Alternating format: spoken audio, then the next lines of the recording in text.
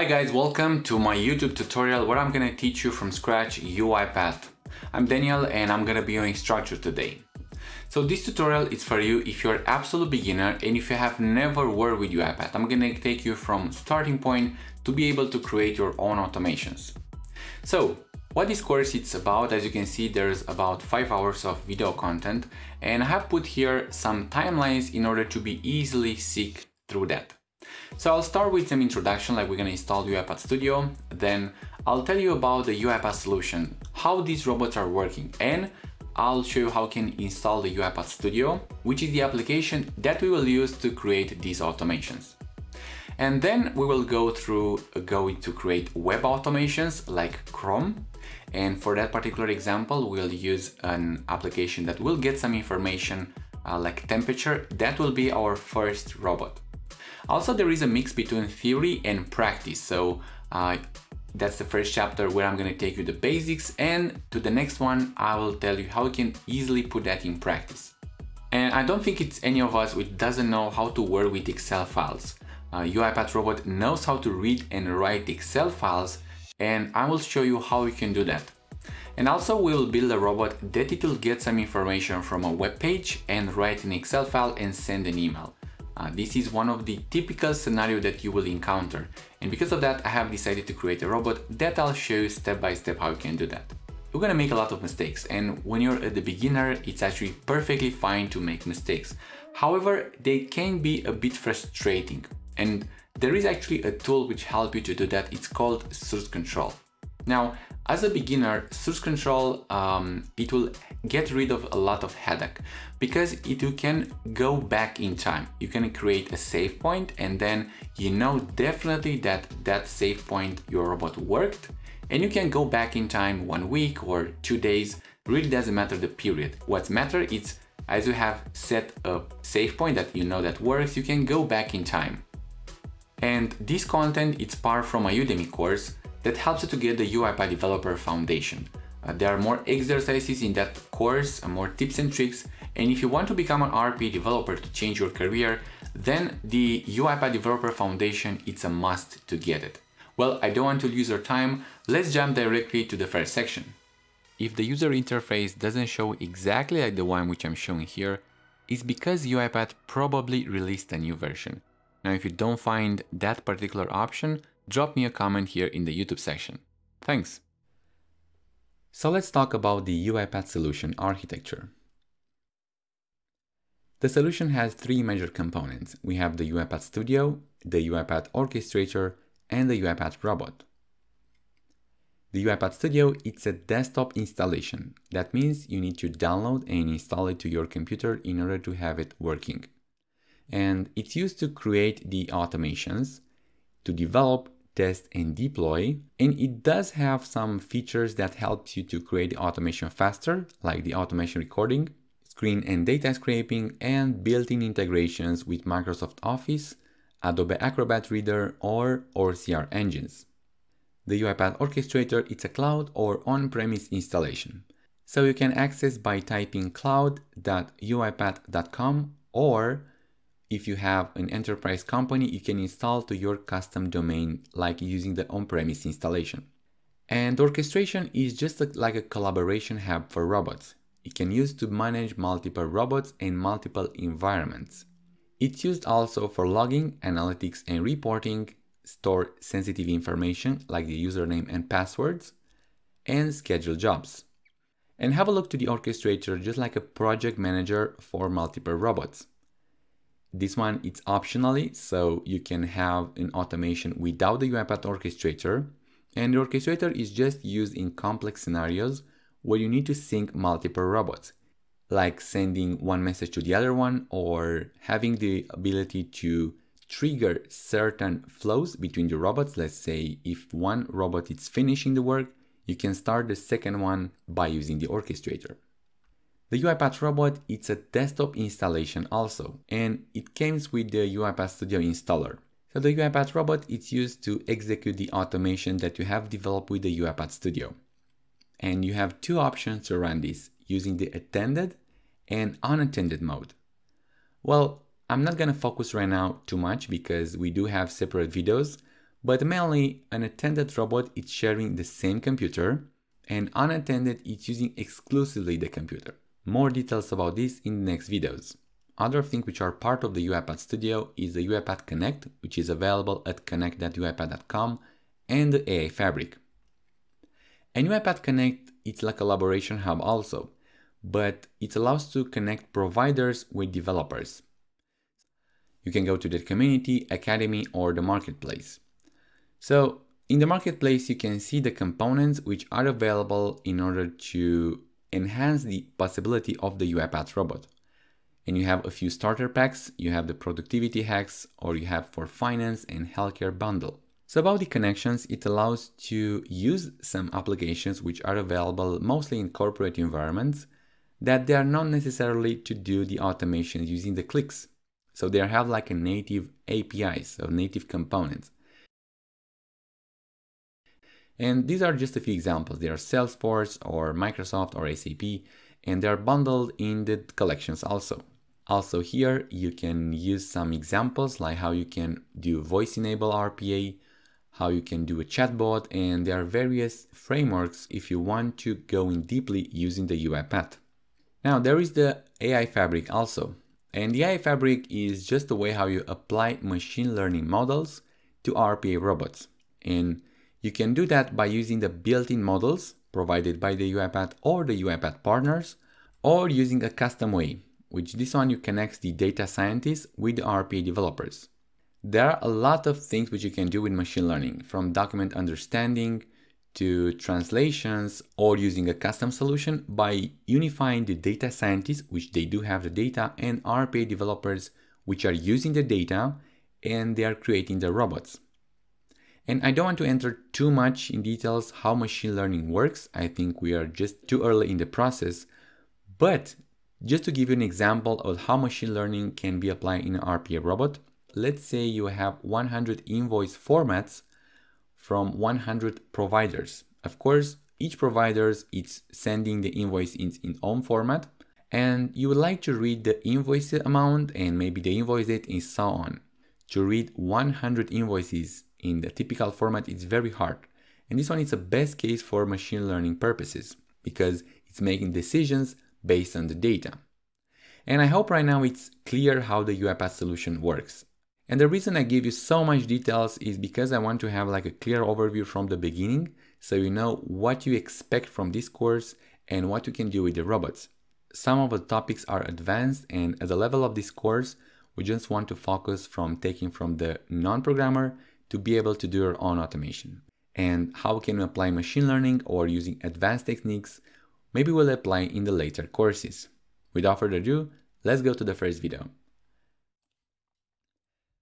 Attended robot. So first, I would like to start with the definition. Attended robot is named like that because it attends the current user. And have a look to this attended robot like your personal assistant. And if you're thinking to the normal flow, the way how you're using the computer, you just turn on, that's the first step, you type your credential, and then you have your empty desktop. Of course, you can start any application which you like.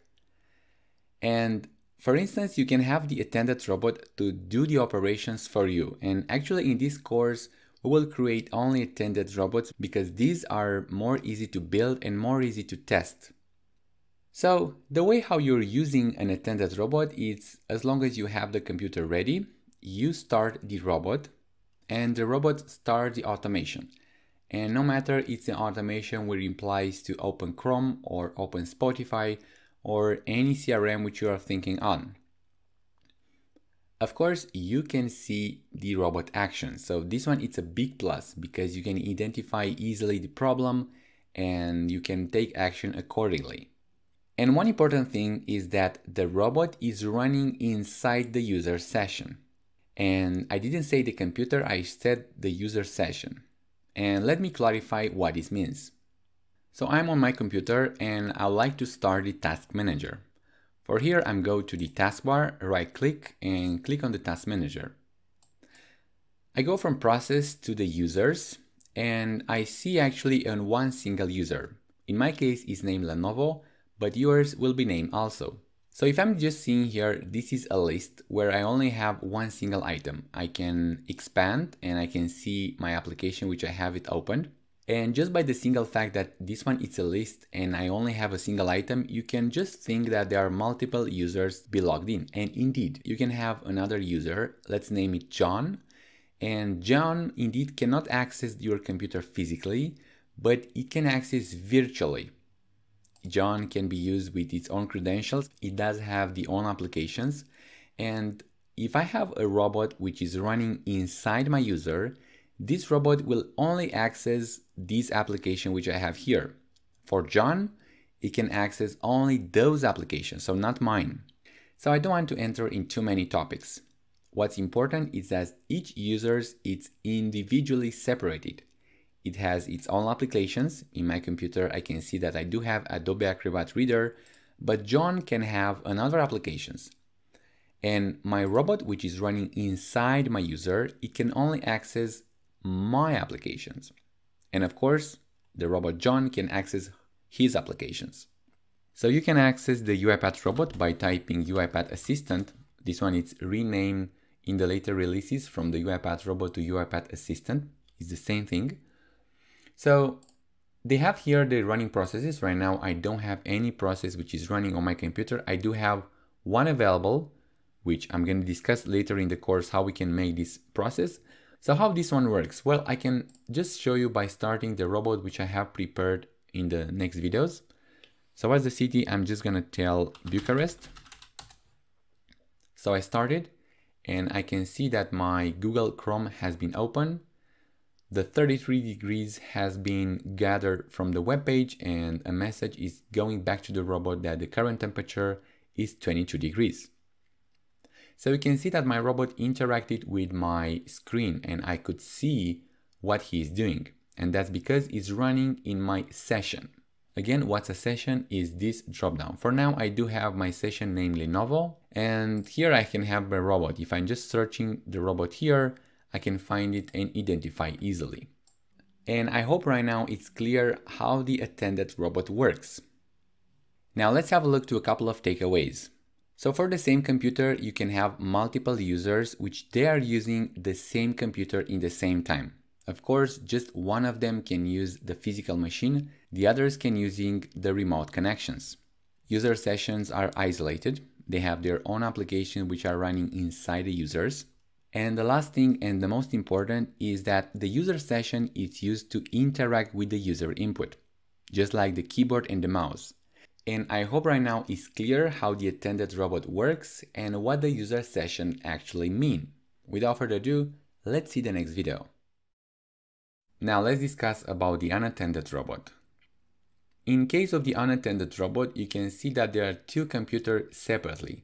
Well, in the reality, it can be the same physical computer, so it can be your computer, but here I'm referring to the user session. And just ignore the fact that the icons are just identical. It was just simple to do it. Imagine there are two completely user sessions. You can have separate applications there.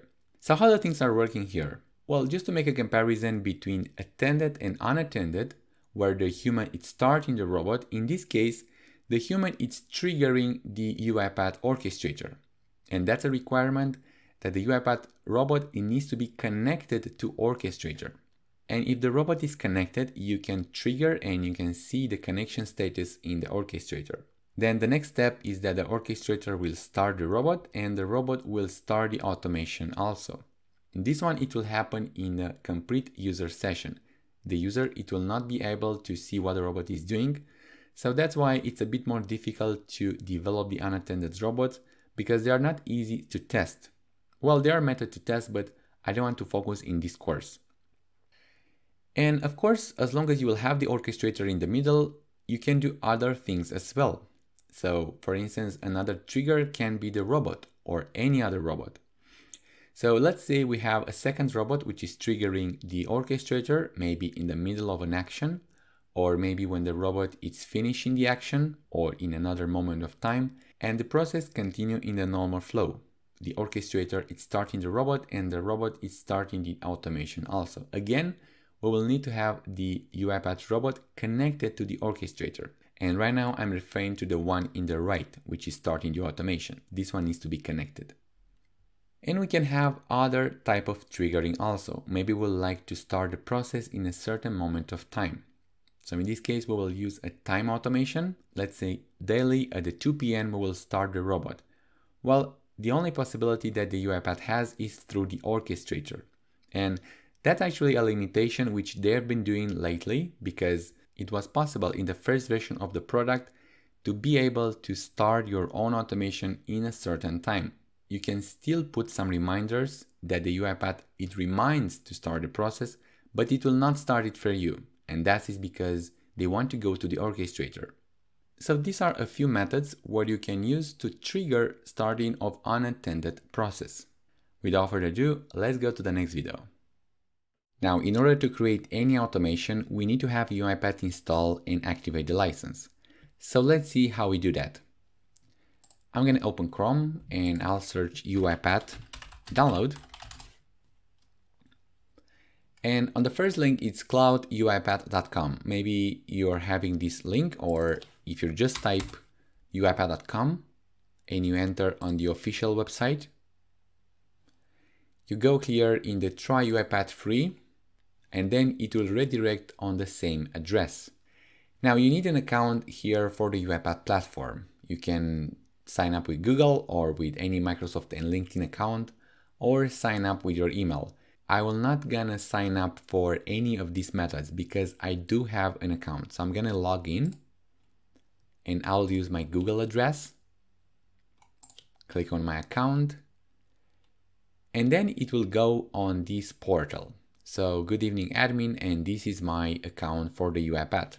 So in the right side, you do have a button which is said download UiPath Studio and Studio X. I'm gonna just click this one. I will speed up until the download completes. Now the first step is to activate the license. So we're gonna use the community license because it's free of charge and we can use it for learning and proof of concept projects. So I'm gonna click on the community license. Now I need to choose between Studio Pro and Studio X. And the way how UiPath advertise this as being two different products, but in reality they have a lot of common things. Now Studio Pro is for people who want to become RPA developers, and it does require to have some previous knowledge. However, all of this knowledge we will cover in this course, and some of the notions you will be hearing me to repeat a few times. Studio X is for business-oriented people or normal citizens. You can use it to create your own automation even if you don't have any technical knowledge. Indeed, the user experience is way improved. There are more icons, spacing, but it's also limited to some of the features. A bit of history, this distinguish between two products is made recently. Previously, it was just one single UiPath Studio, which currently has been rebranded in UiPath Studio Pro. Now we will go with this version in this course because it's the most mature, and we will need it because we want to get the RPA developer certification. And before I leave, I need to tell you that this switch you can make anytime if you go in the UiPath Studio options. So this is not a one-way choice. And without further ado, let's do it. As a next step, I'd like to discuss about the user interface and the things which you can change while you develop a robot. Now, in order to access those, we need to have it open or to create a new process. For this example, I'm going to pick to create a new process and I'll give a name like first. This will be our first robot. Great. Now, this is the window which you're going to see when you create a new process. And the first thing which I'll discuss is about the panel dynamics and how you can change this default layout. Now, in this window, we can see the left panel which contains the project. In the middle, there is this region where is actually the working area. And in the right side, we do have the properties panel. Now, if we do want to change this one, let's say we would like to swap the properties and the project panel, we can do that if we go on the title bar and if we press the mouse left button and we drag to the position that we would like to do it, let's say in this position, and then I'm gonna do the same for the properties. Again, I need to activate and focus to make sure that this bar is blue. I take this option and put it in the right side. So in this way, I have swapped these two. Now here in the project, we do have other windows as well. So actually the project, it's a window which contains multiple tabs. If we're going to click on the activities, we do have another panel. Now, if you just want to have this snippets panel and put it in the left side, we go on the snippets tab and we're doing the same mechanism. I'm just having the mouse button pressed right now and I'm drag and drop here in the middle because I like to dock in this position. Now, the blue area, it shows you where you're going to look that panel after you release the mouse button. So in this case, I can put it here just in the left. So I have the snippets here docked and then the properties as well. Now I would like to put it inside, so I can do the same with the properties. So in this way I have obtained the snippets, outline, and actually I do have 4 panels in one single window. Now there's also the possibility to, let's say, have the properties on the first. So I'm doing the same mechanism. I'm keeping the mouse left and I'm just swapping this position of the snippets of the properties. Now for this example, I would like to have the old layout. So I'm going to do the same. Go into the properties and put it in the left, and let's put it this one in the right. Great. On the bottom you do have other windows which they are not visible but they are hidden. So there is a feature called the hiding which you can activate after you have this window open, and you have here a right button and you do have in the right side of each window an auto hide feature. If you disable this, then you're going to make this window always on displayed. Well, since this output window is only used just in certain scenarios, I don't want to have it all the time visible. So I'm going to go back to the previous layout. Now, if I do want one of these tabs to have it, let's say in the right side, the first step I need to make it visible, activate the auto hide, and then I need to drag only this output window. Now, if I'm just going to drag and drop here, I'll take only the window, the output window, and not the ones which are hidden. So let's put it here, and I'm gonna just dock in the middle. So now I have remained with 3 windows here on the bottom. Now using this approach, you can customize UiPath Studio for your convenience. And you can put this window on the left or on the right. It's really up to you. With this have in mind, let's go to the next video. The first window which I'll discuss is the project window. So here in the project, you can see what are the files or dependencies which they are required to run the robot, and actually all the needed files which they need to exist. And what you see here in the project window, it's tightly coupled with the file folder where you have this project created. And actually, if you just go on the root and right click and open project folder, you'll have this window with the main.xml file and the project.json. Now, if you do create one file here, it will be synchronized in the project also. And actually, let's do that. I'm going to create a new text document, and then I need to sync this project. So I'm just pressing this refresh button and I can see this file here. Now this project folder has 2 things. This one is the file content of the directory, and it has the dependencies also. Inside the dependencies, you can install multiple packages. And you remember that we have discussed about the packages. A package, it's a set of activities or a group that they're meant to do a single thing. For example, the Excel activities, they are used only to interact with Microsoft Excel files. The mail is available for working with emails. The system activities are actually the one which they are used to interact with the screen. So, what the robot action they will do it. The UiPath system activities, it's the package that allows to interact with the screen. So by pressing a button or typing something with the keyboard. And by default, there are 4 packages installed. And each package exposes multiple tasks. And actually, let me show you how you can see that. So I'm switching on the activities and I'm just going to type Excel. And as you can see, I do have a lot of things which are related to Excel. Now, if I uninstall this, and I'm going to show you how you can do that in the next video, these activities, they'll disappear. Now, in this window, you can add this project in the source control. And the way how you do that is by right click, add to source control and git init.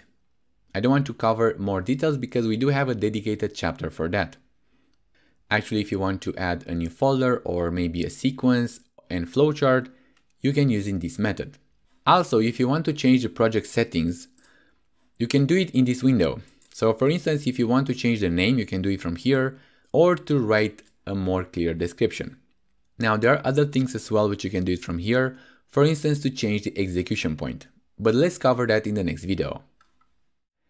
Execution point is the entry point that the UiPath robot it will start. So every robot has an execution point, and by the way, there can be one single execution point per robot. And by default, you can see the execution point that is bolded. And when you do have multiple files here, you can change this execution point if you just go right click and set as main. In this case, it's disabled because this one it's already the execution point. But for instance, if I'm just gonna go on the first and I'm adding a new sequence, let's keep it the name sequence. I can change it now. So I go in the sequence and let's put it set as main. Now the robot, it will do what they're specified in this activity. And actually to show you how this one works, I'm gonna add a new activity here. For this simplicity, I'm gonna add the message box. And I'm gonna keep the thing simple, like, I don't know, display message box with hello. Now if I run the program from here, I go in the design and run. We do have the message display in this activity. Now, when these are useful, they're useful during the development phase. So I recommend to keep the main.xml file actually using the same name as the main one. And during the development, you can have maybe another sequence or something which is helpful for your development. So in this way, you can decrease your development time a lot. Now, this approach, you may seem difficult at the beginning, but when you become an advanced, actually this one is a technique which saves a lot of time. And personally, I use it very often. Now, I hope you have understood it, and let's go to the next one. The next window which we'll discuss is the properties window. Now, this one is special because every time when you're going to click on activity here, the content of the window, it will be changed. For instance, for the message box, we do have a group on input and output. Now, what's in the input? It's something which you can change the behavior for this activity. In this particular example, what activity does is to display a message box to the user. So in this example, I have changed just the content, the text, which you can see that this one are synced. And by the way, in this example, if I change the text here, it will be synchronized with this one also. But besides this, you can change the title, or you can change the buttons. For instance, if you want to have an OK or an OK cancel button, it makes sense for you, you can do it from here. Now the result, it will be the chosen button in this example. So how you get the result, we're going to discuss in the next chapter, but starting from here, you'll do it everything. Now, if you go and have a look to another activity, actually, let's pick the get cell color. What data types you need to get a cell color? So of course, you're going to need the sheet name, the cell name, and so on. And the result, it's the color also. Well, we're going to do that in the later videos, but for now, I just want to discuss about the properties window. And as you have seen, some parameters, they are common. For instance, this display name, it's common to the message box and the sequence also. And I recommend to change the display name to anything which would make sense for you. For instance, this one, the message box, you can say something like firm user deletion. So if you want to confirm the user if something it deletes, you can put this button OK cancel, and it will have the display name here. Now the content of this value, it only be used for debugging purposes. In case you do have an error, this is the way how you identify the UiPath where that exception came from. There are other things as well. For instance, this private checkbox. And by default, this one, it's not checked, but if you check it, then all the details, all the loggings required for this sequence, they are not logged in the orchestrator or anywhere else. And by the way, this one, it's useful in case you have some sensitive information which you want to not make logged by the UiPath Studio, but I recommend to have this as default unchecked. Great. Now let's go to the next one. The next window that we will discuss is the snippet window. So here we're gonna find near the project activities snippets tab, and I'm just using the default layout that UiPath Studio has. And this one has three nodes. There's the samples and the snippets panel. Now what you're going to find in these snippets, there are just some common things that you need to do as an RPA developer. And have a look at this example like some guidelines. I mean, you definitely need to change something in order to work for your particular case, but it's a good method to see how you do a common thing. And just to give you some example, I'm just going to expand just the text, how you extract the text between two labels. So I'm just going to drag and drop here like usual. And the way how it structures the snippets, it creates another sequence. So if we collapse here, we can see that this snippet is structured as a sequence. And all the variables which are needed are defined here. And to give you some examples, I'm just going to expand the variables. So here in this root node, I don't have any variable defined, but here in the extract text between labels, I do have the input string, the label before and the label after. So let's have a look actually what this snippet does. I mean, this one is extracting some text between two delimiters, a start and an end. And in this example, the content, it can be found in the input variable. And I'm just going to expand here to see the whole text. So here is trying to extract the text between computer and a sequence. And I'll highlight between computer and a sequence. So what I have selected here should be the resulted text. And in this case, it's using a regular expression to match this. And I don't cover how you build a regular expression because it's already been done in the UiPath Academy. Now in this case, you don't need to change the regular expression because it's already built, but maybe you would like to do something else with it. So you want to change it. So after the match has been done, the only thing which you need to do, if we have found something or if not. And of course, we need to change the then and the else. If we have a look to another example, let's say I'm just going to take the split words. The structure is the same. So in the variable define string, we have find the content, this is my string. And you need to assign the split words. So string.split and has some parentheses. And words, by the way, you can find it, what's the variable type of the words? Because if you want to split the word, so this one is my string. If you want to split using the space, you're going to have a result as an array. So I'm just going to highlight here. This should be the first element in the list, the second, the third, and the fourth one. So have a look to the variables. The string is an array. Sorry, the words is an array of string. So of course you need to have a for each element which is result of the splitting by space, we're going to print right line. And there are other things as well. For instance, if you just have a look to the loops, these are, by the way, text manipulation. Maybe you would like to work with UI elements. So in this example, we do have the for each child. So I'm just going to delete here. Actually, I'm going to delete the whole sequence so don't have any error. Drag and drop the for each child. So in this example, it's using the find children activity to find the children of a certain UI element. Now you will definitely understand in the selectors chapter, but just to give you an overview what you're going to do with this. So I'm just going to use the Notepad application. And to do that, I will put the UiPath here in the left side. And I'm just going to press indicate on screen. So I will select here the parent element, which this parent element has the children's of this menu. So this is the parent and these are the children's, and I do have 4 children's.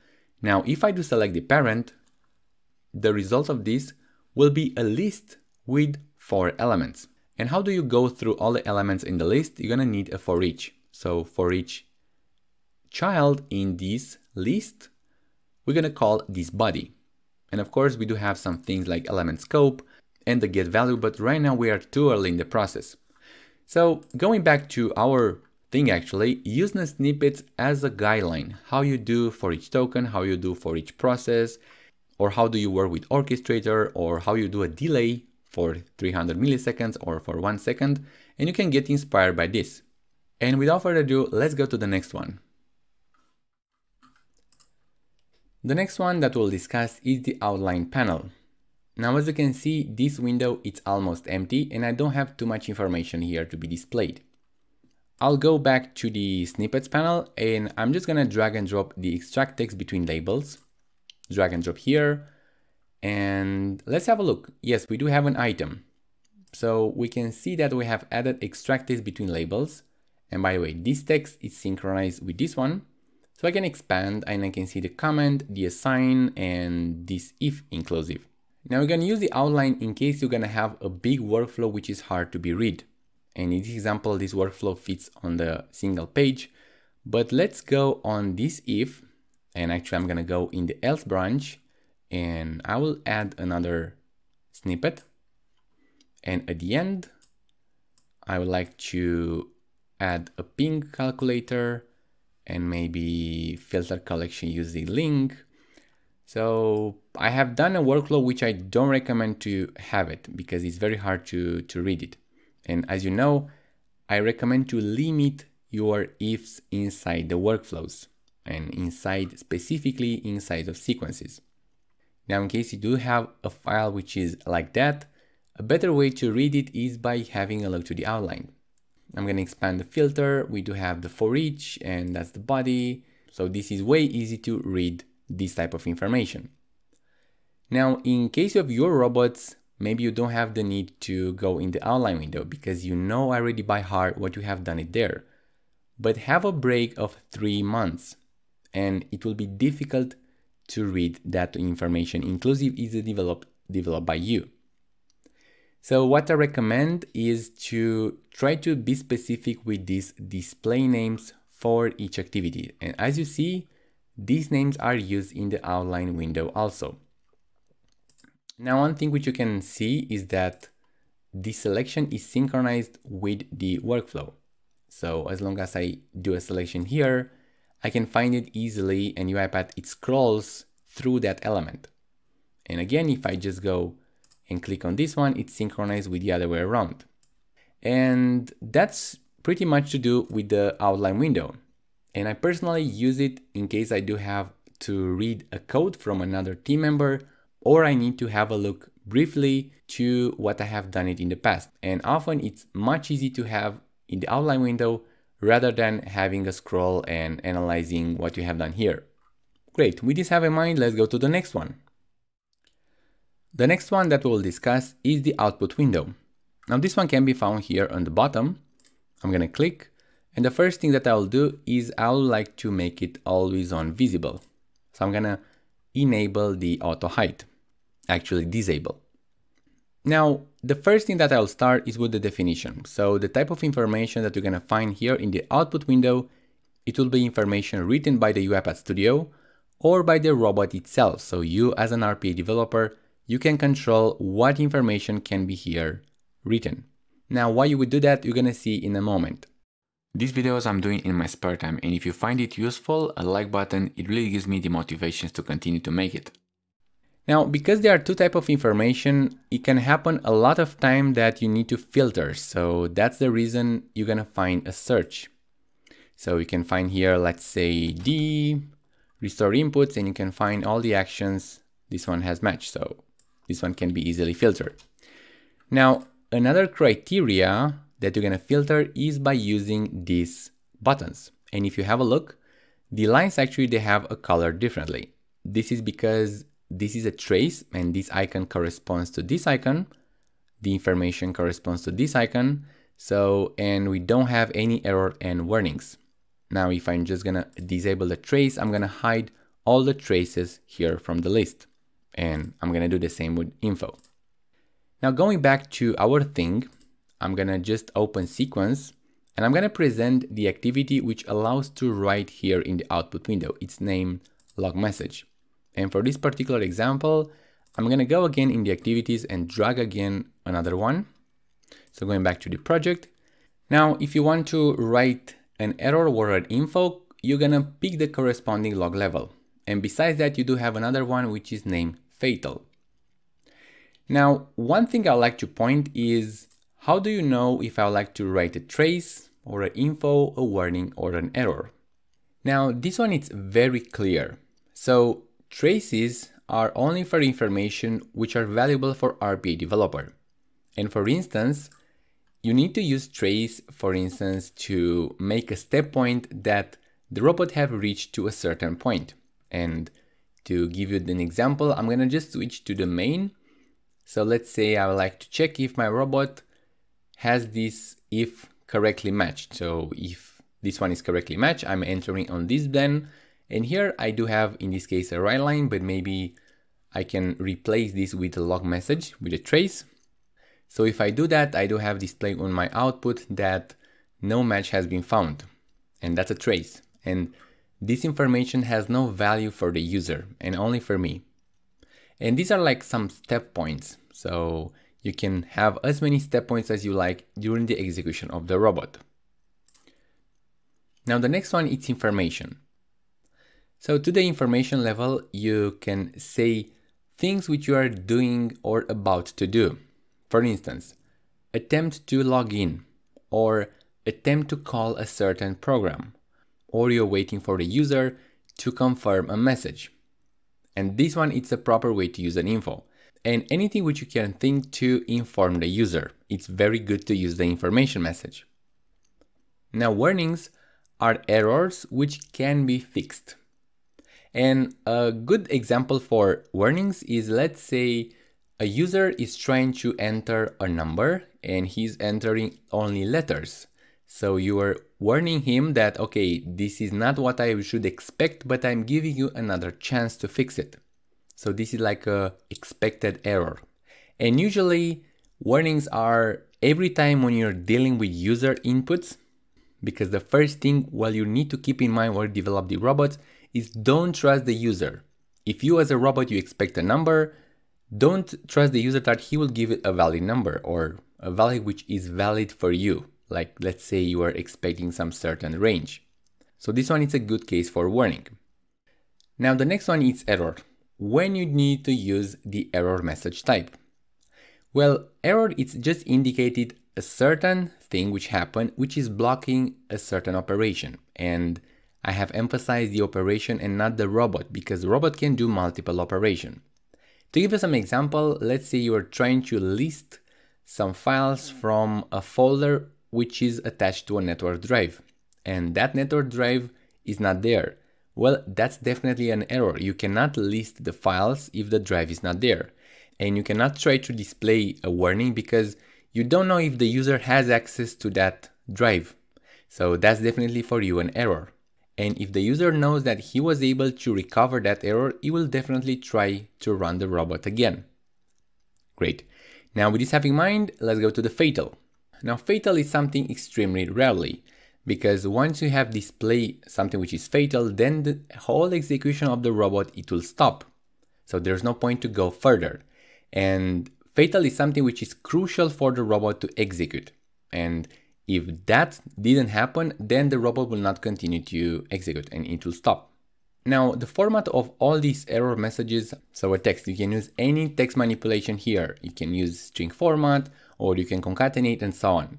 And I would like to emphasize again, don't ever write in the message any user sensitive information, like, I don't know, the password or the username or the GDPR stuff.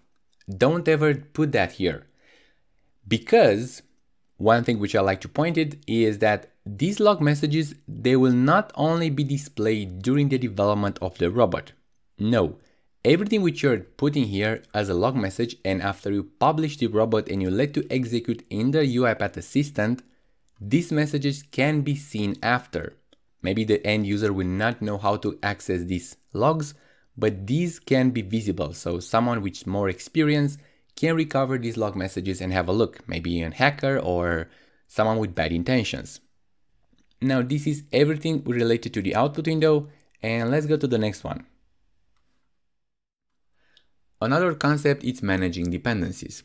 Now this one can be done if you go on the project window, and you do have here an element which is named dependencies, and after you expand it, you're gonna see that there are 4 dependencies installed, and these are the default ones that every UiPath Studio comes. Now here there is a version, maybe in your case this one is different, but the functionality is the same.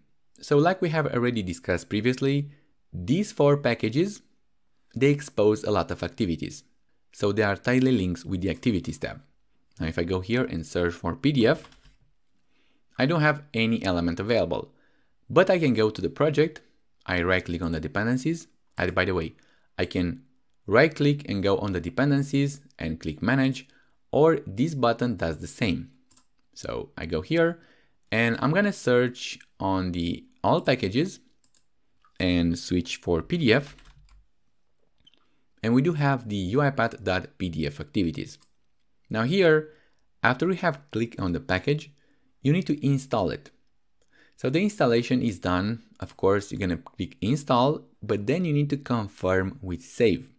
Now, if you don't do that, the package will not be installed. So if you're gonna press cancel or you're gonna close, this one will not be installed. So in this case, I would like to confirm with the installation. And now I should expect the fifth element to be added here. Great. If we go again to the activities and search for PDF, we can see that we do have some actions which we can work with PDF files. Great. Now there are a bunch of packages and I have discussed related to the UiPath Connect. If you go on the Connect, there are all the packages exposed by the UiPath Studio themselves and by their third parties. For instance, we do have for activities, or maybe there are things which are related to the credentials. So if you write credentials here, you do have the UiPath credentials activities, and you can find a lot of them. The way how you're going to find it is by searching on the UiPath forum and to see the name of the package and then the task. And by the way, this change when you have added a credential, yes, I know that I'm begging for likes, but it really gives me a lot of motivations to continue to make these videos. This file will be changed. So if you go on the project and the project.json, this is the place where all the dependencies they are listed. And when you're going to open this project to another computer which does not have installed this package, UiPath Studio, it will download automatically. Now, packages is the way how you're going to expand the functionality for the robot to work with a lot of applications. Maybe you would like to work with SAP. And let's actually click on the connect. And I'm going to write SAP or with something else that you're thinking of. And the possibilities, they are endless. Now, in the same way, you can uninstall a package. And actually to see all the packages which are related to the project, you click on the project dependencies and you can select something, let's say the PDF activity, and I'm going to press uninstall and I need to confirm with save. So right now I have uninstalled this package and you will see that this one, it will disappear from the dependencies list. Now for some of the things, you're going to find some updates. So this is actually a method how you update your package to a newer version. And by the way, every time when you do that, and let me show you, I'm going to have a look to the project dependencies and you can see this icon. Now, if you're going to click on this icon, it will update to the latest version, which is a preview. If you just want to have the official version, so not something which is in developed or is not fully tested, you can uncheck this include pre-releases. So here in the version, you have just the latest version which is stable and is not in preview. Now, if you're going to check the preview and going back to the Excel activities, there are more versions here. Now you may wonder, can I use the pre-release or not? Well, the way I recommend is yes. I never encountered until now to have something which will not work on preview and work on stable. Of course, it's really depending on your use case. But from my own experience, I recommend to use the pre-releases. However, if there is not a reason why you should update these packages, then don't do it. I recommend anyway to update these packages once per year, and sometimes UiPath actually it will force to do a mass update for a certain package, and one of them is this UiPath automation activities. As you can see as a note, this package version requires UiPath Studio 2018. Well, in our case we do have 2020 version, so it's not the case. However, don't do it often if you don't have a serious reason. Now in the beginning I have told you about the sources and the UiPath Go, and I have shown you a diagram. Well, in the left side, these are the sources where UiPath is trying to gather the packages. So in my case, I do have the local, the official, and the connect, and I do have a custom package source also. This one you don't have it. Now this is pretty much you need to know about packages, how you install it, how you uninstall it, and when you upgrade to a newer version. Without further ado, let's go to the next one. The next thing which will use it is the undo and redo feature. Now this is a common method in all the editors, in Notepad or in Notepad++, and it's a way how you can see the execution of the robot to a previous state. Now in this sequence, I have added a lot of changes.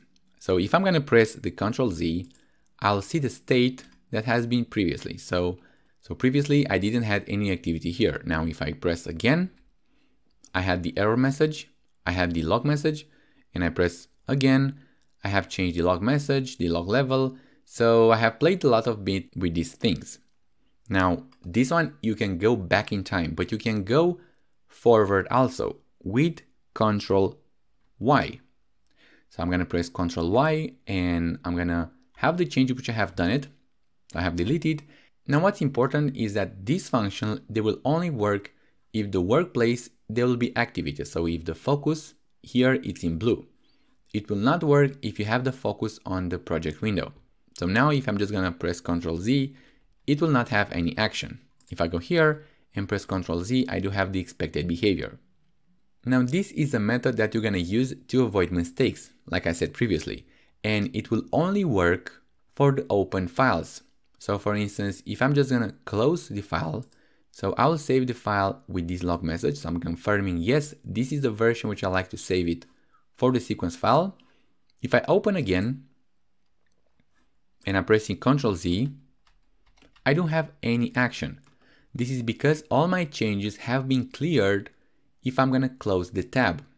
Now, how you can go back to a previous version is by using a source control.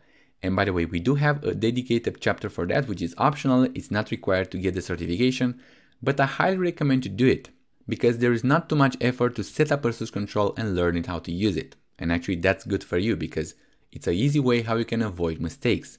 And trust me, you're going to do a lot of mistakes while you are at the beginning. Great. That was the undo and redo functionality, and let's go to the next one.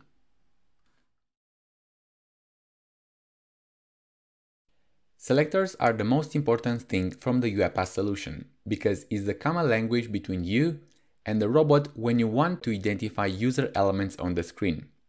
And no matter if there is an element where you like to type with your keyboard or just click or go with the mouse over it, you need to use the selector in order to make the robot to identify that element for you. In this section, we will create selectors that will work for desktop applications and websites. And we see how you can do a mix between these two in the same automation. Also, we will do some common tasks with a high probability to encounter in your automations, like performing a search or a login operation on a website. At the end, we will discuss a few tips and tricks that will help you to create a more reliable selectors faster. So let's do it.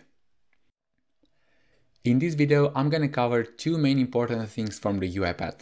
We will see what is a UiPath selector, and the second one is how we can create a software robot, actually how we can automate the process to create an automation. That will be a cool one. So the first one, the UiPath selector, I would say that it's the most important concept from the whole UiPath environment, because it's the way how in UiPath can see your actual screen, so it can reproduce the steps based on your action. So basically the way how you create a software robot, you're gonna open a file we have seen previously, and here you're gonna drop activities, so the task where you want to perform the robot. So for instance, if I would like to do a click, actually let's use this one because it's more useful. So I'm going to use a click activity, and here this will be the action, okay? But every action which involves a user interaction, this one is a mouse, okay? If I want to issue something like a keyboard, I'm going to select type into. So the type into will actually do the key pressing of the actual keys, okay? So these are two important concepts. Well, each of these activity will need a selector. So the selector is the location where the UiPath robot would indicate, would do the actual click or we do the type into. So just to give you an example, I'm going to open Notepad++, and for instance, if I click on the select on the screen, UiPath will ask me what is the location where you want to click. Let's say I would like to click on this window. Great. So it made me a screenshot. This is just for informative purposes, and it has determined the selector for this, okay? But this will be the hard way to create. Just imagine how much work will involve for you as a developer to put all of these tasks to figure out everything and to wrap it together, to give a click for type into. So this will increase your development speed. Okay, so this is the first method that you can create a robot, which I don't recommend to use it as a first option. Okay, so I'm gonna discuss about the other ones. I'm gonna delete what we have done. I'm gonna press save. I'm gonna collapse the dependencies. So I'm gonna go with the mouse on these recording options, and I'm gonna discuss about these three things. So let's start with the first one, with the desktop, because we have already played with the notepad. And to make the life easier, I'm gonna create a new sequence just to make the things separately. And I'm gonna name it desktop. Great. So right now I'm gonna go here in the recording and pick desktop. So the desktop recording is just a method how to automate the tasks, so the actions which you're doing in a desktop application. To give you an example, Skype could be another desktop application, Notepad++, or I don't know, any application which is installed to your computer, even UiPath, okay? So this is something which you have installed to your computer. So the things how this one works is you have a few drop-down menus here. And for instance, if you just go on the text, you have all the actions just grouped here. In the text, you have the mouse, you can click, you can double click, you can hover. So this is just another method to rephrase any particular action which you do have in the activities, actually here. So any action which involves UI element can be found here as well. Okay, so let's just go back. I'm gonna go again to the desktop. However, in this video, I'm gonna just focus on this recording part. So I'm gonna hit record. So as long as I have pressed record, if I go with the mouse on anything which is selectable, UiPath will highlight that particular element. So basically the reason this one is highlighted is because it was able to identify the element from the entire screen. So you can see it was able to identify Notepad++, or this view option menu, or this menu bar, or maybe this close button, or these icons as well. And everything which you have distinguished here, you can do any user interaction. You can do a click, you can do a type into, you can do a mouse hover. So anything which you can do with the mouse on the keyboard, you can use this element, okay? So for instance, I would like for this particular automation to create, I don't know, to give 2 clicks. I'm gonna use this window. And right now UiPath will ask me if I want to use an anchor. So the reason this one is displayed is because it was enabled to find any other attribute, so any other information that would identify this window very easily. Okay, so because it couldn't find anything which is more specific to the window, it needs another anchor. So something like, I don't know, maybe this question mark. So other element which it can be found, and based on this one to find the window also. So this is just the long story short. We do have a separate chapter where we're gonna use the anchor based. So for this one, I'm not gonna use it. I'm just gonna press no. Great. So the next one, I want to press the language, and I'm gonna press escape. So every time when you press the escape, basically you confirm that you have finished the recording. Right now, if I'm gonna press save and exit, it will generate 2 clicks. So let's check it out. So I do have 2 clicks, the same clicks I have used here. So here, these are basically the same one. You can see here in the properties window, this is the element is named click, and this one is click also. Great, so I'm gonna close it. So if I want to run this automation, I'm gonna press on the run, I let the robot to do the job, it will issue the 2 clicks. Great. However, let's try to open a new tab and run the robot again. Right now, I'm gonna tell you that this one, it will be a timeout. Okay, so you can see that we have an error that the robot was unable to find this window. If we press OK, and if we go in this hamburger menu and I'm gonna press edit selector, I can see that this selector is not valid anymore. So let's check it out. If I'm gonna press on new 2, I'm gonna press validate, it is valid, but if I'm gonna go back in new 1, I'm gonna tell that this is not valid, this is a bug. So I'm gonna go again, edit selector, and this one is not valid. The reason why it is happening is because of the way how the UiPath selector works. So I'm gonna cover later in the videos more details about these selectors and how these findings works. However, for this stage where we want to automate something for desktop, I'm gonna tell you that it was unable to find this new to. So just pay attention how I was able to identify the reason. So I do have new to, and when I'm switching tab, this title is changing also. So because I would like to ignore the title, I'm gonna use the star, and the star, by the way, it's a special character. This is like a wildcard. So right now I'm gonna match everything which is Notepad and everything with any title. So this is something specifically to Notepad because not all the applications have the file name in this title window, but those who have, you need to do this mechanism as well. So I'm gonna press OK, and right now I was able to find the click and the attach window. So this one works. Now I would like to tell you something specifically to the desktop automation, actually specific to the web also. So if I go to the edit selector back, I can go and press highlighting. This one is opening the selector editor. Okay, so in this option, in this dialog method, we do have the green to indicate that the selector was able to be found. I can indicate this selector again, so I can indicate a new UI element, and this one will replace the actual selector which exists here.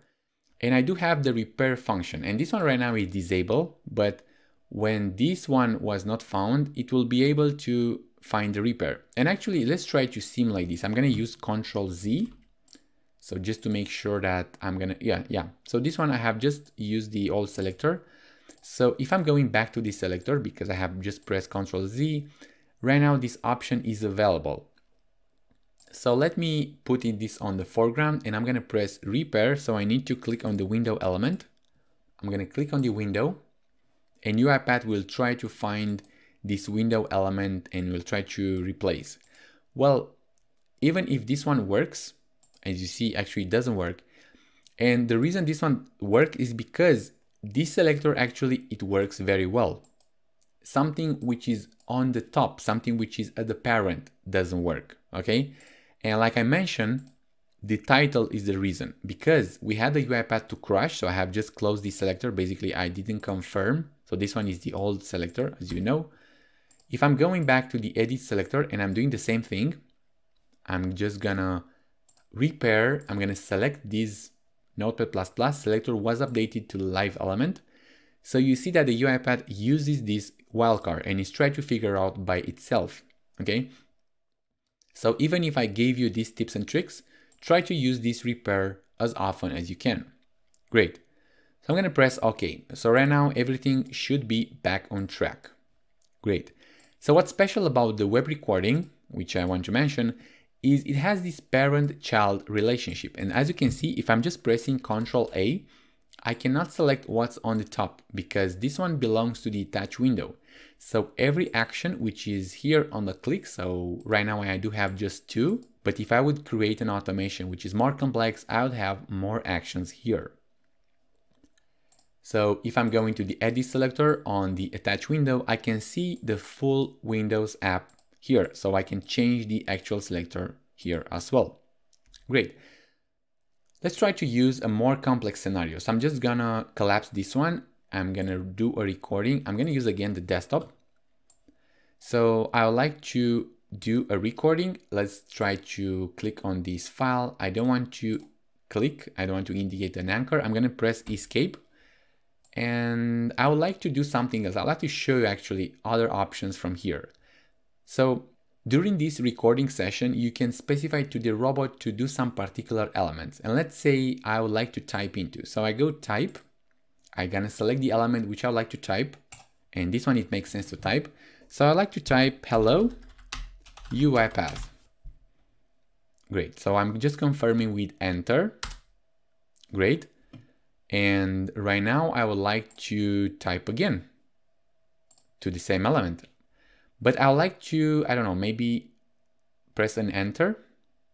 So I'm just gonna press an enter before because I would like to go on the new line.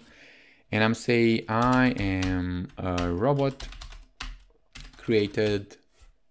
I'm gonna press OK.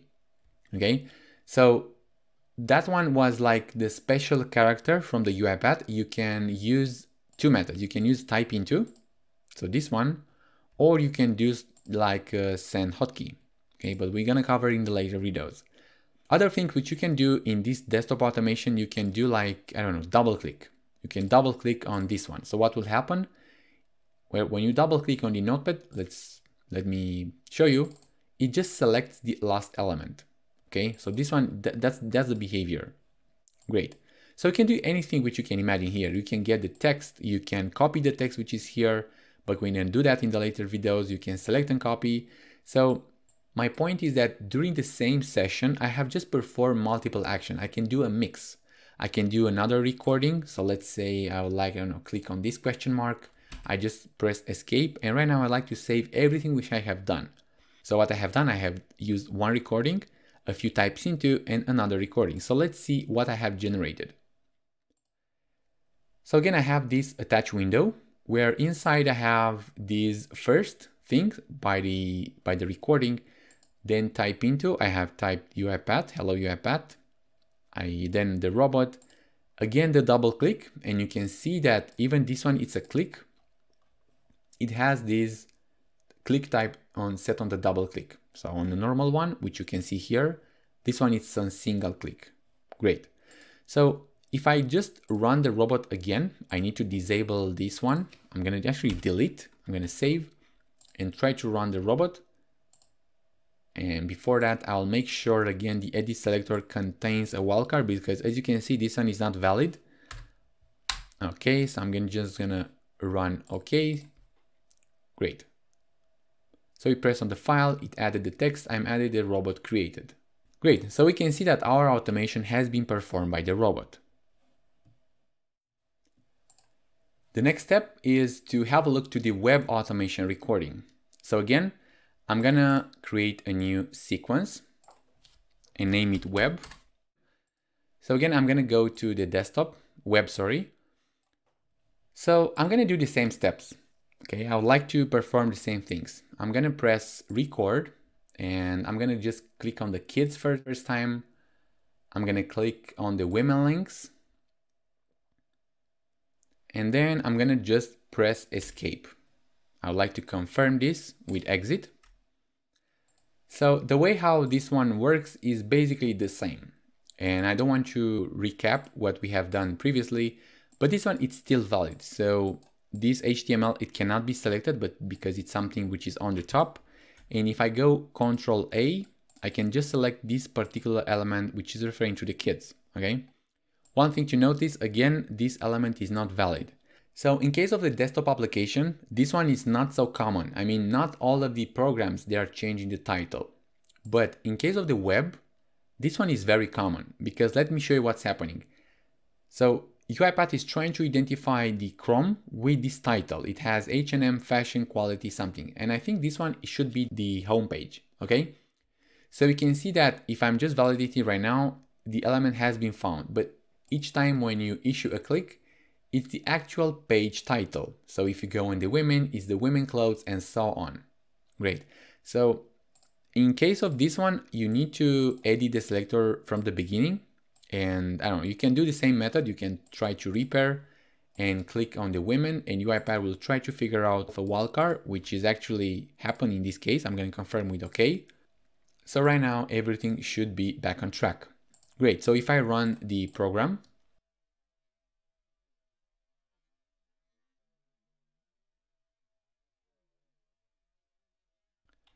I think it's very fast, but you can see that the title has been changed, okay?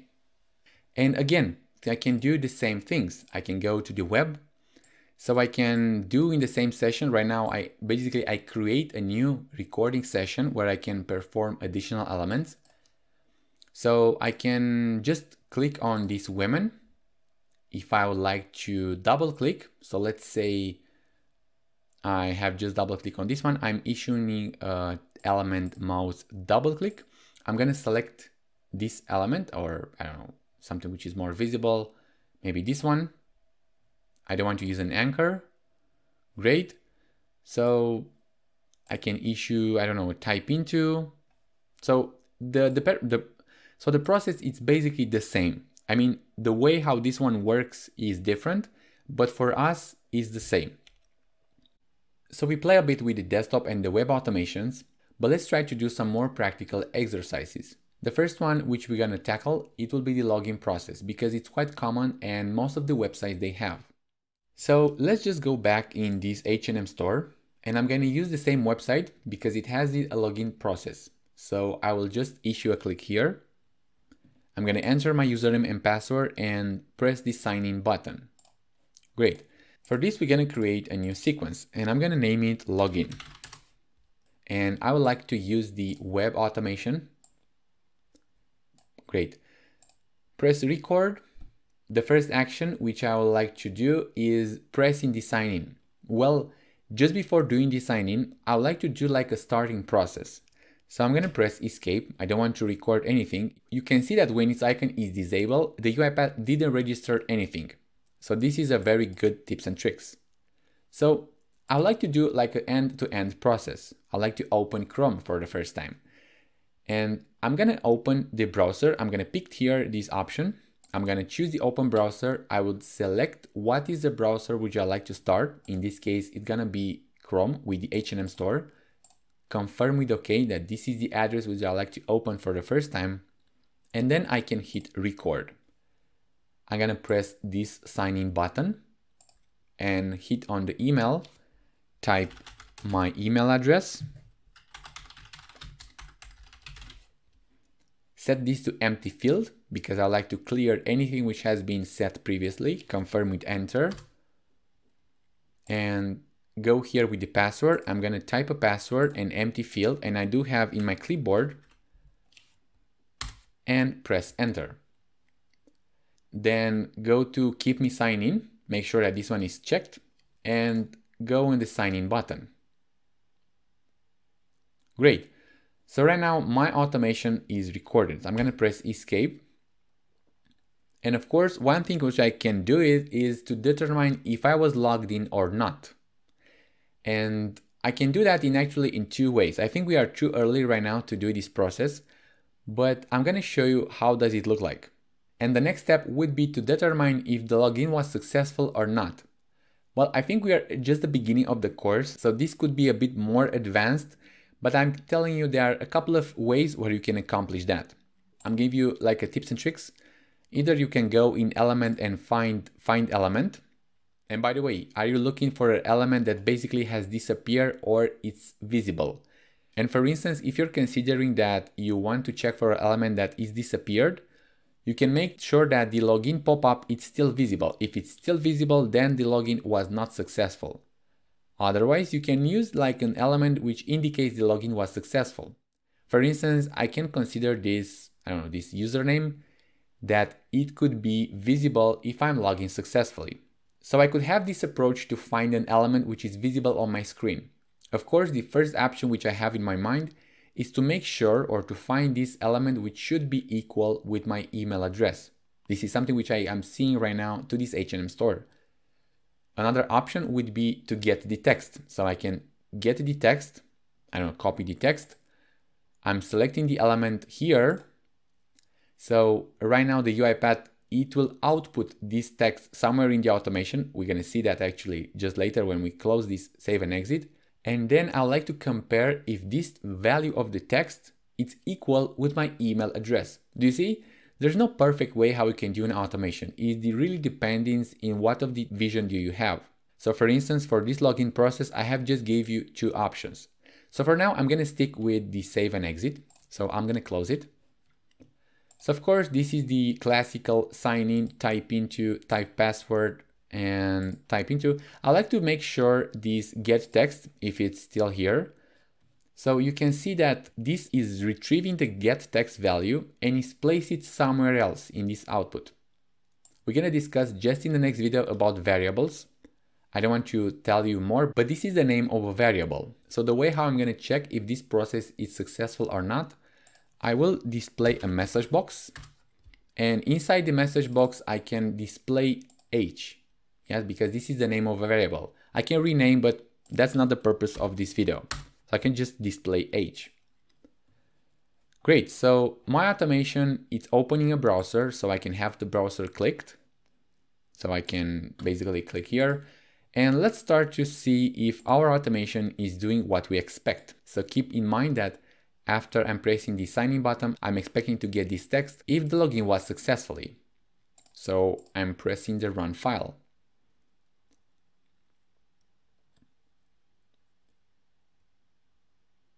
Okay, so everything works like we expect till now.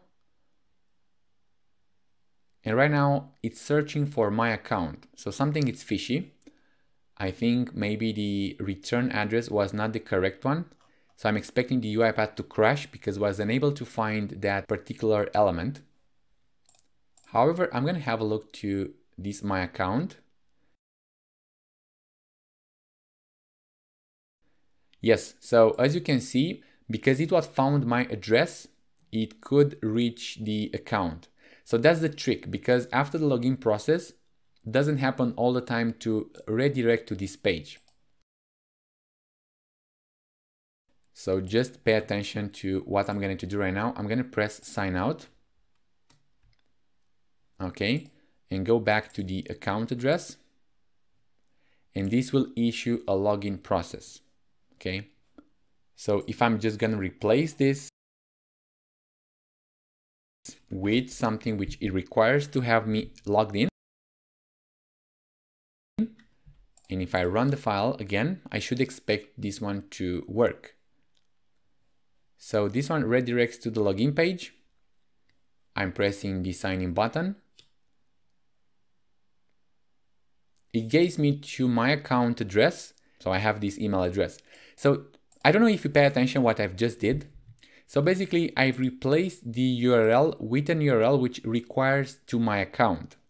So because the UiPath robot, it identifies this email address. So this is the way how I identify if my login process was successfully or not.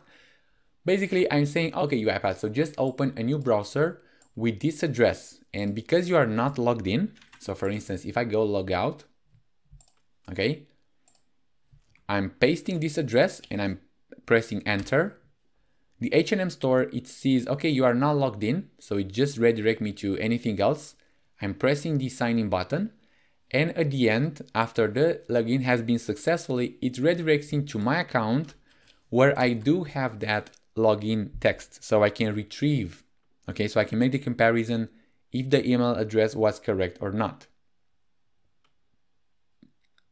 So did you get this? Okay, great. So this is the way how you can create a login process. There are a couple of ways. I've just show you just once. I can make like a comparison and show you if the login was successfully or not. However, I'm just going to show you a few tips and tricks.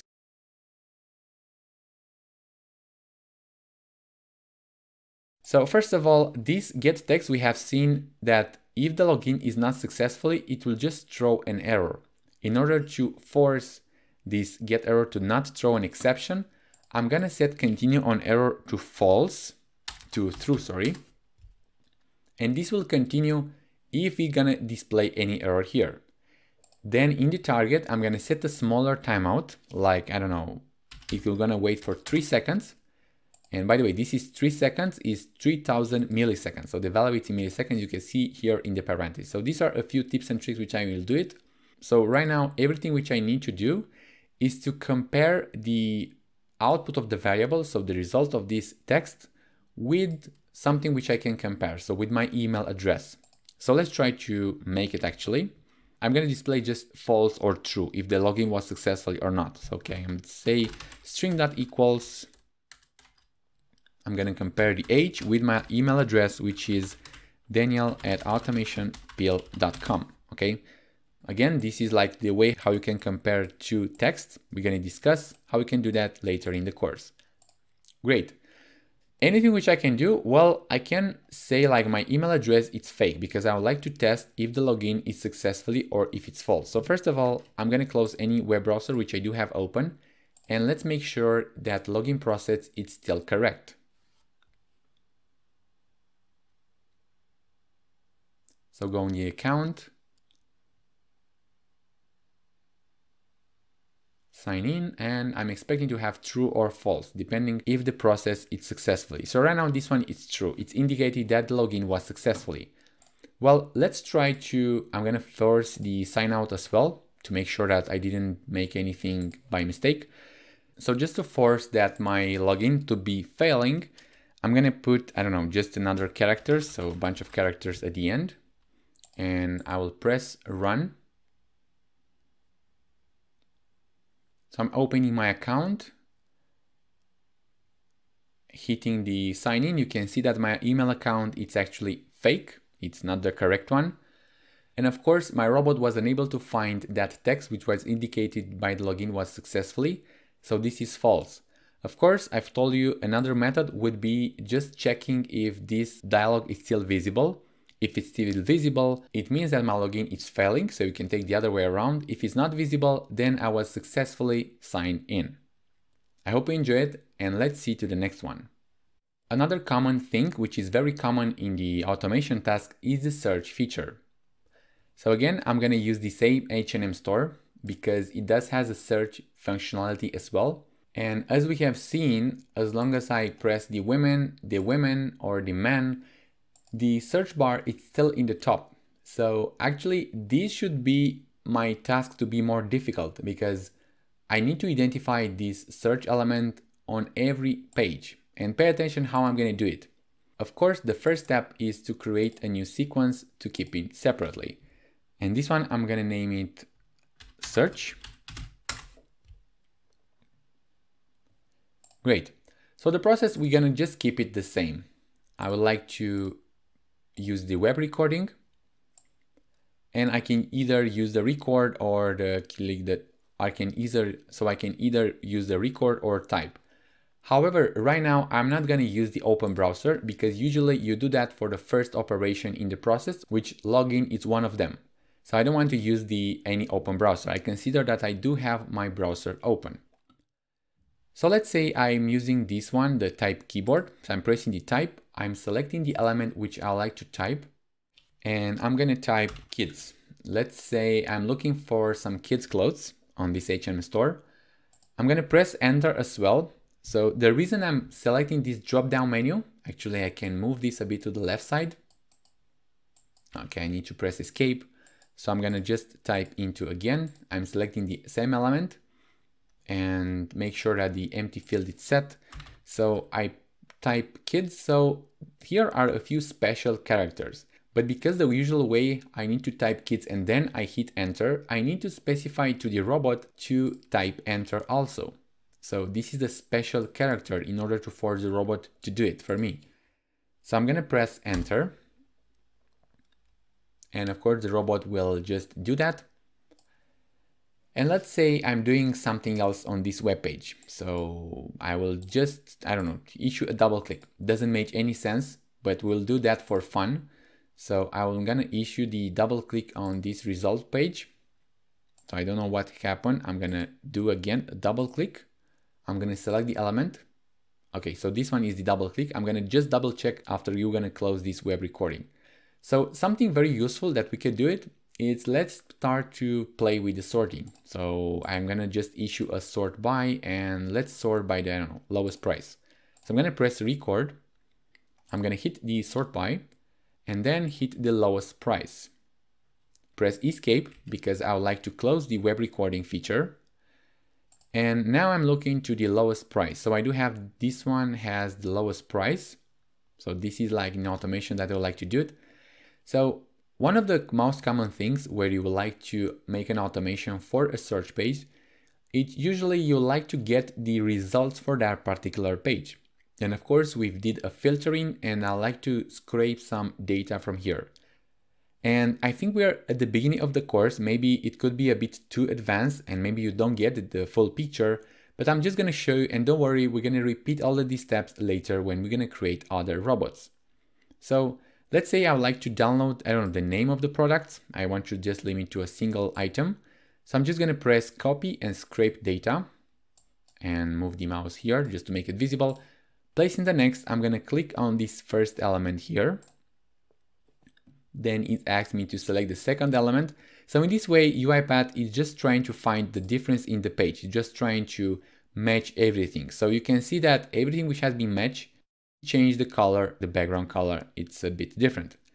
So I'm gonna just extract the text. I would like to say like product, I don't know, just set name, hit next. And here it's all the data which I have. So let's make sure the last item is night socks. So this one, so my data it's extracted also. I don't want to go to any further to load more products, just load the first page. So I'm just gonna press finish. It will ask me, is it spawning multiple tables? It is, but I don't want to do right now in this particular level. Great. So right now, because I have played a lot with the recording, I can just save and exit. So one thing which I need to have a look is this double click which has been generated. And as you can see, I do have like a single click and a double click. So I think that was a mistake. I've selected single click instead of double click while I was just playing with this heading bar. So I'm gonna delete this one. So here is typing what you're looking for. So kids is just making a double click, which is useless. It's pressing on the sort by, it's sorting by the lowest price, and it's getting some data. Well, again, I'm just gonna show you like a magic thing that I would like to display the number of the result. So the way how I'm gonna do that, I'm just gonna extract data table rows.count. So where do I know that? Well, I do have some experience, but don't worry, I'm gonna show you later in the course more about data table, about what we have done here. So for now, I think we are pretty happy with my automation. One thing which I like to do, I'm just gonna go to edit selector because I know that this is like a feature from the UiPath. So again, I would like to change this as a wildcard. So maybe I'm repeating myself, but I'm doing this because as long as you are changing the page title, so you see this one is the kids right now because I have searched kids. If I'm going back to the women, the title has been changed also. So in order to match everything, like basically ignoring the page title and just considering the H&M store, I'm just putting here a wildcard. Press validate to make sure that everything is okay, and I confirm with another okay. Great. So right now my automation should be ready to go, and let's see that. I'm gonna go to the H&M store like the homepage and run the file. Okay, so you can see that my kids has been written here, but I do have like a K enter. So this is like our special key which we have used, and somehow UiPath was able to repeat these steps while we do the automation, but when we did a replay, it didn't work. So let me show you what actually happened. So again, I'm just going to the UiPath. I'm going to stop the robot because it will issue a timeout to this click. I'm just telling you that there are a few tips and tricks which I'm going to show you and I'm going to discuss later in the video. For now, I will just disable this simulate type. I didn't change anything on purpose, the simulate type, but basically UiPath is trying to generate all this automation using simulate type. And I'm going to tell you that you cannot simulate special key pressing while this flag is set to true. Again, if you're just doing your automations for yourself, just keep that in mind. Try to keep these both fields on false. That will be much easier for you to create the automations. And for the rest of them, I'm just gonna keep like that. Maybe we have other problems, but for now, I'll just ignore it. And let's try to play a bit the automation. So I'm gonna run again the process. So you can see that the text has been replaced, the kids issued, and the kids has been searched. And the lowest price, it's working. And I do have 36 products, okay? So since I press into 36, everything should be smooth. I don't know if I have 36. I mean, here it's saying that I'm having 40. This is a bug or a feature. I can just ignore it for now. So basically, this should be the search task where we issued a search result. However, something didn't happen. I don't know if you pay attention. So I'm just gonna run the robot again. And I'm just gonna keep my mouse here.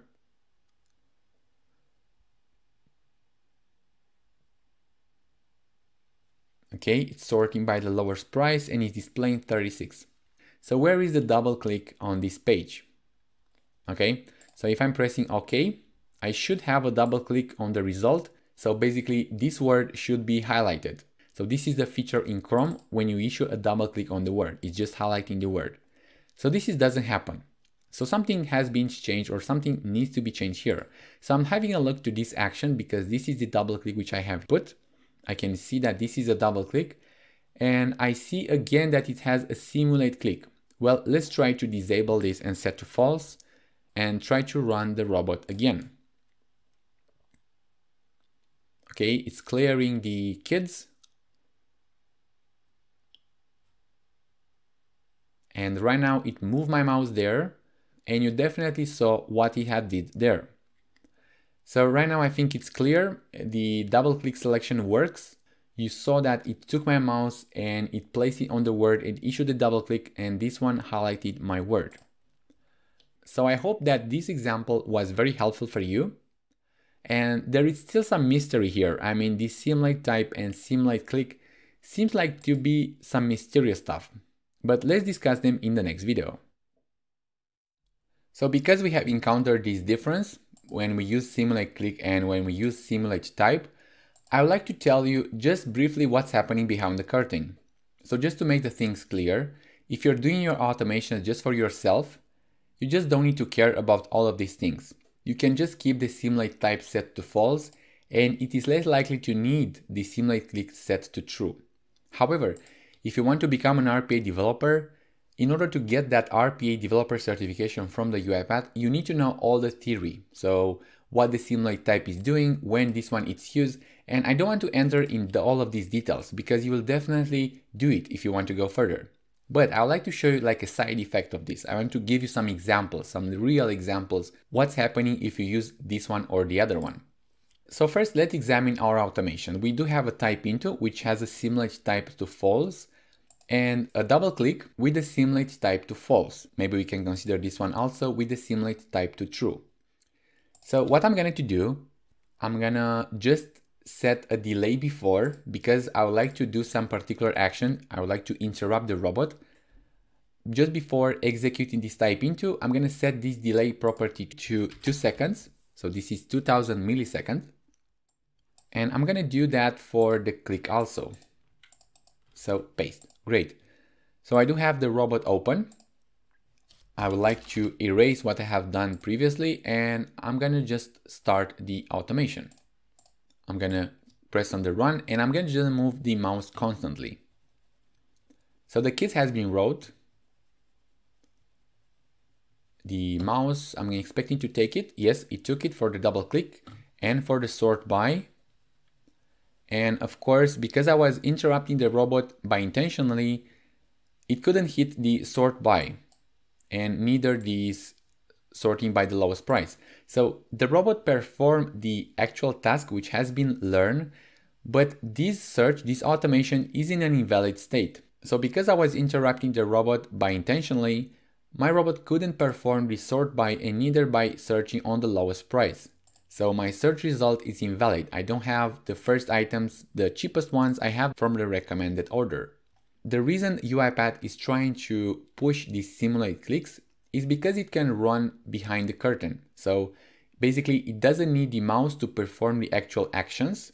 So can process, I don't know, you can just do your normal tasks and the robot can work with, I don't know, with H&M store and can grab some data and so on. And this is the difference if you want to create an attended robot and unattended. And like I mentioned in the beginning of the video, we're going to focus on creating the attended robots and not the unattended. But the unattended robot, they don't need a physical mouse, they don't need the user interaction to interact with the website, but just by using simulate actions. I'm going to open Task Manager and I'm going to make it bigger. So I'm going to just make it to overwrite over the Chrome window. So just like this one. And I like to make always on the top. Okay, just making sure we have always visible. So let's see what's happening. So for instance, if you have the application which is just in front, so something like a pop-up dialog, something which is interrupting your work, it's just appearing. Let's see what's the side effect of the robot. And right now I'm not gonna move the mouse anywhere. I'm just gonna keep it. Okay, so the search has been performed. We can see on the top of the loading bar of the Chrome. So we are on the kids search. Great. So as you have seen, the robot performed the actual clicks. It performed the double click and the search into, because that was the physical location identified by this robot. But of course we have click on the window has been on the front and not on the kid's website. Okay, so just trying to make this application work, I'm just gonna minimize. So this double click I can delete because it doesn't make any sense. And the sort by, I'm gonna use the simulate click set to true, and the same with the lowest price set to true. And let's try to run the robot right now again. Just before to run it, I would like to make the task manager visible. Okay, so this is the 24 euros, the first item. And we know that the cheapest one was something like up to €1. Okay, so let's go back on the UiPath and run the robot again. Again, I'm not gonna move the mouse. I'm just gonna keep it like that. So again, the loading bar has been set. The page has been loaded. And there are some particular actions we can see that is happening behind, and my mouse is just untouched. And I think the search has been done. So I need to click on the 36 items, yes. So if I'm just checking what has been performed, so this one is the cheapest thing for the kids. So definitely the sort and the lowest price has been issued. So my result actually it's still valid. So basically this is the difference between these two. There are other things which you need to know. There is the send window messages, but I don't want to enter in so many details. And keep in mind that these settings, they are available for desktop also. So please keep in mind that everything which we have discussed in the web automation, it's still valid in case you would like to automate a desktop application. I don't want to do the exactly automation because the process is just the same. The same theory is available and the same practice you can do it. So without further ado, let's see the next one. So the next one is gonna be the basic. So there is a reason why I didn't start with the basic and I started with these two. And I'm gonna show you just very quickly. I'm gonna create a new sequence. Basic, great. So the basic recording, just let me show you. So again, the same window is available, the same options actually. We do have the mouse click, double click element and the start app, but I'm gonna use this recording because this one actually works the same. So I'm gonna press record and I'm gonna, let's say I would like to write here women. I'm gonna set the empty field. Oh, okay, sorry. I just wrote in the wrong field. I'm just confirming with a K. Then I would like to, I'm gonna show you the other way around. I'm gonna simulate a hotkey. Okay, so I'm gonna simulate enter. Okay, I think UiPath, it made actually very difficult to see. Send hotkey. Okay, I'm gonna type the enter. So again, this one, it's another method to press the enter by either with the bracket, which I've shown you previously in the demo, but with this one you can do also. I'm gonna press OK. So I'm gonna search for women and let's do a double click. I'm gonna go to the element, I'm gonna choose mouse and I'm gonna do the double click on this one. And let's say I would like to mix, maybe I would like to type something in the Notepad++ also. So I'm gonna type like, I don't know, here, I'm gonna type, I don't want to use an anchor, no. This is a basic text. And set the empty field because I would like to replace the text. Great. So I'm gonna save and exit and let's have a look what we have generated. So we have the type into, we have the send hotkey, which is sending the enter, and then the double click element. But if you're looking to the selector, something is strange because we often had one level up. This action, they have been like a child of a bigger element, which right now in the basic recording, this doesn't happen. So let's have a look in the desktop. So we have like a attached window, and in the case of a web, we have the attached browser. But in case of the basic, we don't have that case. So how this one works?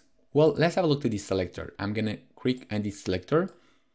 So in the actual selector of the type into, I do have the full selector, so including the HTML app, okay? So this one actually is not that good because I need to replace with the star here. And if I'm having a look to the send hotkey, I do have the same selector. So I need to replace this one with a star. So the point is that it generated the full selector for every element that you type. And of course, you do have an advantage that you can mix desktop and web applications in the same automation recording, but I don't recommend to use this.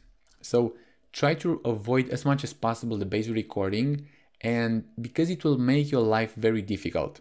And using these different reference systems, you definitely encounter a bug, I don't know, for this title, or let's have a look to this notepad. So edit selector, you see this selector, you can see that it matched the title which we had while we created the automation.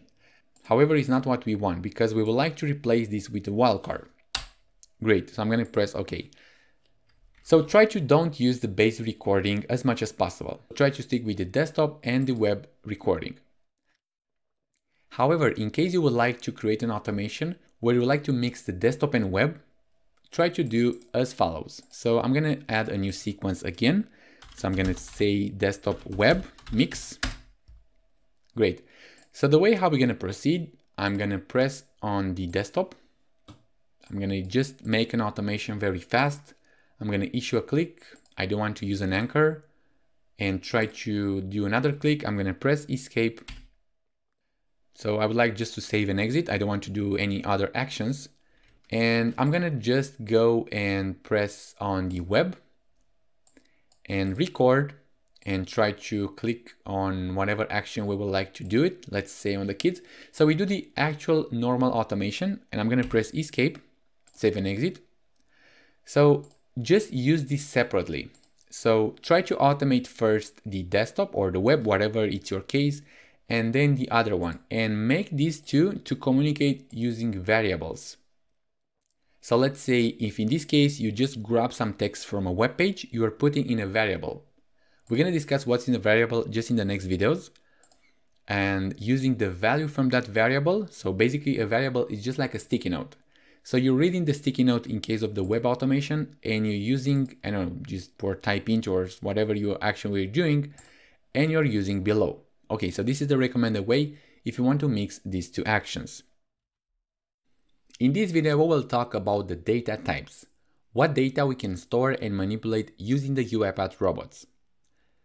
In the end, the robots, they are meant to manipulate data, which means we get something from one system and place it to the other one. And even if we read information from an email inbox or from a PDF or scan image and place it to the other one, we are dealing with data. And I need to warn you that this chapter, it will be challenging. And I would say it's the second most important one after the UiPath selectors. And before going further, I would like to do a small recap of the three major steps which you'll encounter while develop a robot. The first one is the retrieving, and we have discussed that in the UiPath selector. And the second one is the manipulation, we will discuss in this chapter. The third one we'll discuss later, it's about how we can validate the read-it data. Now let's focus on the manipulation. So in the data manipulation, we will cover a bunch of things. We will learn about variables, what is a variable, and how we can create it. Variable scopes, how we can change the scope of a variable and why do we need this information. Components and using arguments, and we will see why this is an important concept, and we'll learn how to create a component from scratch and how we can create them from an existing parts.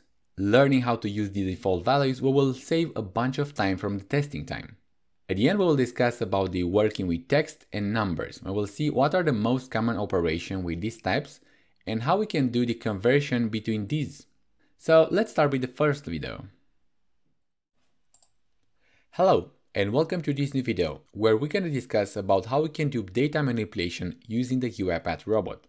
So data manipulation, I would say, is the second most important concept after the UiPath selectors. And the reason it's so important is because that's the robot how it works. It gets one data from one part and it places it to the other one. And of course here there's gonna be some data manipulation. So let me give you some examples.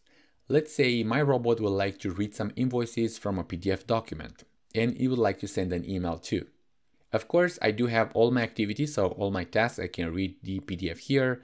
I do have my activity, which is sending the email here, but I need to link these two concepts. And the way how you link these concepts, this task, is via variables. I'm going to use an input dialog and a message box just to make the thing simple. Of course, everything which I'm going to specify here is available to all kinds of activities. So first, I'm going to focus on the input dialog. So I'm going to select the input dialog. I'm going to the properties. And like we mentioned in the introduction videos, we have seen that the properties window is split in input and output. Of course, right now I'm going to specify as a title like customer information. Let's say I would like to get from the customer the first name. Type your first name. Okay. So these are my input dialog parameters, but I would like to extract. So I would like to get the actual first name. And I'm going to go in the output and I'm going to create a variable. So I'll say first name. So you can see that as long as I press enter, a variable was created and a list in this item has been added also. And this is because my variable is just like a temporary value or a temporary location where my first name is gonna be stored. And just to make the things clear, think like a variable like a sticky note, okay? You can write some information on the paper and you give it to someone else. Of course, to sticky notes, you can just write once, but imagine a variable like you can write multiple times, or a sticky note which can be clear like a whiteboard. Okay, so of course, the content which has inside a variable can be vary. I mean, you can have a text, you can have a number. I don't want to focus on this part. This one, it's determined by this variable type. We're gonna see in the later videos as well. But what's most important is the concept behind this. So I'm taking the first name, some kind of information from one part, and I like to go to another part. I like to transmit to someone else. And this link, I'm going to do it via variable, okay? So you can see that actually there is this kind of arrow. The way how I'm actually doing the link between these two, I'm going to specify the first name, okay? So I'm going to place the result in this input dialog. I'm going to put it in the message box. I hope that this one was clear. So let's run the file. I'm going to type your first name, let's say Daniel, and of course my information is displayed here on the screen. It's not really a fancy example, but the concept is the same. Just imagine you have all kinds of activities. You have working with Excel files, working with PDF documents, and actually to give like a more realistic example, I'm gonna get the cell color. Something would be very simple.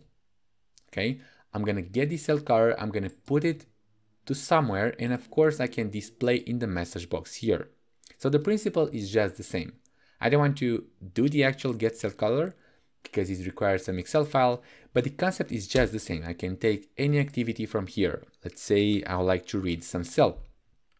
The read cell has also this output. Of course, the type of information, it varies. To a read cell, you can have like one kind of information. From the input dialog, you can have one kind of information, but the concept is just the same. Great. So this is one of the most important concepts. And of course, variables have some attributes as well. They have a name. And by the way, this one, it needs to be unique. It has the variable type, which determines the type of information we can store there. And it has a scope. Of course, a variable has different concepts, has a name, has a variable type, has a scope. But I'm going to discuss about each of them in a separate video. So let's start to see what's a scope. The next thing which I like to discuss is the variable scope. And I do have like a new file open. I have created a variable scope here where I'm going to play with a few variables and see how we can change the scope and what's actually that scope. And in order to exemplify, I'm going to create a new sequence here. Okay. And I'm going to do some renaming. First, I don't have any variable defined, just to make the things clear. So this scope, the variable scope, the top one, I'm going to define as name the big one, big scope. This one should be the first scope. And I'm going to use copy paste and rename as a second scope. So first, let's have a look what we have done here. A scope is basically a region where this variable it is visible. Okay, so we can see how we can change the visibility of these variables. So I'm going to define a variable here in the first scope. I'm going to name user option. And this one should be of type string. And let's play a bit with a few actions. So I'm going to go in the activities and drag and drop the input dialog and maybe the message box. Let's use this message box and play a bit with this one. So in the input dialog, I'm going to use hello or customer information, customer choice. Let's make things more simple. And what is your preferred column? Okay, so the input dialog, the result of this input dialog, I would like to put in a variable which is named user option. So I'm going to link this input dialog of the variable which I have already defined. So user option, and I should be ready to go. And then I'm going to have a look and display what I have written here. So I'm going to say user option in order to display the value which is stored in the user option variable. Great. So let's have a look to the second variable. I'm just going to copy paste here the same actions.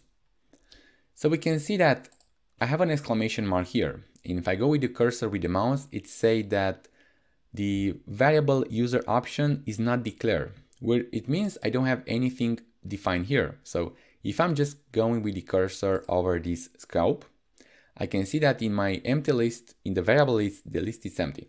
If I'm going with the cursor over the sequence, and this one is selected, in the variables, this one is empty, so I don't have anything defined here. If I go again in the first scope, I do have a user option. So let's try to fix this. I'm gonna just go in the scope and change from frost to big scope. And I need to click outside in order to make this change to work. So the error disappeared. So what I have done is basically I have changed the user option to be visible in the big scope and not anymore just in this area where is this rectangle delimited. And because I do have defined here also right now, because as long as the user option is defined in this parent scope, every child inside this can access variables which are defined at the top level, which is exactly what we are doing here. So the error disappears. Now, of course, if I have this select scope right now selected, I can change this user option to the second scope. And of course, I do have an error on the first one because right now this variable is defined only in this rectangle here, and what is on the top, it needs another variable. So you have seen how I'm just playing and changing the user option from here to here, but let's try to have this one fixed also. So I'm going to create another variable, and this time I'm going to use this feature from here. So I'm going to delete what I have set in the result, and I'm create a variable and name user option. Okay, so now I do have two variables. So if I'm going with the first scope here, the name is the same, so they are sharing the same name. But if I go with the second scope, the variable type is different. So you can see that the scope and the variable type is different. Okay, just to make the things more visible. And this is like having two persons with they're sharing the same name, but they are completely differently. Basically, there's no link between these variables right now. The only thing which they share is the name, but there are two completely variables. So now because I have two variables defined here, let's play a bit more. So I'm gonna go in the second scope and change the second scope to the big one. So the variable which I have defined here, I'm attaching to the big scope. And I do have a few errors here. So let's have a look what are those. And you can see that when I'm going the first scope here, I'm activating this, I have two variables which share the same name. Of course, they have just different scopes and different variable types. And this is like a conflict right now. So I cannot have in a parent scope, a variable named the same, and in the child to be used the same name, because it will be the conflict between this first scope and the parent. And of course, the way how I can fix this, I can rename to another one, or I can do whatever I had previously. So I can change, for instance, the one of the first, whatever I like to pick. Let's change this big scope to, I think this one should be, I cannot change right now the variable. So user option, I will let like that. If I go in this second scope, so if I activated this sequence, I can just go and change from the big scope to the second scope and all the errors should be gone. So let's make a double check. We have this at second scope here. Okay, so I do have a warning here and let's have a look what are the errors. So doesn't know which is the user option. So this is like a bug from the UiPath. I'm just telling you. I just gonna delete this and I'm gonna write again user option and everything should be fine. Great, so I can validate what I have done here if I'm going to design and validate the file. Okay, I have just pressed by mistake. I'm gonna validate the file. Great, so no errors were found. So this is the variable scope and how we can use. The reason I've created this video is to show you what errors are you gonna encounter when you're playing with this variable scope. What I recommend to you, when you're from the starting point, I recommend to use the bigger scope whenever it is possible. If you're doing that, you're gonna avoid any problems that you have with the variables. I don't know, you're just missing the variable type, so any errors that you may encounter, they'll be simply gone. And the reason there are better methods also. And I'm gonna show you how we can split the robots, because basically this is what I'm doing right now. You are splitting this part of the robot, this file name, you're just splitting in pieces. So this piece is, I don't know, is just the part where the robot is reading the invoices. This piece is writing, so on and so forth. So try to not use this approach and let's see what is the best practice. One important aspect when you create a robot is to create such components or workflows. And a workflow or a component, it's basically another file. You can see that this one is in blue. So another example file, which you can see in the project window. So why you would like to create these components? Well, if you're just using this approach, you're gonna split the robot in multiple parts. So that will make your life easier to test and to create the robot as well. So let's just play a bit with a few components. And this time I don't want to have the typical approach which I have did in the variable scope. I can have actually, so I can create a new sequence, but let's try to not create because it can happen multiple times. For instance, when you're gonna develop the robot, when you add features, to don't know what component you're gonna create. So let me present you another approach. So I would like to ask the user, for instance, the first name and the second name, and then I would like to compute the full name, which of course is concatenation the first name plus the second name. So that should be my component. Basically, I should have three operations. I need to ask the user for the first name, for the second name, and then I need to do the computation. So how I'm doing that? Well, I'm gonna go in the activities and drag and drop the input dialog. So let's just play a bit with this and I'm gonna say customer information. Type your first name. I'm gonna copy again. I'm gonna copy again here.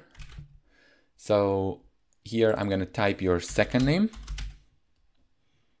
And here I need to put an assign. Okay, basically these are all the components which I need to use for. So let's create a variable. Let's see, I would like to create a first name. So I'm gonna create a variable named first name. Create the second variable, which is second name. And let's see here to the assign, I'm going to the activities.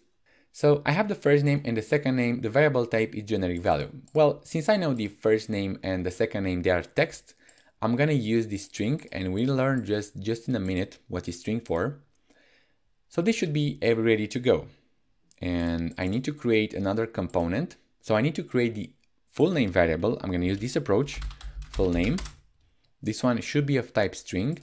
And I'm gonna assign the full name to be equal the first name plus a space plus second name. Great.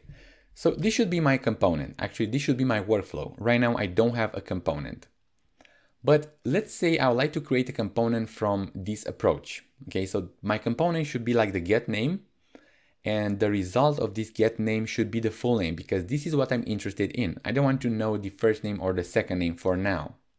So the way I'm going to do it, I'm going to go to this top level, so to this group where I would like to create a component, right click on this title and extract as a workflow. I'm going to click on this one. UiPath will ask me, let's create a new workflow, give me a name, and of course, I'm gonna give the name like get name or get full name. It's really up to me.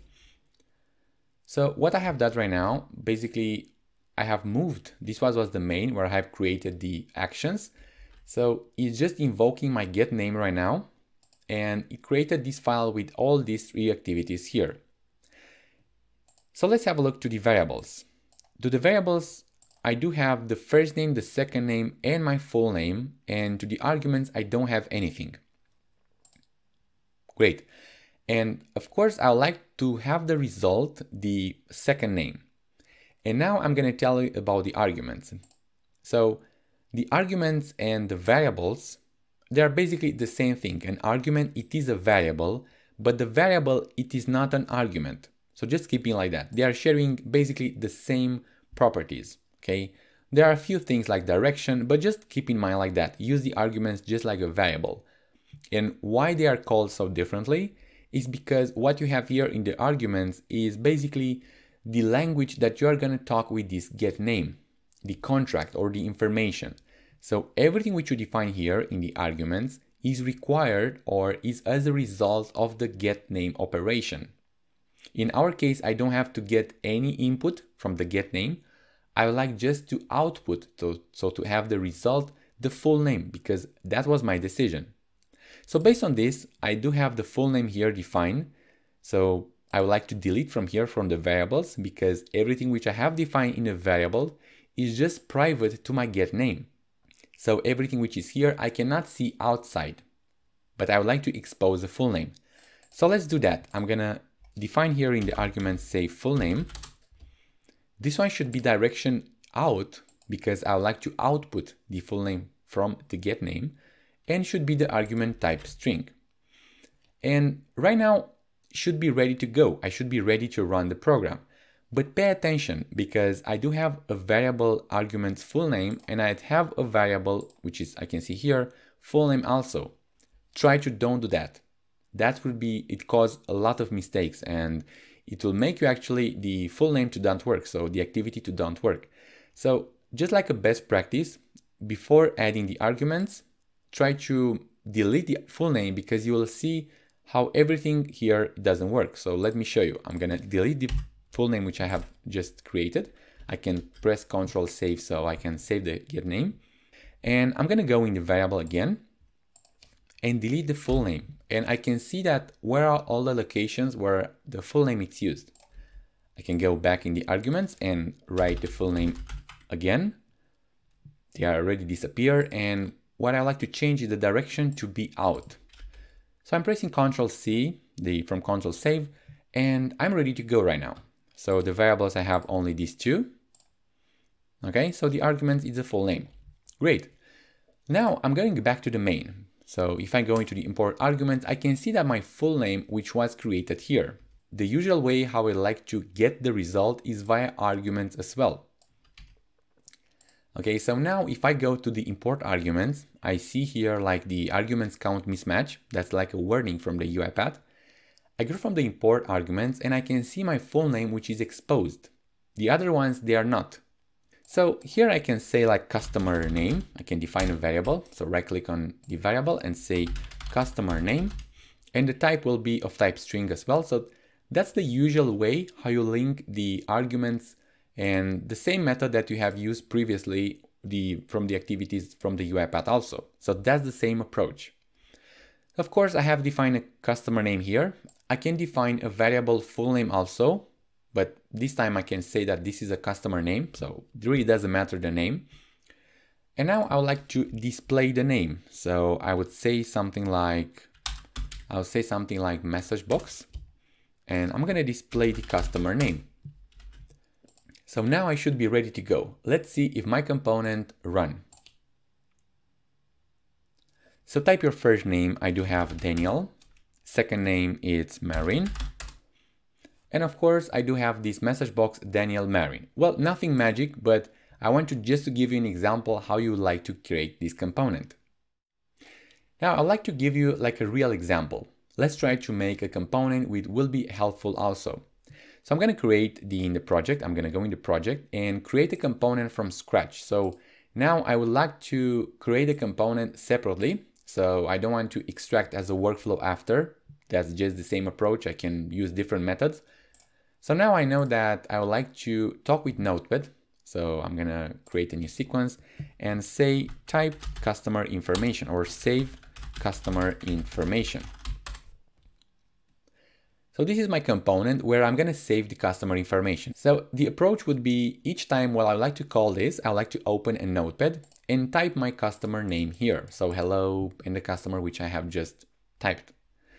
And the way how I'm going to do that is I'm gonna just press on the record because I like to create a new component. I'm gonna choose the desktop because I'm automating a desktop application. The first step is of course to open Notepad. So I'm gonna just click on this start app, start here and select the app which I like to open.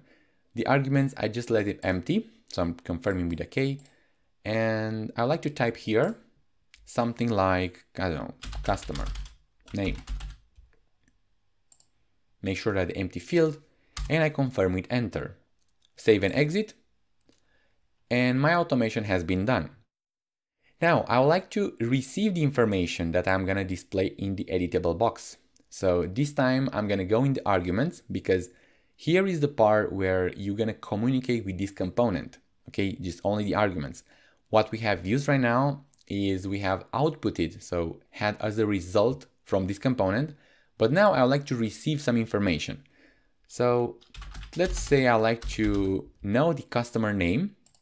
So this should be my parameter and I'm gonna keep the direction in. Of course, right now, because I have defined this variable of type string, I can use it here in the type into editable box. So instead this double quotation mark, because this is the text customer name, I like to use the variable customer name, which is match the same name. Okay, I don't have any errors here because the variable exists. So I'm just gonna save and close. And now I'm going back to the main. So I like to use this component, so save customer information. I'm just drag and drop here. And maybe I would like to use the message box, maybe not, but just delete the message box because we have saw the behavior. And I do have the get name, which it outputs the result in the customer name. Now I need to link these two. How I'm going to do that is via variable, which I have defined here, name customer name. And I can see that this is like a warning from the UiPath. There is a parameter mismatch here. I'm going to the argument name and I'm going to pass the customer name, which I have exactly set here. I'm going to confirm with OK and everything should be ready. I'm going to save and let's run the file. So I'm just gonna run the file. I can close this existing notepad or I can just keep it to see that a new notepad is gonna appear. So type your first name, I'm gonna say Daniel and I'm gonna say Marin. Okay, so we have saw that this notepad has been written. So I'm gonna close and I don't want to save. And of course, all of these text I can alter also. So for instance, if I'm gonna go back to the UiPath, I can go in the save customer information and now maybe I don't want to display the customer name. I want to say something hello and an exclamation mark.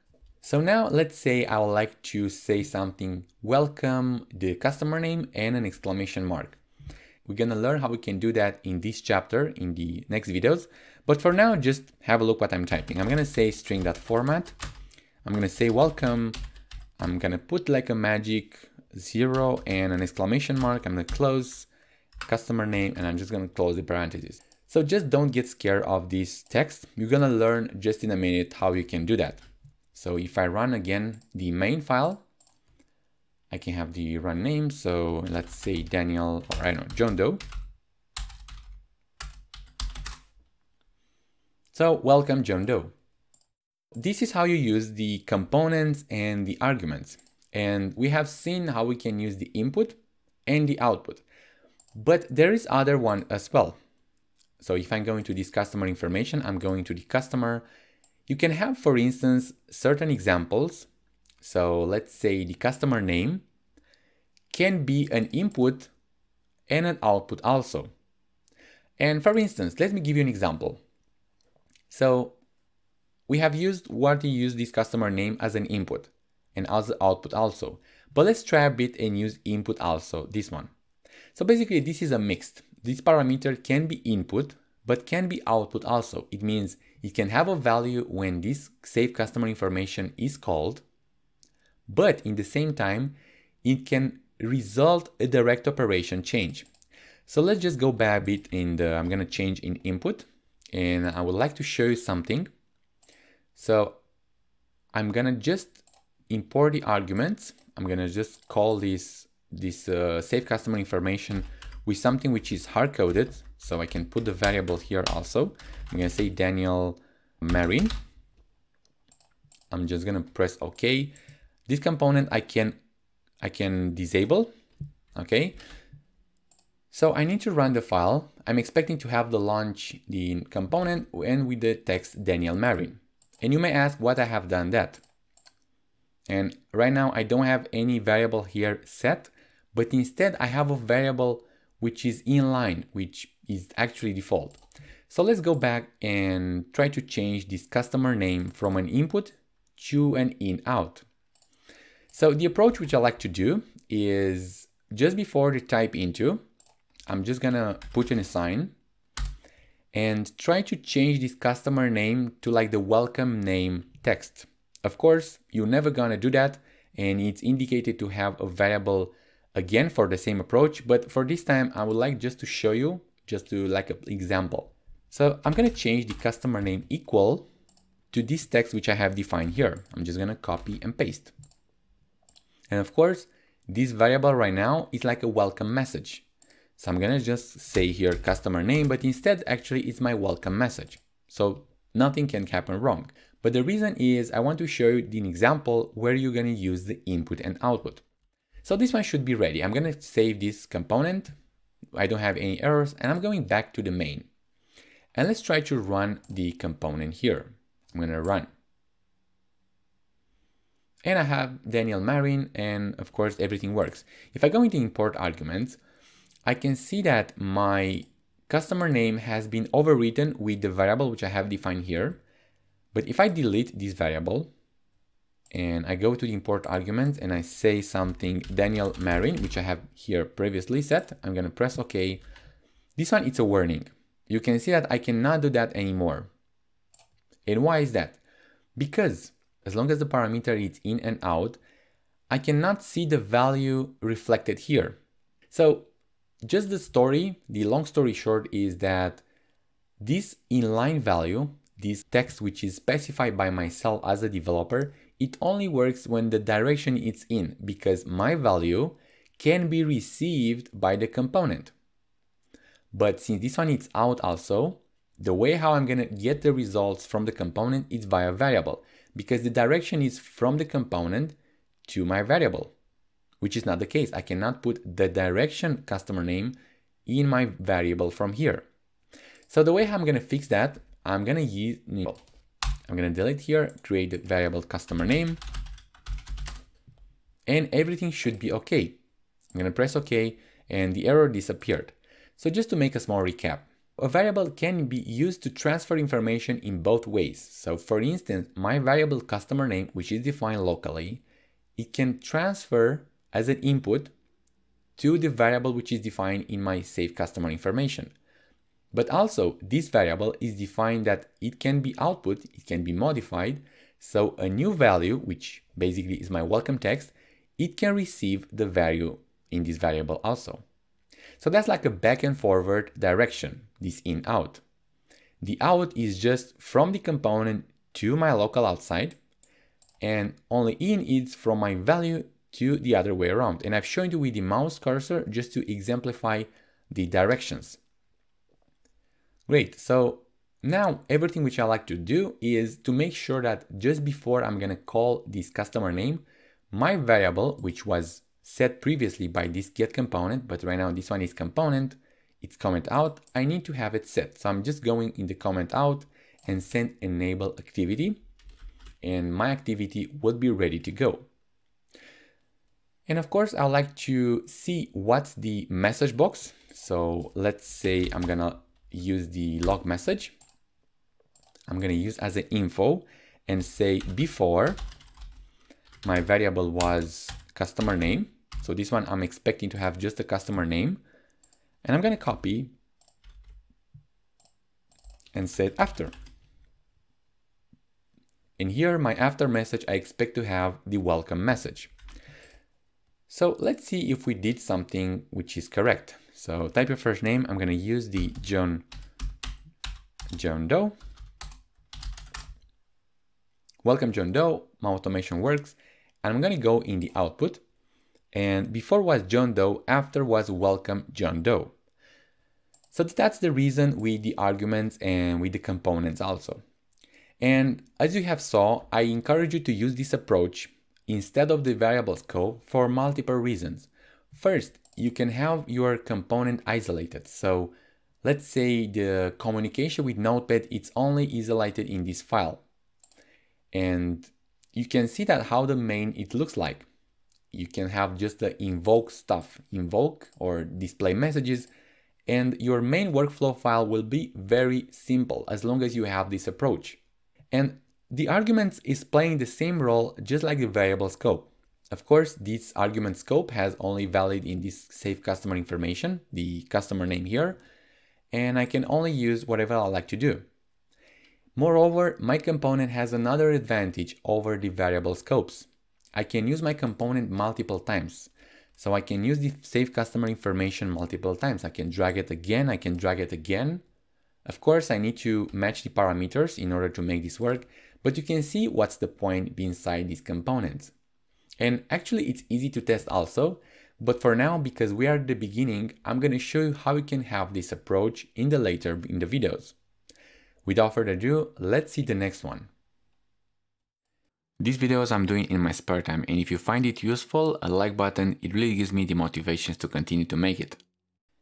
Now let's talk a bit about setting the default values to variables and arguments and why this is so important. So I'm having a look to the sequence that we have done previously. And if we go into variables, I'm going to select the sequence and go in the customer name. I can see that this field, I can set it here to default value. We have discussed about the scope.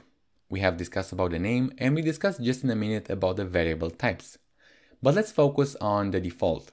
So this is when you define a variable, maybe you would like to have like the default value. So the customer name, for instance, should be always John Doe if other component wouldn't be set. And in order to give you like a real example, I'm just going to go in the save customer information. And for instance, right now, I cannot run the save customer information by itself. And if I just run it, so what will happen, I'm gonna have the welcome and like the empty space here, okay? So I need to do something else. And for instance, I can have like, I would like to have always the John Doe here because I would like to test my save customer information separately. Of course, I cannot set a value here because my customer name is used for input and output also. So I cannot do that. I can assign, for instance, an activity. I can say, I don't know, if the customer name has not been set, I can set you the assign, but that will make the things complicated. So first, this is like not a real scenario. Usually the customer name is received as an input. So that was like just like a hack that we did previously in order to show an example for in-out. And I'm just gonna copy and paste here. So I'm going to delete this assign activity, and we have changed the direction from input to the customer name. And now this text is available, so I can change it. So of course, every time when you need to write a text, first you need to say double quotation marks, and I'm going to say John Doe. Okay, so that should be my default customer name. And if I go and run here, I have the welcome John Doe. So my component actually works with a predefined customer. So I can change it. I can go back to the main, and this is the way how I'm gonna call the get name. I'm calling the before and after, and it doesn't make any sense right now because this one should be only the out. This save customer information should be only in. So I can delete these log messages just to make more things clear. And I like to say something like get name, and the name which I'm specifying from the import argument, so from the input dialog, should be passed in the save customer information. And pay attention that the save customer information has a default value to John Doe. So of course, when I'm calling from the main, I'm expecting to work the save customer information with my values which have been set. So let's try to play a bit with this one. I just run the file and say this time Daniel and Marin. And my component worked with my default values, because what I have overridden the John Doe, this one. So these default values. So this is like an important concept, because just imagine what you can do. As long as you can split the robot in multiple parts, you can test with these default values and you can go in the main. And if you're using in the production, so in the bigger flow, you can override the behavior with this argument and the argument types. And this default value can be specified when you define a variable also. So right now I have looked just the arguments here. If I go in the variable, I don't have any variable in the save customer information, but I do have in the get name, for instance. Okay, so I can go in the variable and say something like first name should be, I don't know, something separately.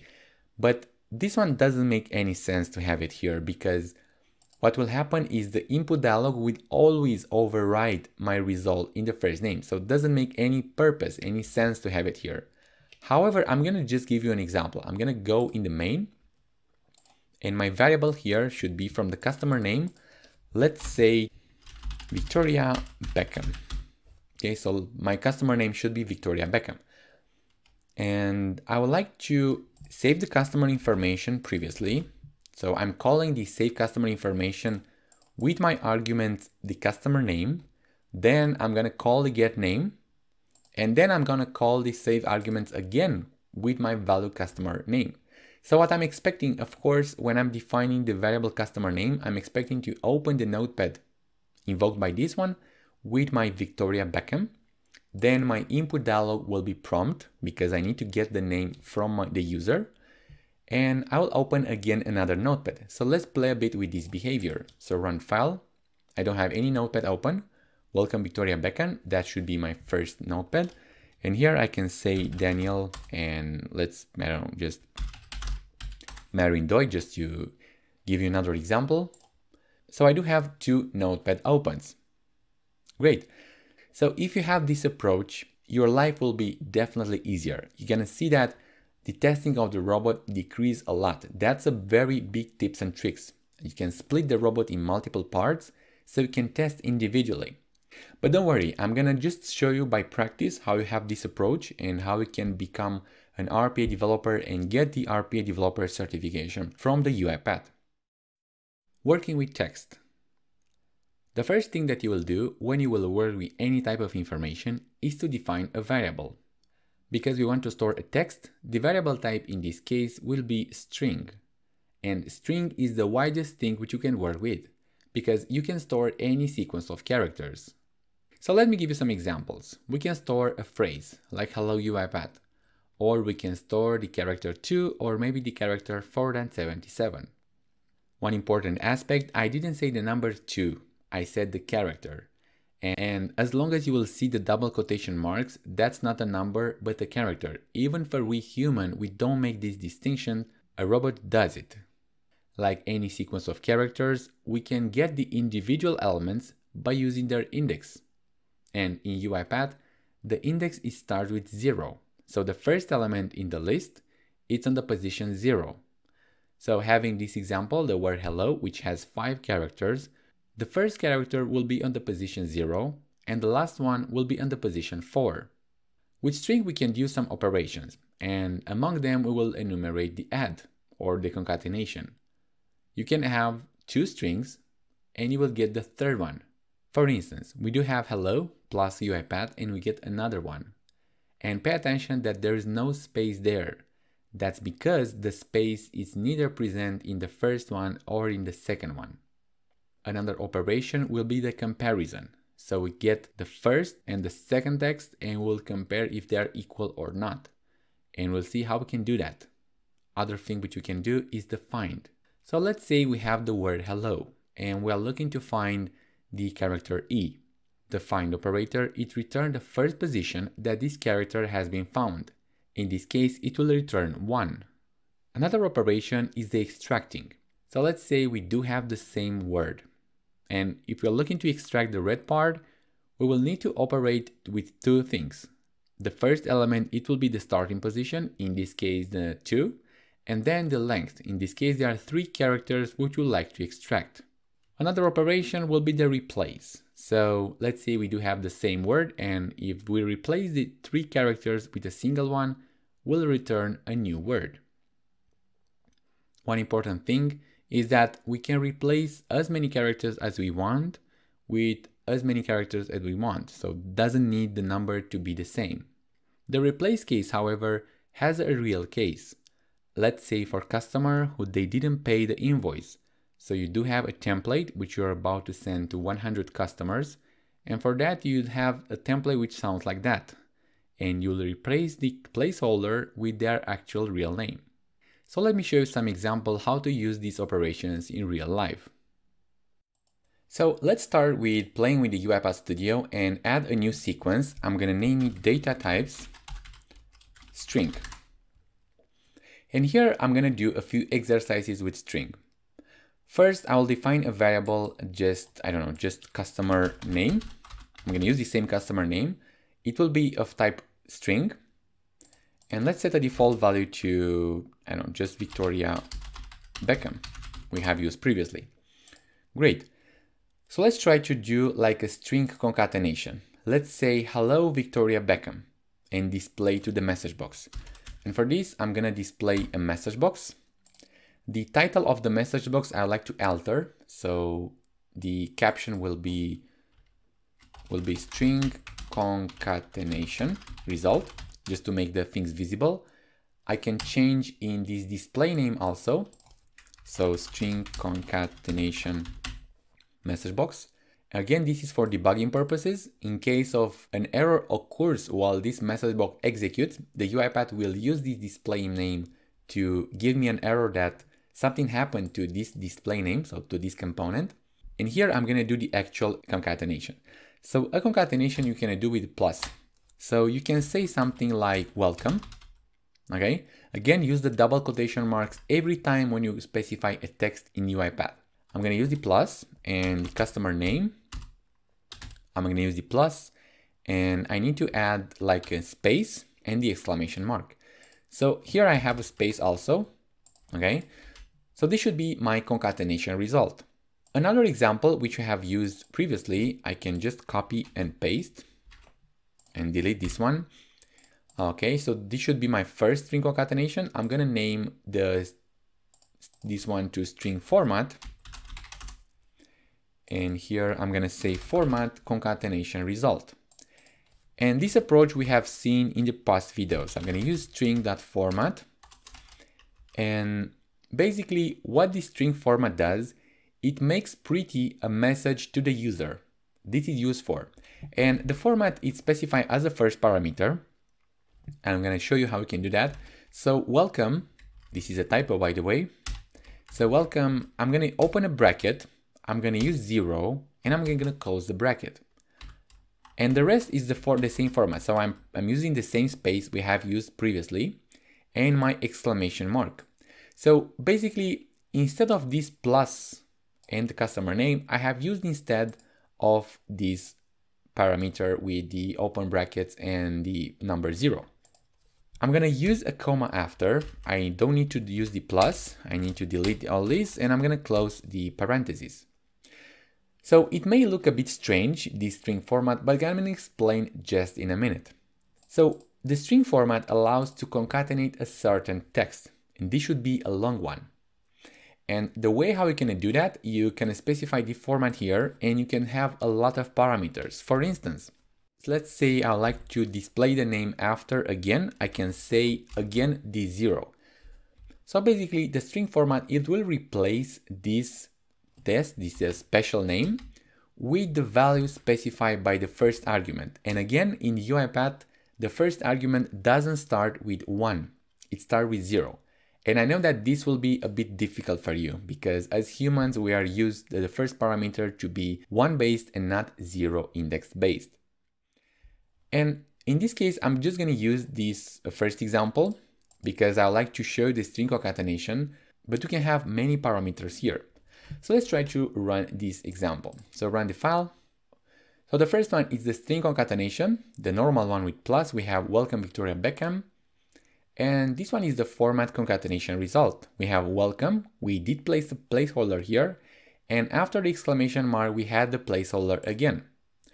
And I encourage you to learn this string format because it will get rid of a lot of tasks. And for instance, if you like to add another parameter, I'm just gonna use the copy paste. I'm gonna say something like your husband is, and this time I'm gonna use the 1.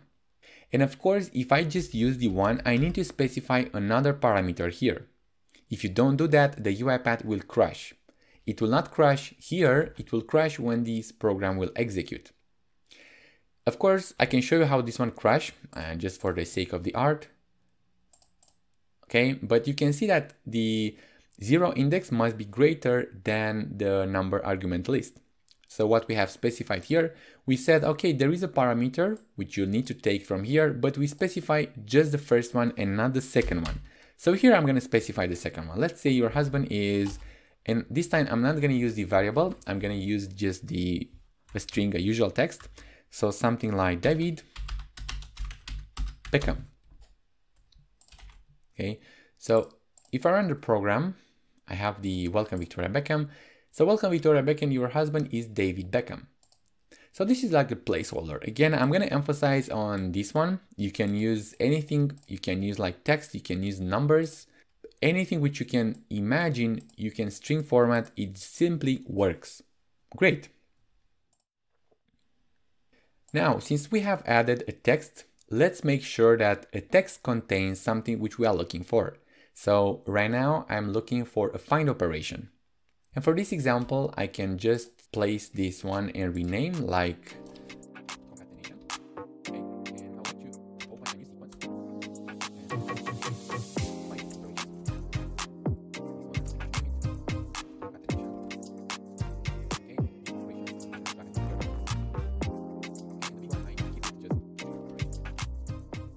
Great, so I'm going to collapse the concatenation and I'd like to comment. So I'm going to disable these activities because I'm not interested right now. So let's have a look to the find operation. So I still have my variable declared, it's customer name, and the text is Victoria Beckham. So let's try to do a few things. I'm going to use the same message box because this one, it can make the visible text display on the screen. And I'm going to use the customer name and I'm going to press a dot. And here I will have a lot of things. And this one, the things start to become complicated, but I will just present a few operations. So for instance, the length is the number of the characters which this variable contains. So of course you can count them. You can take the Victoria Beckham and you can count them, or you can use the length property in order to ask the robot how many characters are there. But this time I'm going to present the contains. So contains, I'm going to open a parenthesis again. So I would like to check if a value contains. So if my customer name contains like a certain text, basically it's like the find operation, but it returns like a true or false if that text, it is inside the customer name. So let's first check, I don't know, if the Victoria, it contains inside my customer name. And this one I expect to return true, definitely.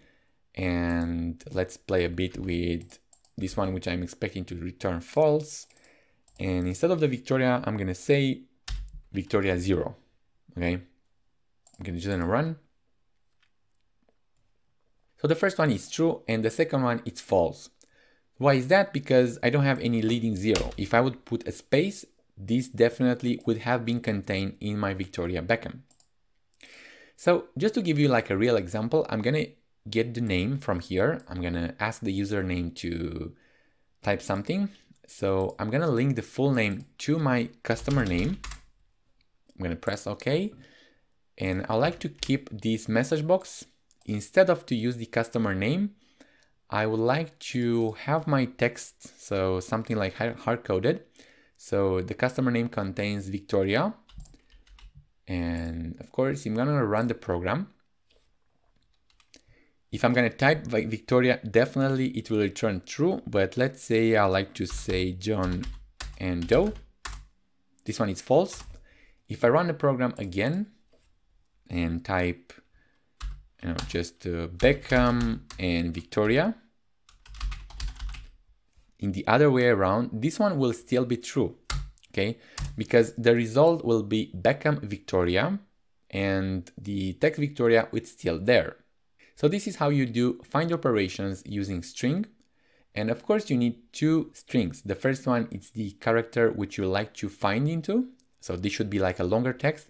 And the second one is the one which is shorter. So let's go to the next one. The next operation which I would like to discuss is gonna be the equals. So sometimes you can check if a text is equal with the other text. It means character by character if it's equal with what you are looking for. So it's not something like find it searching like substrings, so parts of the original text. No, you like to check all the characters if they are equal with something which you are interested in. So let's add another sequence. And I'm gonna use the same getName, and I'm gonna comment the disable activity which I have used previously. So let's use this getName. I'm gonna link again with the customer name, and I don't need these variables again. And I'll display the message box. So what I'm looking for right now, I'm looking to display like a true or false. So the way how I'm going to do that, I'm going to set string that equals this time. And I need to specify two strings. Of course, my first string is going to be the customer name, because this one I'm going to read it from my input dialog. And the second one is the string which I'm interested to check in. So for this example, I'm going to say Victoria Beckham. Okay. So let's say this time I would like to show a message prettier to the user that I'm going to check if these operations are equal or not. So again, I can use the string format.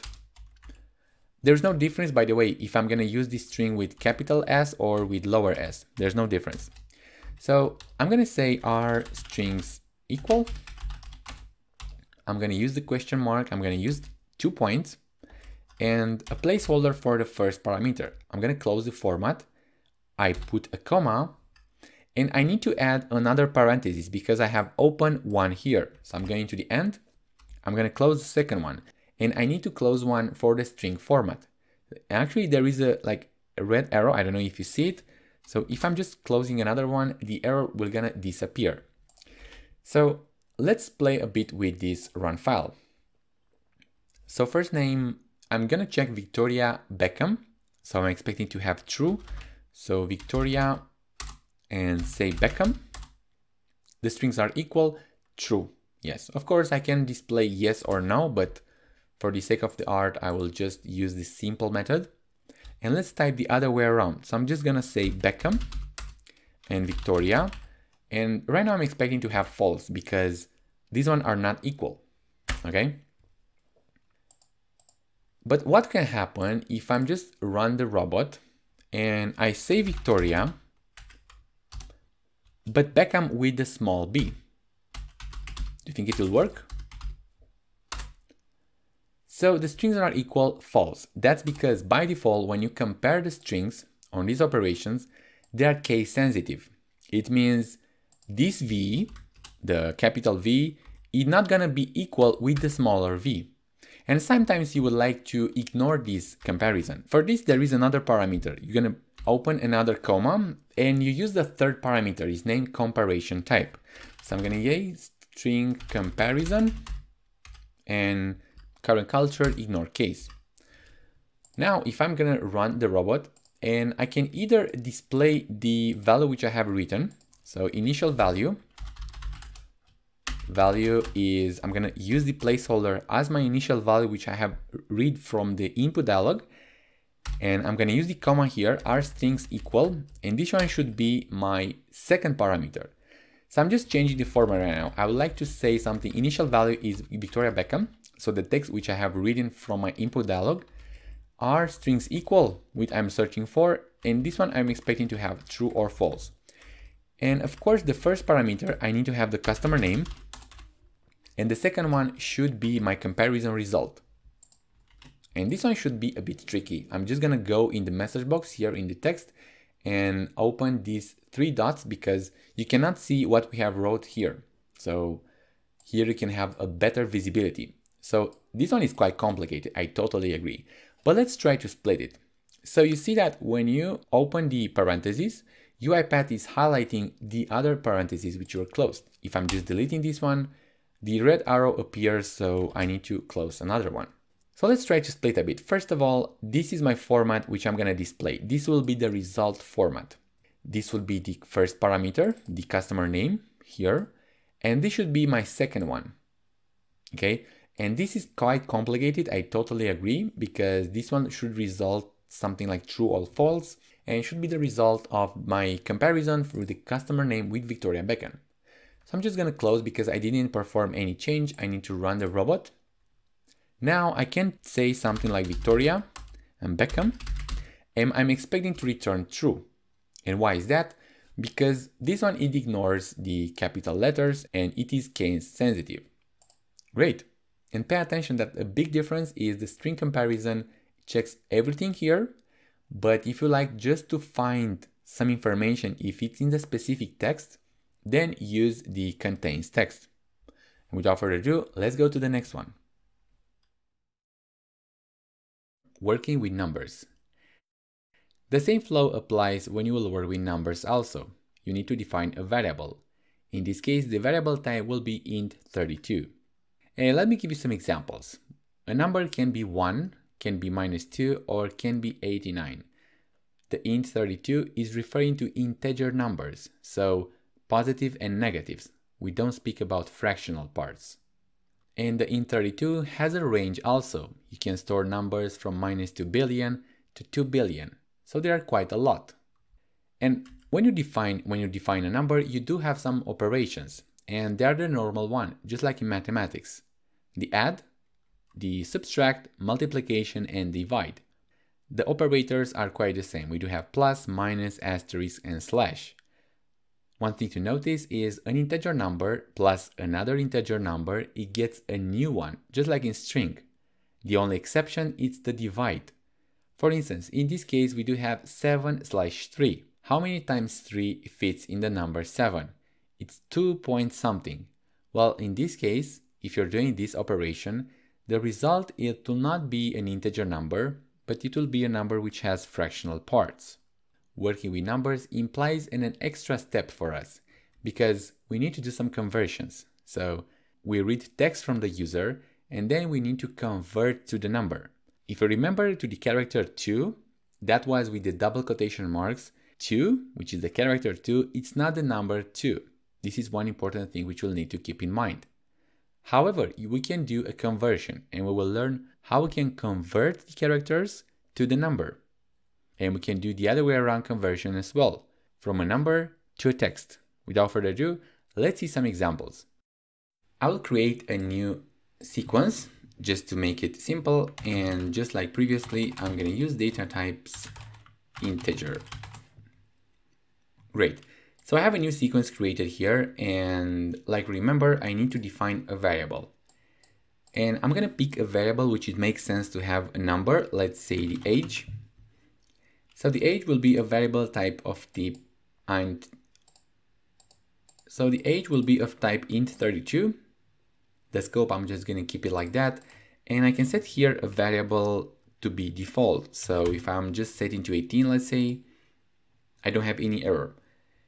And just to make like a small recap, if I am just putting these double quotation marks, right now I do have an error because the robot cannot convert string, which by the way, string it's using the double quotation marks notation, to the integer. That's because the variable type is int32.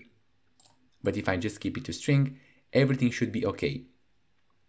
Now, what's important here to notice is that string is a text representation, and we have seen in the previous videos. But for now, since we are looking to work with operations, we cannot use the integer operation when we work on a variable of type string, because the operators are available for string. So I'm just going to change it back to int32, and I'll delete the double quotation marks operator.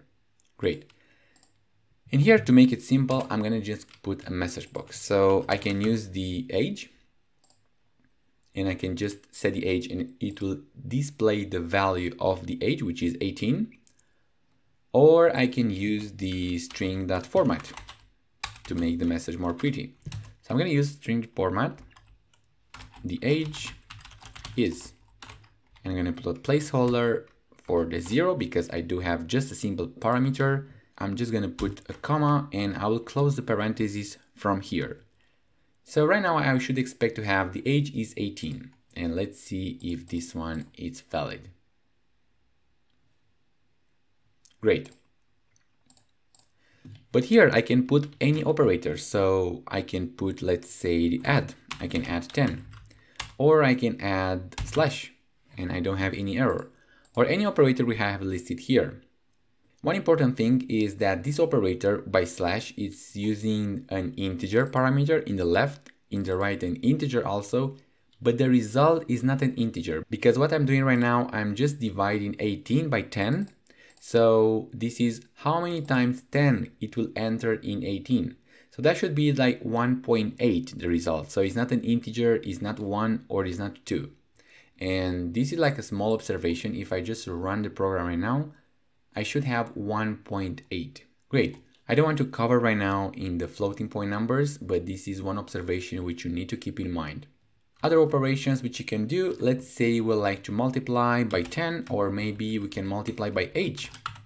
So if you would like to know the power of the age, so that should be 18 multiplied by 18, and the result should be set like here. Of course, I can use the assign operator here as well. So let's say I'd like to change the age to 10. So I'm just declaring a variable here 18, I'm setting to age to 10.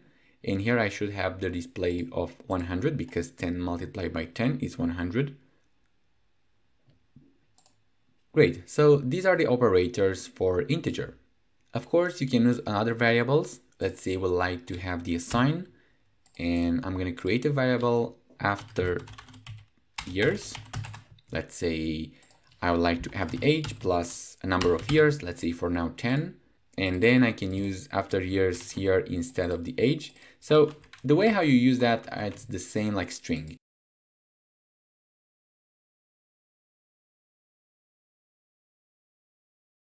String and not in integer, but if I change it back here, the error will disappear.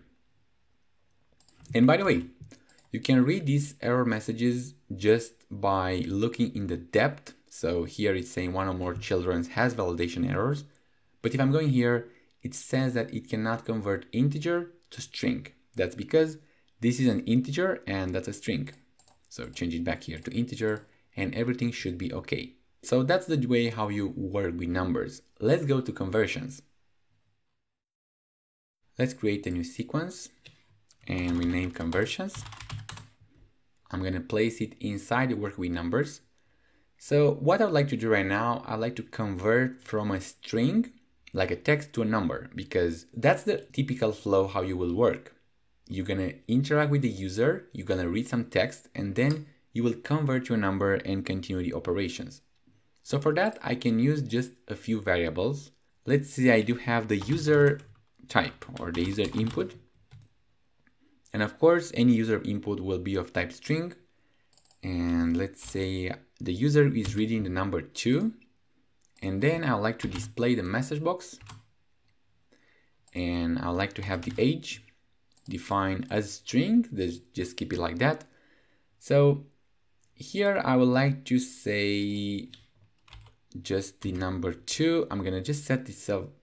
I'm just gonna set the same value like the user input.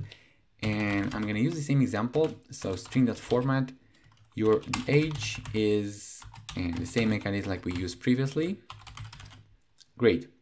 So now what I like to do is, instead of this message box, previously I will set age equal age plus the 10. Of course, this will crash because age is a string and it cannot add a number. But let's say I'm gonna just add age plus user input. So by default, that's an age number 2. And what I'm going to say, I'm going to assign here to the new age, the old value, which is 2 plus the value 2. So what do you guess that should be the result? Well, let's find out. So these are two numbers, 2 and 2, and I should expect to be 4, right? Well, not. And why? Because this is a text. So this is like a common mistake that beginners are doing. Because the character 2 plus the character 2 is giving the new sequence, which is 22. But that's not the number 22. So what we're looking to do right now is to change the variable type to string to int 32. So the user input of the type string will be just kept because you will typically interact within some information from the user which is of type string. But what I'm looking to convert is this age. So I'm looking to convert to int 32. Of course, the default value, it will not work. I can set it to 2, just deleting the double quotation marks. And then I need to do something here. So age equal age plus. So the way how I'm going to do it is I'm going to use a function named convert dot to int 32 because I'm going to convert any user input to int 32. I'm going to open a parenthesis. So I'm just going to send as an input to user input. And in order to make visible, I will just use this icon to display the whole text which is in the sign box. So I'm setting to the age, the convert to int 32.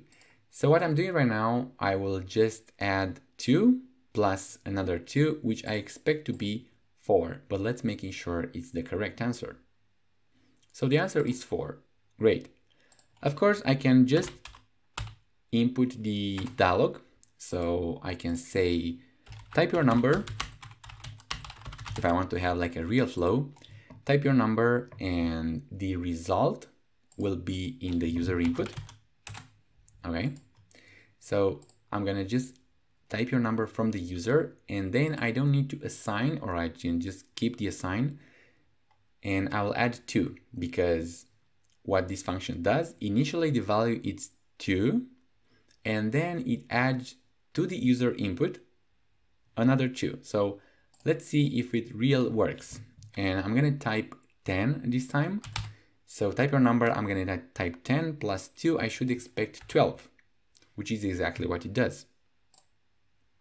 Great. So this is the way how you convert integer to string. Well, the other way around, you really don't care too much because this is done by the robot implicitly. So you don't need to do any explicit call like we're doing here to convert int 32. And actually, to be honest, just think of this function. So string format is taking a text, which is text. We humans, we read text, and is receiving a parameter like the variable number, integer. And by the way, we cannot read integer naturally. We need a text representation of that number. So actually, this is what is doing the string format. It's taking the age and is converting to a text. However, you can convert explicitly. And I'm going to show you how you can do that. So we can use, for instance, convert, the same mechanism. Convert dot to string, yeah, because I want to convert a string. And I like to receive as a parameter the age. So what do you think it should expect? Well, the result, it should be the same, because if I'm just going to run and type again, maybe I will type 8 plus 2, it's equal 10. This 10, it's the text representation of that number. So the result is the same. You don't need to do the conversion to string. So I highly recommend to just skip that part and you're just considering what's from string to other data types. Without further ado, let's go to the next video. For the first automation, we will make a robot that helps us to get the current temperature for a given city. And the steps will be very simple. First, we'll ask the username to type the city name. We will start Chrome and enter on the Google website. We will get the current temperature and displaying back to the user. And I know that this is less likely to have such a robot in real life, but I'm going to do this as our first exercise because it's simple enough to understand the automation principle. Now let's do it. Let's visualize how the process looks like, and then we will continue with the automation. So I'm going to start Chrome, and I will enter on the Google website. And maybe I can use the homepage also. And I'll say New York weather. Google will provide the current temperature. In my case, this one it is Celsius. Maybe in your case, it's in Fahrenheit. So for this particular robot, I like to get this text, so the current temperature, and displaying back to the user. This is just a simple task which will make familiar with the automation. So I'm going to close Chrome and open UiPath Studio. I'm going to create a new process. And here I'll give a name like Anna. Our first process. So create. Now this is the main project file. So what I'm going to do, I will go to the main.xaml and double click, and this will open the main file. Now, if we just visualize the process and going back, we are doing actually a few steps. So the first one is to open the browser. The second one is to type in the Google website, and then we'll type the text, and then we'll get the temperature as a text. Well, all of these steps, which for now we do have 3 steps, they can be found in the activities. So if we go back here in the activities and search for open text, open browser, sorry, we do have an open browser. If we drag and drop here, that's one of the steps which we'll do it. Then we'll type into, I'm gonna drag it also. And these activities, they are using the UiPath selector in order to identify the element on the screen. Well, just imagine I can just create my robot using this drag and drop, but I need to know each of these activity individually, and this will increase my development time a lot. So I'm not going to use this approach. I'm going to just close, delete what I have done previously, going back to the project, and try to use an option which is built in of the UiPath Studio.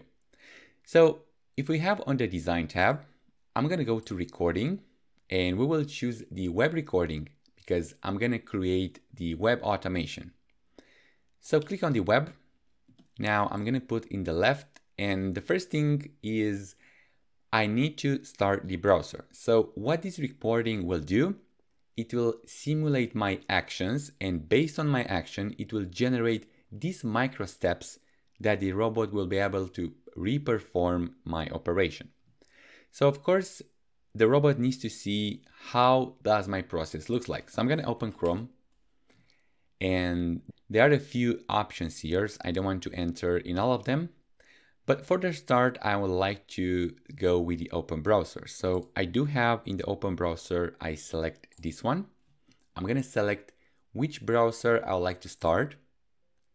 And now I do have an error message that my UiPath browser extension for Chrome is not installed. And I need to go to UiPath Studio Tools extension in order to install to work with Chrome.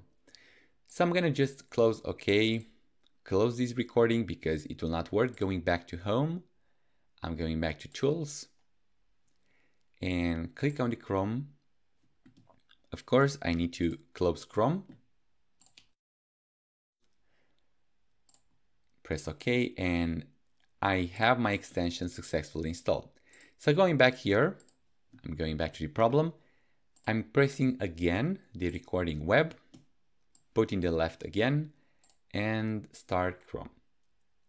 Now I do have this message that the extension has been installed, so I would like to enable this extension. So now I'm ready to go. But the first thing I would like to do is going here, open web.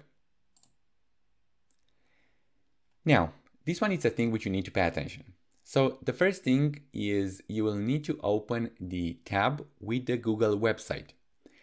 This one, it's not the Google website. This is Chrome, and Chrome it's built by Google also. So they have all the intention to use the Google web search as the default one. But this is not the Google website, even if it looks the same. And I'm gonna show you what I mean by that. So I'm just gonna press escape. I didn't confirm anything. And I need to pay attention to something. So I do have my extension here, which is gray. Well, every time when you see this extension is gray, it means that the UiPath is not connected to the web browser. Actually, it will not be able to perform these steps. And if I go into google.com, you will see that extension, it will become blue. This means that right now I'm on the Google website. And even if this one, they are looking the same. So this is the home page of the Chrome browser, and that's the home page of the Google web search engine. This one, you need to have it open. So just like a tips and tricks. And I didn't generate any action. Just to do it, I'm just gonna close it and redo again web, put it in the left, and I'm gonna basically start to do right now the process. So open tab, I'm gonna select the Chrome, and now it sees, okay, that's the Google homepage which you'd like to open. Would you like to open Google Chrome browser on the google.com website? So I confirm with okay. Great, so that was my first step, which was recording successfully. Now I need to type into, so I'm gonna just type. I'm gonna select the element which I like to type. And here I say New York weather. And I do have some misspelling. I'm checking the empty field just to make sure any text has been recorded. And now I need to press the enter. How do I say that? I'm gonna go again in the type, select again the element. And now I can search on the enter. And this is like a special keyboard, like a special set of characters. The robot, it will not press the bracket K enter. No, it will actually press the enter corresponding from the keyboard. So right now I don't want to set this empty field because it will erase any text which has been set previously. So I'm making sure that this one it's not checked. I will confirm with the enter. And the robot, it will do the actual step. So until now, I do have 3 actions. I do have the open browser. I do have this type into with the text and the enter key. Great. Now I need to go by getting this text, the temperature, and retrieving in the robot. How do I do that? Well, if I go into text, I would like to go in the copy text, or I copy from here. I'm going to select the element, again highlighted by the UiPath Studio. Confirm with a click, and I didn't see any action because this one was actually performed. So until now, my robot should be able to do it. So save and exit. Great. And I can see that I have these 4 actions. So 1, 2, 3, 4. So these are the steps that the robot needs to perform in order to execute this automation. Now let's go to the second phase. The next step is to display the temperature from the user. So if I'm going here to this 25 degrees, I see highlighted here. I'm going back in the properties window. I'm gonna maximize this one. And the get text, so the input, it will be the selector. I don't want to alter anything there, but the output, so the actual text, the 25, it's in this variable. The name is not so friendly, this because it's generated by the UiPath, but we can do a rename. And before actually doing the rename, let's use this message box. Okay, so what do I like to specify in the message box? Well, the temperature. Where is the temperature? In the output of this get text. So this is the output, this is the variable. I'm just gonna copy and paste here. And now I should be able to roll it. I go back to the variables. I can see my variable here. It's generic value. You can just skip it, but I can rename it to something more meaningful for me. So let's say this is a temperature text. Okay. And of course, it renamed all the currencies of this variable. Now, if I run the project to see if this automation has been done, so I saw that the first step has been performed, the New Year weather. Then I see this K enter, which is typed also. Well, this is something which we need to know, and I'm gonna close it. So this is a tips and tricks. The reason UiPath is generating this is because they would like to generate for unattended robot. And because we like to build in this course just attended robot, just make sure in order to avoid any problems to make your life easier, the simulate type and the simulate anything which is related to simulate type or simulate click, it's unchecked. So we will uncheck here also. Well, we can still let this one is active because we have saw that it's working properly, but for type into, we need to check it to false also. So if I just save it, I can run again the program. New York weather. Now the enter has been performed and I can see that 25 temperature is retrieved. Great. So of course, the next step is to make it prettier, this temperature. So I'm going to use the string format. So string format, and the format will be something like this. The temperature, current temperature in New York is, and the placeholder. And I'm going to close the parentheses. Great. So let's see, run file.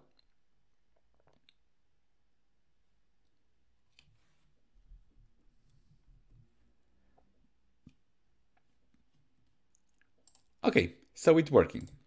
25 degrees Celsius. Degrees Celsius.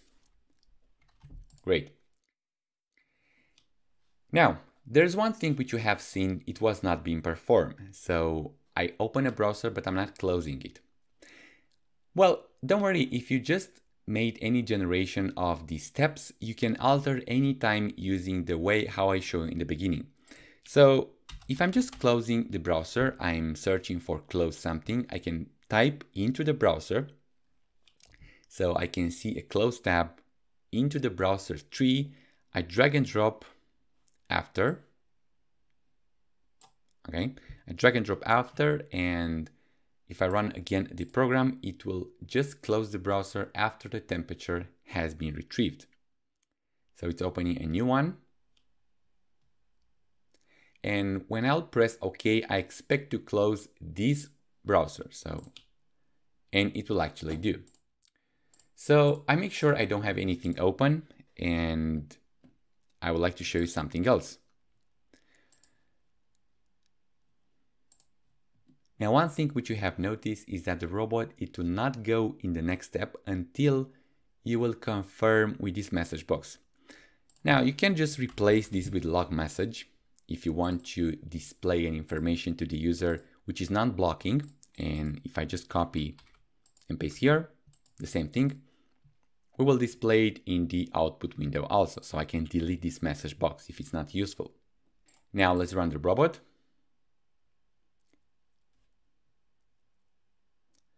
So we have it here.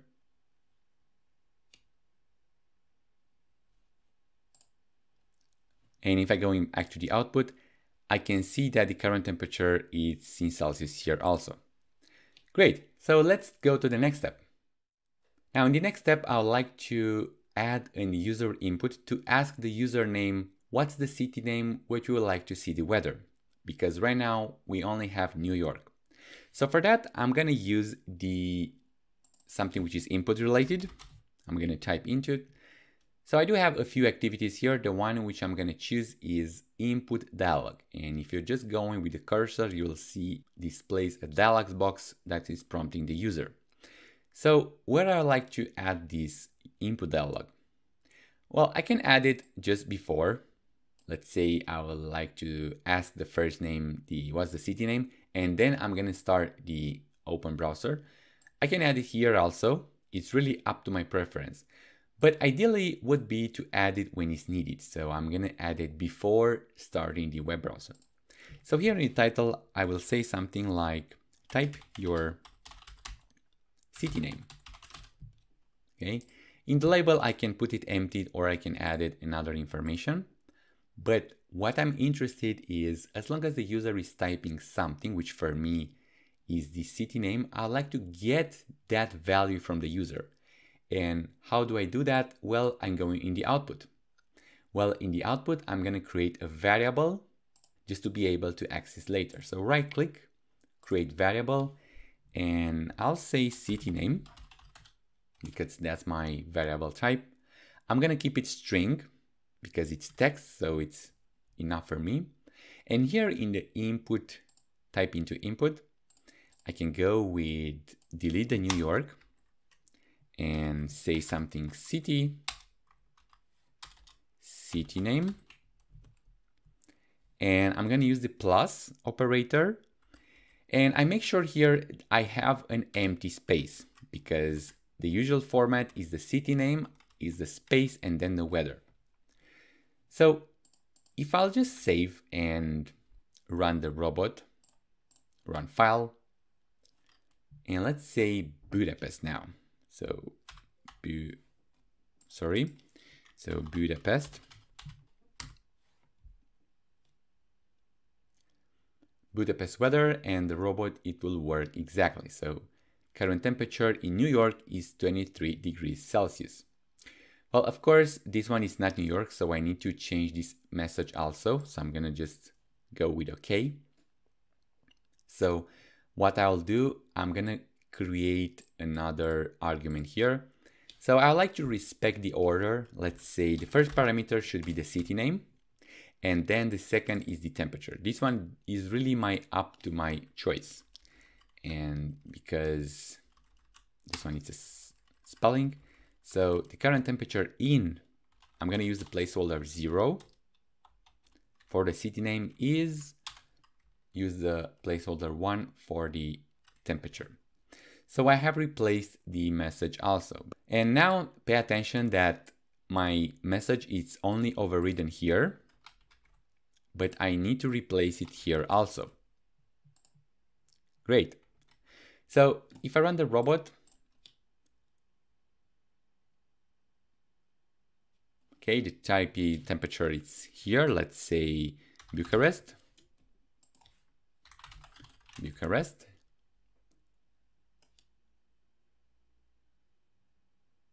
Now there are 21 degrees Celsius in Bucharest. So confirm with OK. And there are a couple of tweaks which I can do in the robot, but let's see in the next video. Now, a couple of things which you need to do, or it's recommended to do. First of all, let's use this type into. So let's put it in a message box. Type the city name, which you want to see the temperature. Great, so this is just for improving the user experience of the robot and the human interacting with the robot. And the next step is we will display the message box. After we close, I can just put my message box here very safely because the value I already have in this variable. I can add any activities in between because I can access here. So just for improving this experience, I can close the tab before. And now another thing which I can do it is to avoid this duplication. So I'm just using copy paste to make the thing simple. Of course, this is just an example to exaggerate. Maybe you don't want to display in the log and in the message box, but if you do have this problem, well, you need to use the assign. So I'm going to use the assign. And I'll create another variable. So be careful because right now I do have only 2 variables. So I'm going to create a variable named message. I don't know, something meaningful for me. So message will be of type string because that's a text. So I'm going to just control and copy. I will paste here. And here I'm not going to use the string format. I'm going to use the variable message. And here also message. Great. And another thing which I can do it is maybe I like to get rid of this log message because basically these are not needed to be inside this browser scope. Okay, but for now I think we can just let it like that. I think for the beginning we are just too picky, so we should be fine with this. So let's run and see if our robot runs successfully. So now tap the city name which you like to see the temperature. Let's see again what's the temperature in New York. New York weather. There are 25 degrees. And you have saw that the robot close the web browser, and I can still access this 25 degrees Celsius. Of course, until I will not close this message box, UiPath will not confirm that the robot execution has ended. So it will just pop up the studio after the execution has been finished. So this one is your first automation. And you have seen that everything is using drag and drop, so very visual and simple. And indeed, this is not the real best example, but we made a simple one just to make familiar with the concept and with the studio itself. And just imagine how many things you can automate while you're taking a coffee break. And isn't it exciting to see the things happening while you're away at the computer? Now let's see in the next video some more real examples. In many situations, you need to manipulate information from Excel files because it is one of the most used file formats. In this section, we will learn how you can read, save, modify, or build from scratch your own Excel file format. Also, we will see why Excel is so popular and what data types you can use inside it. Information is important, but when you have a big Excel file, it's hard to identify what is important and what it is not. And that's why we're going to do an overview about what are the other operations, like how you can highlight the column or work with the cells individually. So let's proceed. In this video, I'm going to do some Excel table manipulation. And the way how I'm going to do it, I'm going to do some theory and then we will go to the practice. So first of all, the Excel file, it's a bit more complicated than what we have worked with previously, either by using numbers or by using text. And as you can see in the right, I do have a table. And this is a simple table. I mean, a table, it is represented by a variable. So just imagine like we did in the first name and the age, I can have like a table, like customer's table, a variable declared, but the type is named DataTable. So this is the information how you can work at the UiPath level and you make the distinguish between DataTable and the other ones. So of course the DataTable, it's a bit more complicated because it can merge multiple data columns and multiple data rows. And each of them, these ones can be split individually. For instance, in this particular example, let's say I have like a customer's table. I can get that particular column, let's say the column A, in a separate variable, just like we did in age and the first name. And I can have like a column or product column. So I can access only those variables from there. And so on this data table you can split in data cell or data column, or data row. What's matter that at the robot you can have access at the data cell, at the column, or at the row level. And let me show you with the Excel file. So here I have an Excel file which is open in Microsoft Excel. And this is the data table. So basically entire worksheet. And please keep in mind that inside the Excel file you can have multiple sheets. So this one from the top. And one sheet, it contains a data table. This selection right now, it's a data column. This one, it's a data row, okay? And this is a cell. Inside the cell, I can store either a text. For instance, right now, I'm gonna store a text, or I'm specifying that I can store a time or a currency. Well, we have learned just how we can work with text and the number, but in reality, you can store multiple things as well, or like date or like pricing. So for instance, everything which is inside of this table can be stored as a text. This phone number can be converted as a number, but of course the leading zero will be disappearing. For instance, if I'm going to do that, or it will appear, okay? So it doesn't make too much sense to have a number with a dot and a spacing after the dot. So without further ado, let's go into UiPath Studio. So we have discussed about the data tables, but let's see what kind of operations you can do with it. And I'm going to create a new sequence. Let's say examples, data table examples. And I'm going to go in the activities and I'm going to write data table. So I do have a few operations that I can do with it. I can sort, I can add a data row and so on. So first of all, I would like to build a data table. So I'm just drag and drop this activity and I press data table here. And here is the place where you can specify the columns and of course some initial values. Does this sound familiar? Well, let's try to add the first three columns. So let's make a table which adds a first name, a last name, and a company name. Okay, so the first column is, I'm going to press on the edit column. So the column name would be first name. The data type will be string, because keep in mind that string is for text. I don't want to be null, so I don't want to enter too many details. I can specify the max length, and I think 100 characters are just enough. So press OK. I'm going to press the second name. This is going to be a string also. The max length, let's say I would like to have, I don't know, 100 characters as well. And I'd like to add another column. So I'm going to use the plus. Let's say the age. Okay, so the age I can have it a string as well, because anything I can store as a string, but I can store it as an integer as well. So let's do this store as an integer. So just press OK. And now because I have the columns added, basically this is the format that the data table has, I can add some individual items as well. For instance, I can have like, I don't know, just Daniel, Marin, and 30. That should be the age. Or I can add another row. And these are the default values when you define a data table. So this data table is built, but of course the way how I'm going to communicate with this activity, because this is activity, it needs to have the result somewhere. So again, I'm going to need a variable. So I do have two options how I can create a variable, by either going data tables or going here in the variables and specify a data table or a data table type. Or I can go here in this data table, right click, create variable, and say like, I don't know, customers, data table. So what's gonna happen, it's gonna define a new variable and the type is gonna be data type.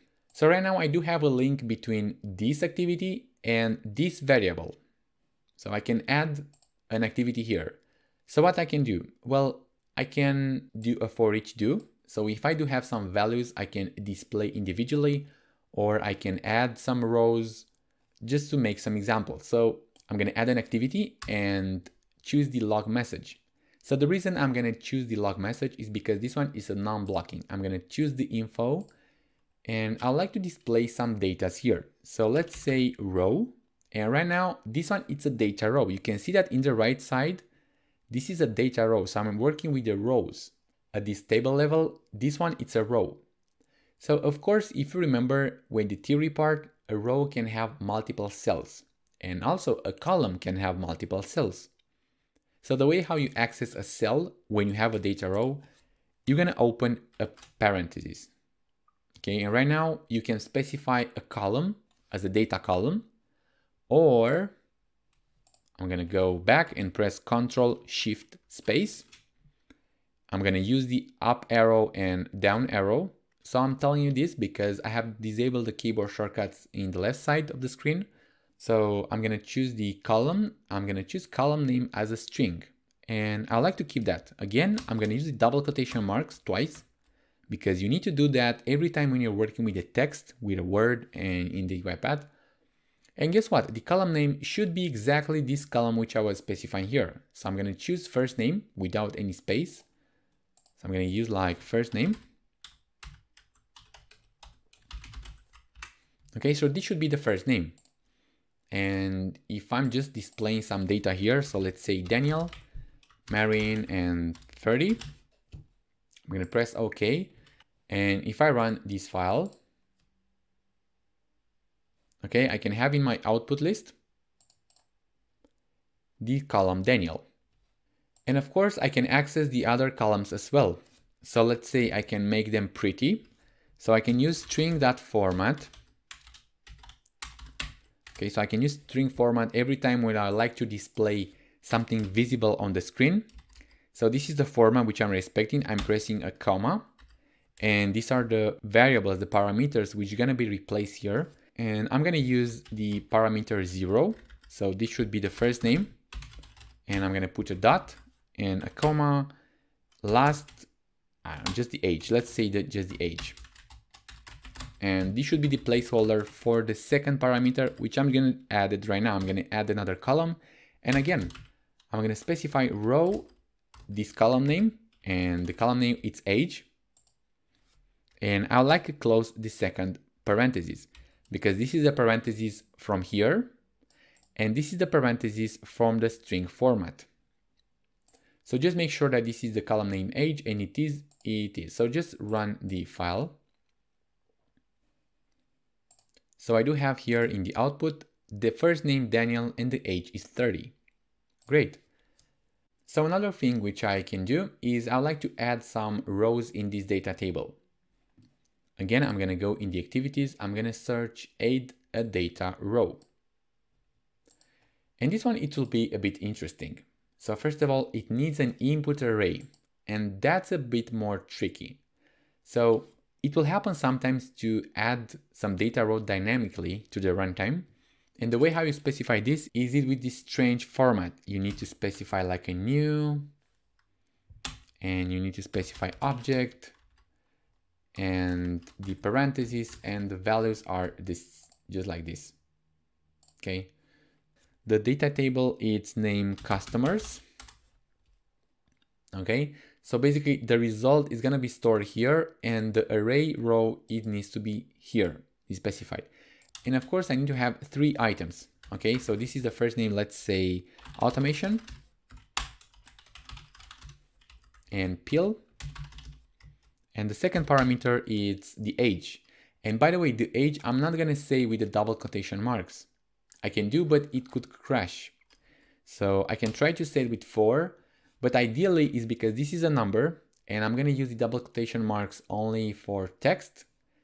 And again, this is because I have just chosen to have int32. I need to have these with 4, so something like here. So let's see if I have 2 rows added here. So I should have the initial row here, and I'm going to add the add new row with the automation pill. And then I'm going to display each row from this data table. So run the file. And in the output, I do have first the initial one in the automation with the age of 4. So what's happened if I'm going to set this to a text? Does it work? Well, I think it will work, and this is just because this conversion succeeded. So if I can specify here something which is invalid, like, I don't know, just like a dash, what do you think? The conversion would work? Definitely no, because it was expecting a number and I was saying something which was unable to be converted. So of course a dash cannot be converted. And please keep in mind that every conversion that we did on the integer part, we can do it here as well. And there are many activities here. We have just played with 2 of them. You can add a column, or you can join, you can look up or get a row item.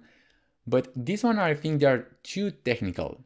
At the beginning, I think you can just stick with this data table. First of all, you need to know that this data table, it's a variable and you use in the same way like you used previously. And again, I can have a data table stored as an argument here as well. I can have an argument input and an output. It really doesn't matter. I can set an argument type here. So just keep in mind that everything which we have learned about variables, it's still valid here. On top of it, on the data table, it adds more complexity because you can store multiple primitives inside each of data table. Great. So we have saw that we can do a lot of things with the data table. So we can build it, we can run, and we can filter. But the most common operation that we're going to do is by working with Excel. Basically, the data table can exist without Excel, but the most frequently case is going to be using with Excel. And for this, I'm going to go in the dependencies. So when you create a new package, you do have the UiPath Excel activities. And these Excel activities, it offers a lot of things like Excel. Okay, so all of these activities. And just to do a small recap, this package is from the UiPath Go. And if you remember at the beginning of the course, I've shown you this diagram. So just to make the things clear, the Excel package is coming from the UiPath Go. And in that time, I've just give you 2 examples, but in reality, look how many operations do you have. Okay, so read Excel file is just one single one. You see, this is the write Excel task. Great. So just going back, you can do a lot of operations with Excel. And the most common operations, we do the read Excel and we're going to write an Excel. So let's see how we're going to do that. So first of all, I'm going to create a new a new sequence and name it Excel. Actually, let's name write Excel. The first operation is gonna be the write Excel.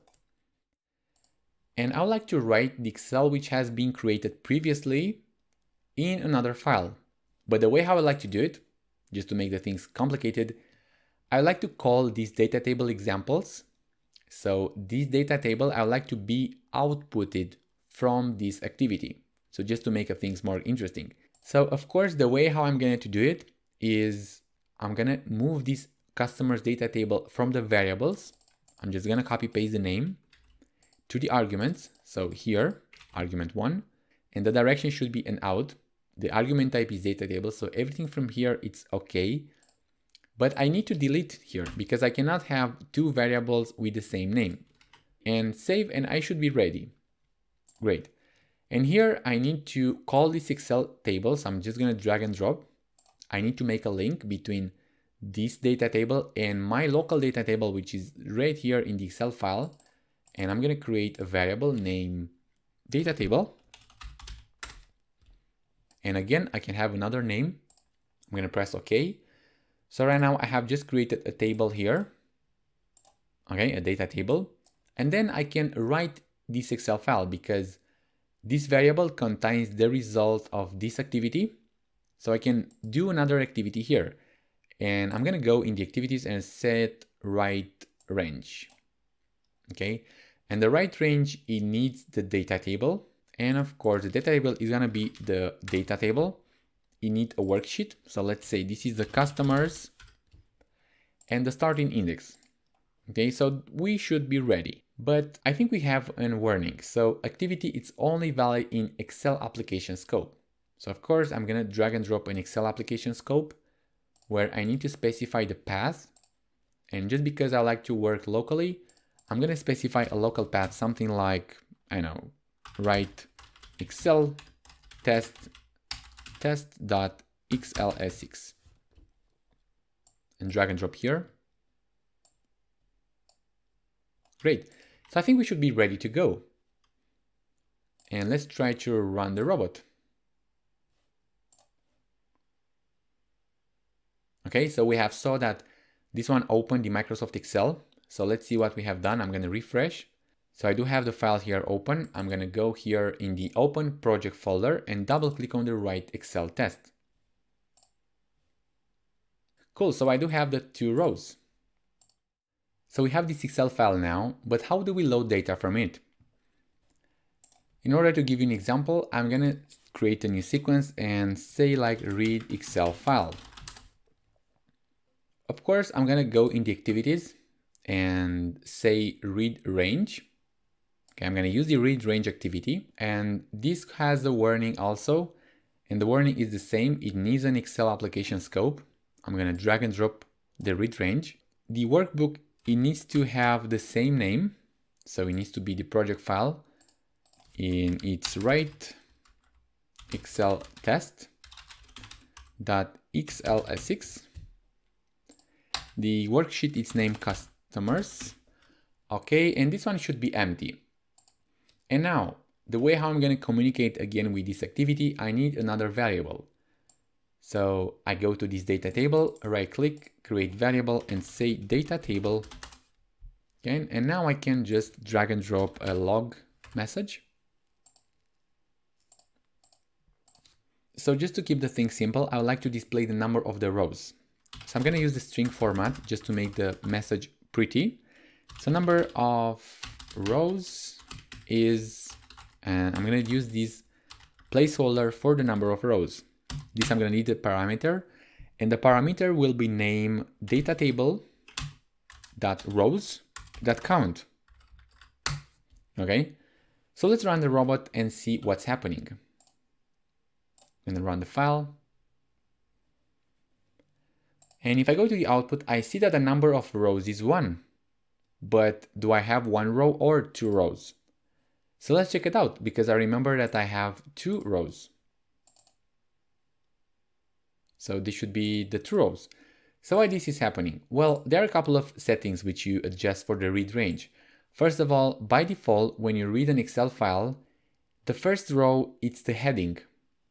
So you need to uncheck this if you don't have any headers. And this is the same when you write an Excel file. So let's show you this example. I'm gonna run the file right now and I expect to have 2 rows. I didn't alter anything. So I do have 2 rows. But if I go back to the write file, so write Excel file, and I go to the write range and I check add headers, and I run this file again.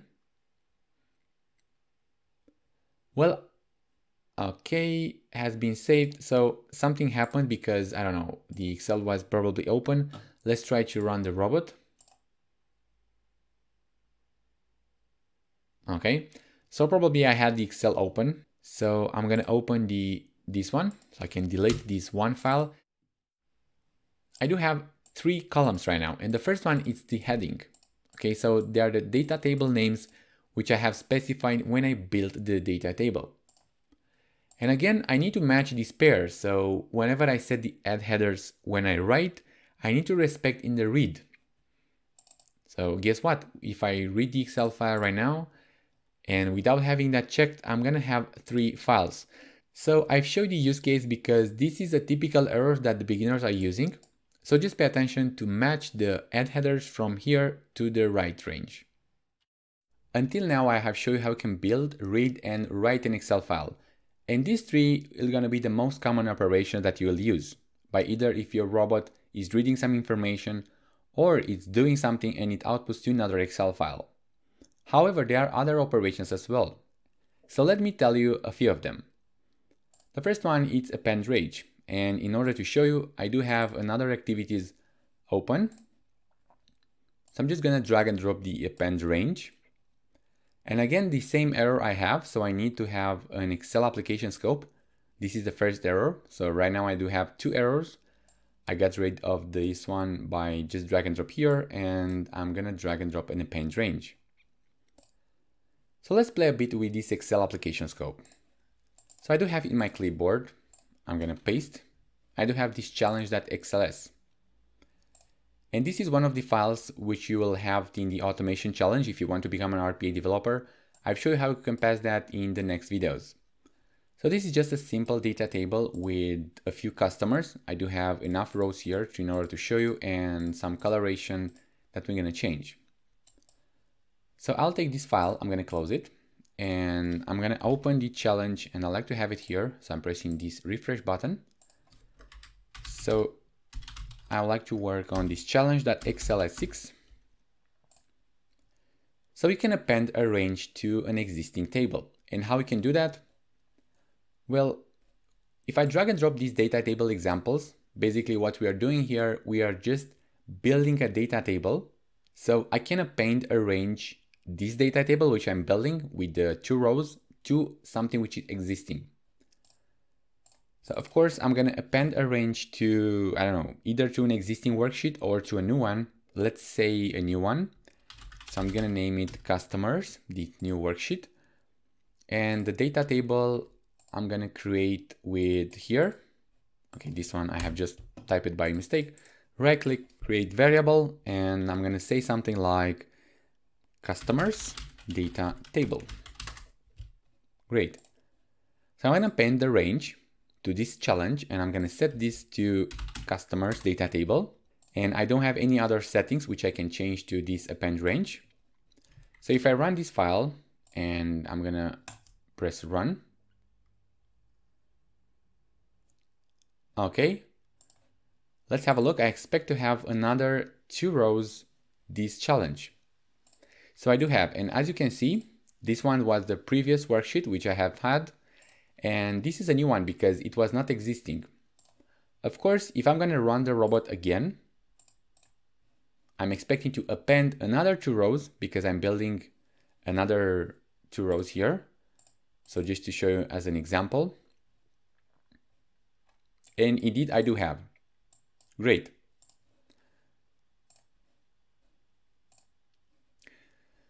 And of course, you can do other things as well. You can close a workbook, right? And you can copy some sheets. You can copy and paste from the other activities. Or maybe delete a range. And let me show you something about with these ranges. So you'll need that. So let's say I would like to append a range and I would like to delete something. Okay, so I like to have this file open actually. So this range we have encountered in the right range as well. So this is like a text, we let it empty. And if you have a look to this Excel file, a range is basically from a column, for instance, from the A1, this is the first column. And if I want to delete the range from A1 to D1, basically I'm deleting the rows, okay? However, you can delete like from A1 to D2, and that should be this particular range. So you're basically deleting 2 rows and 4 columns, sorry. So let's play a bit with this one. And in this challenge.xls, I'm going to use this customers worksheet. So I'm going to set these customers because this is a sheet which I like to read. And from the range, this one, it's a text. So I'm going to set from A1 to A3.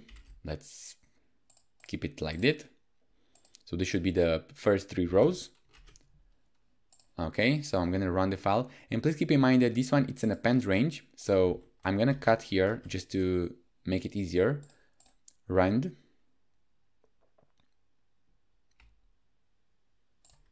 Okay, so I do have it open. I need to close it in the run. Okay, so I had the project open. Okay, so you have seen that I deleted from A1 to A3. This is exactly what I was expecting. Then I can go further. I can say, I don't know, from A1 to C2. Let's delete this range. So A1 to C3. Let's replace it and run again the file. And I need to have this Excel closed because I had that error which I showed you previously. And again. So we're doing exactly what we're expecting, right? From A1 to A3. Great. So this range stuff, you're gonna definitely need it because usually if you let this range empty, you're gonna delete everything. That's the default behavior. So as you have shown you to this read range, this one was empty. Basically, I was reading the entire worksheet. However, if I would like to just read, I don't know, the first 3 rows and to read to inside the data table, I could do with this 3 range. I'm just specifying with this field to something accordingly, and the data table will contain exactly the information which I was referring to. So another thing which you will encounter, it will be probably the get cell color and the set range color. And probably you need to do some formatting. As you can see here, you probably need to have the, I don't know, the headers bolded or add some extra information to make visible. So this is something useful as well. And of course, the cell color in this particular order, it doesn't need a range, it needs a cell. So pay attention to this one because not all the activities, they need a range. Some of them, they are just referring to one particular cell. As long as you can read a cell, you can write a cell also. So for instance, if I'm just going to drag and drop the right cell, let's do like a small automation. And I like to increase this value just each time when the robot will run. And I'm going to set this to customers. The value is going to be the C4. And of course, what I like to write here is going to be the age +1. Okay. And I do have a warning. It says that it cannot convert from integer to string. So their decision was to write with the strings, but this is actually a limitation of the product. In reality, in Excel, you can write anything. So for instance, this one would definitely work. Basically, it forces to everything which you write to be converted as a string. And I can see that if I highlight with the mouse over the value, and I can see that the value, it requires a string. So a part of this limitation, the way how I do a workaround is, of course, I can use the convert. Okay, so if I just use the convert to string and I specify age +1, if I just save it, then everything should be okay. And of course, if I run the file, I do have here 40, and now I do have 41, and so on. If I run again, I can have like 42. So there are other activities as well that you're gonna do it. For instance, if you would like to highlight something, you definitely use the getCellColor in order to retrieve that particular color for the cell, or you may use the setRangeColor. So you see that this one are a bit of different. You get the cell to a single color, and you can set a color to a particular range. And let's say I like to store the A1, A2 in the worksheet customers. And the color is gonna be something like color dot, and I do have a few options here. So if I just miss this, I just press Ctrl and space. So let's say something like, I don't know, color. I just set to coral, run the robot. And I should expect this one should be set to color, which it indeed is. So as you can see, I've shown you a lot of examples from the basic things like reading and writing. So things like it makes your Excel file more visible. I hope you enjoy it, and let's go to the next one. First thing to tell you is that this chapter is optional, but highly recommended. The first question I usually get is, what's a source control? Well, imagine a source control like a safe place to make versions for your robot. You make the first version, the second one, and you can go back in time as long as you made a save point or a version. Now, source control are usually used by teams and allow to work multiple team members to the same robot. Also, another reason is to create save points when you can revert in time. Now, I really think that people are made to make mistakes, and source control are an easy way to achieve reverting easily. Now, you may seem this source control like an overused, but you can understand the importance of it after you lose some work after some time. Now, right now, you may seem that you don't need a source control, but you're gonna understand the importance of it after you're gonna lose some work.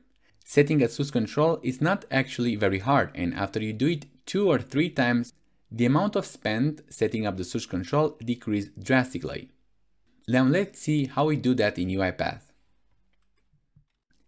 If you go on the left side and the blue part and click on the theme, you do have 3 columns. Well, right now we do have 3 ways to install a source control. Now all of these 3 source control, basically they are doing the same thing, but they are doing differently. I don't want to discuss all of these 3 things, but the one which I'm going to use it in this course, it will be Git. This is because Git is the single source control which allows to have versions with being offline, so without having an internet connection. Now how we do that, let's have a look at an example. Now let's create a new process and name it source control.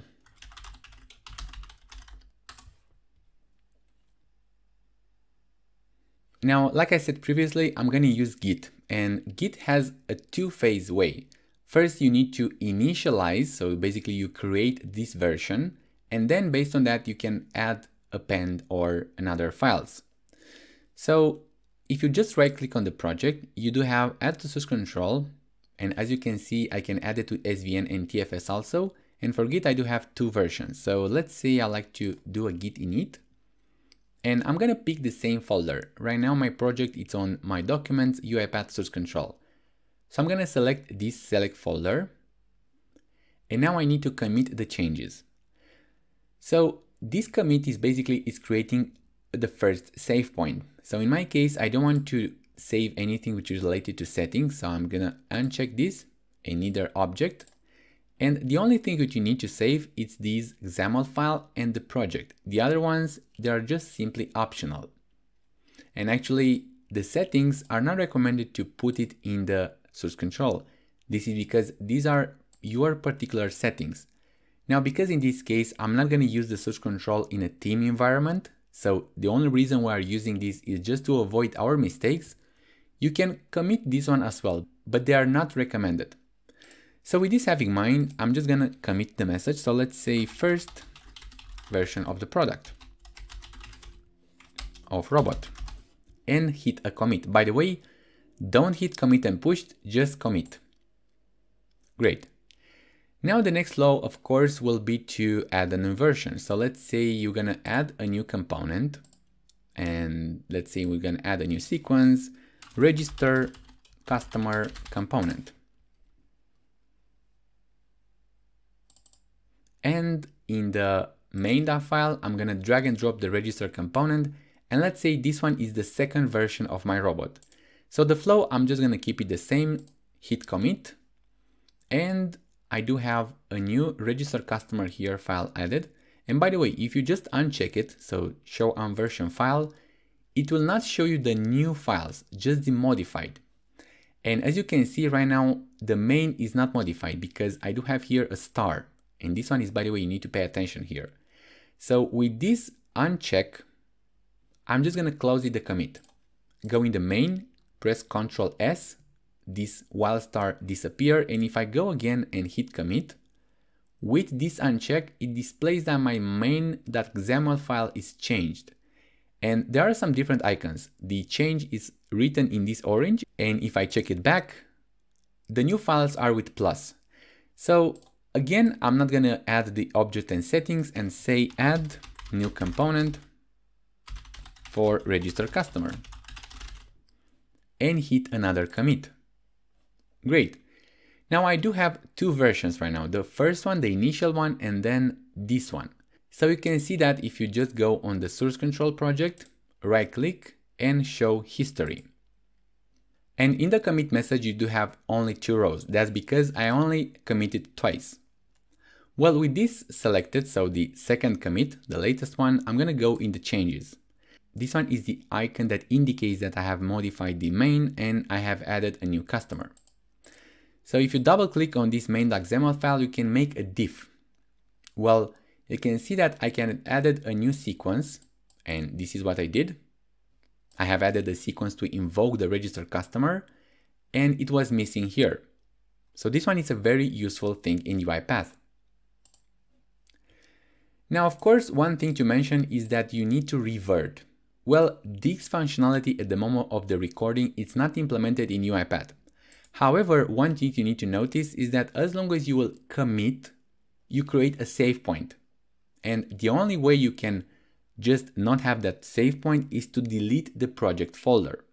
But let's discuss that in the next video. As the next step, I'd like to show you the process which you're gonna do when you're making a mistake. But before to do that, let's add some functionality in the register customer. And to make the thing simple, I'm gonna just add a message box. And in the arguments, I will add a parameter name. So let's say this is the customer name. It will be of type string. And here in the message box, I'm just gonna say string.format customer. I'm gonna insert a placeholder has been registered. So just simulating that the customer has been registered. And let's fix this typo. And I'm gonna pass the parameter name. And going back to the main.file, and we do have right now, let's say the value customer Daniel has been registered. So I'm gonna say this to be the third version. So uncheck, add name, allow to pass name to the customer.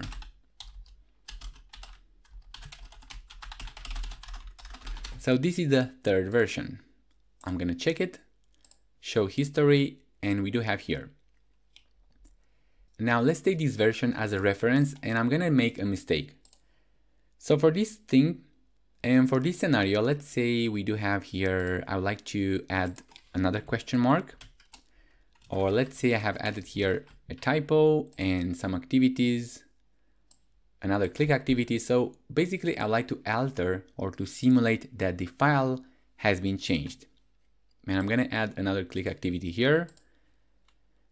So you can see, well, again, I'm gonna repeat, as long as you don't have this wildcard here, this file is not changed. So as long as I save it, you will see this icon that it's updated in yellow. Great.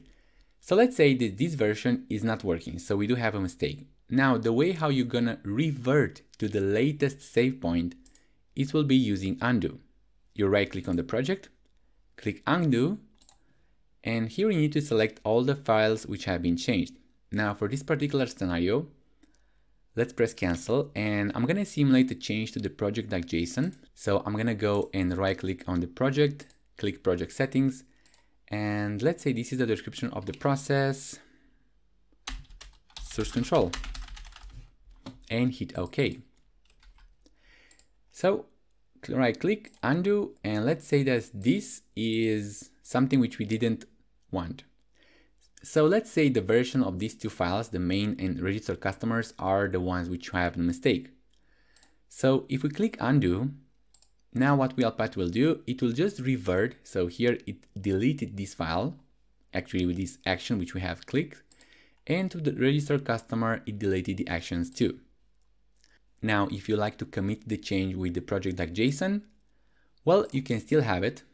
So updated project description, and I'm gonna do commit. So what I did here is to select two files which are made to mistakes and one file, last being a good one, so committed. Now let's see other methods which we can revert. As the next step, let's consider another type of mistake which you probably do it. So just have a look to the history of the project. Now what we have here, we do have 4 versions to every commit. What I have done till now is we reverted until the latest commit message. Now what I would like to do here, let's consider the latest commit, it's a mistake. So we would like to revert what I have did here. Now for this, UiPath doesn't offer the ability to do it, but you can do this scenario as long as you install some third-party apps. So if you open Chrome and you are searching for Turtoise Git, or enter on turtoise.git.org, after you install, and I'll not do it because I already have it, if you right click on the source control, so on the project folder, right click and show open project folder, you do have some green icons associated to the folder. This means that this is the latest version of the file.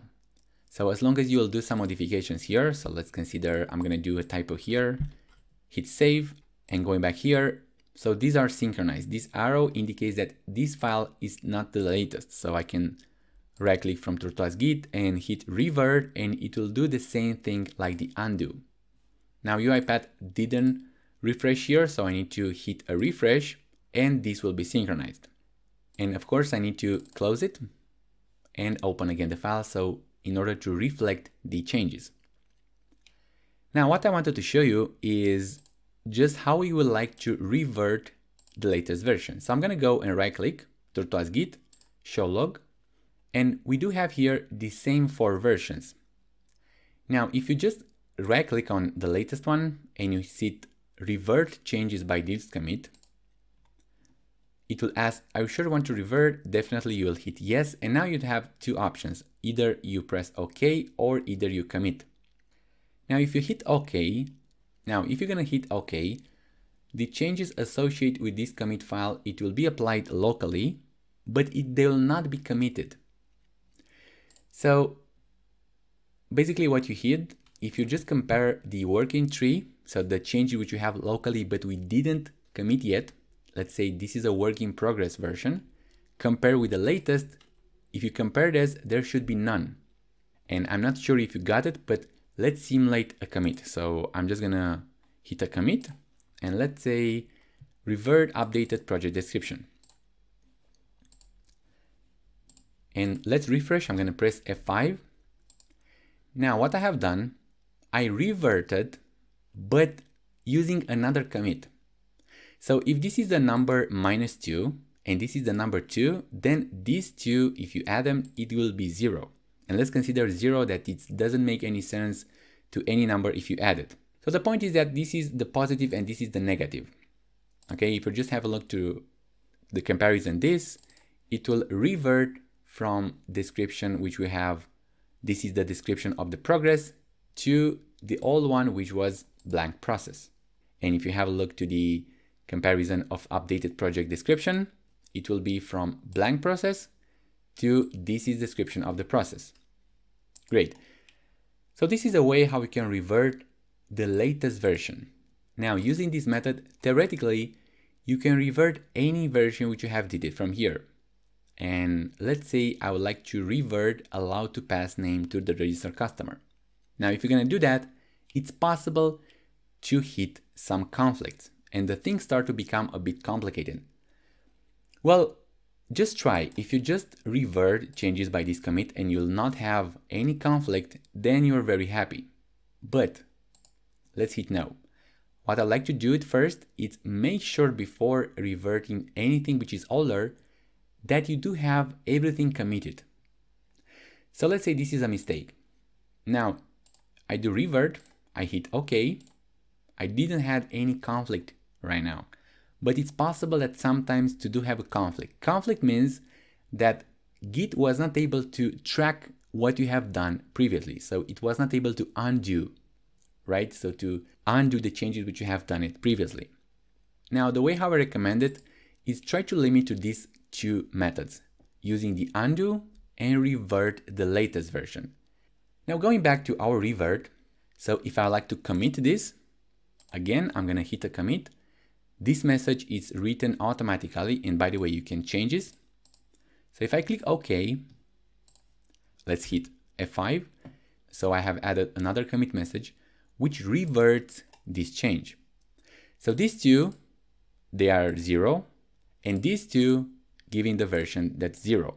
So right now, the changes which you have done it from this robot, these two, because these ones, basically, they are canceled. Now, of course, you can revert something which you have reverted. So let's do that. So I'm going to revert a version which we have reverted. And now let's consider the other option, commit. Now commit, it gives you directly to the commit message, and it prompts with the local changes which you have. And of course, you can modify these files accordingly. So I'm going to hit commit.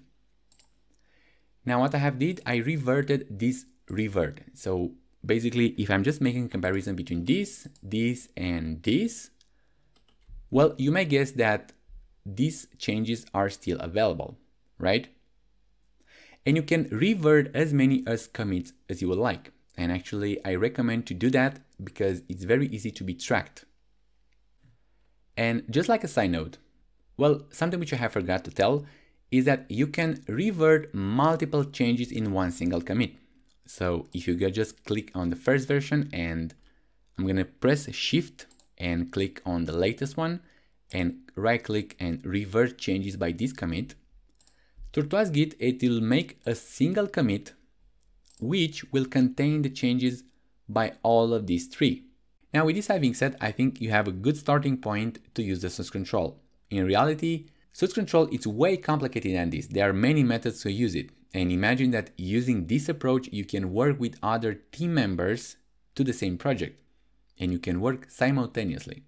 Now, I hope you have enjoyed, and I'm looking forward to see you in the next section. In this section, we will take the robot Anna, which we have developed in a previous chapter, and we will take it to the next level. The reason I did it in a separate section is because I want to consider a normal project lifecycle. You start with a prototype, and then you continue to work on it. Now what are the steps? Well, we will add support to be able to version our robot in case we did something by mistake, do some modifications to have a more maintainable robot, add some features like sending an email with a temperature, practice some debugging, and improve the message displayed. Without further ado, let's see it. Okay, so we have the Anna robot open, and the first thing we need to do is to add a source control. So for that, we will use Git because we have presented in the previous chapter. I will make sure that I will be in the project folder, and I will right click on the name of the project, and I will select add to source control Git init. And this will initialize our Git repository, so our Git versioning. And I'll select the folder as the one that I have already. And right now UiPath asks me which files I want to commit. Of course, I'll select none. I will make sure that these one are committed. So these one are actually important, the main.project and the project.json. And we have the screenshot also here. So what are these screenshots? I'll just close the commit and show you here again. So if you remember, we had 3 screenshots there. So these are actually the screenshots here. So 1 through 3. While you record using the recording functionality, UiPath, it generates a thumbnail also. And this is easier for investigations and when you have issues because you can find the element visually also and not only by selectors. So let's commit again. Make the screen smaller, select none, these 2, and the 3 screenshots. and I'll give a commit like first version of the robot. So I'll do a commit. Great. So right now we can see that our main.xml file is actually quite long. And we will try to keep this main.file, so the main execution point of the robot, as small as possible. So if you go in the outline and expand here, there are a couple of elements here. Well, first thing, I would like to create a component. So I would like to separate something.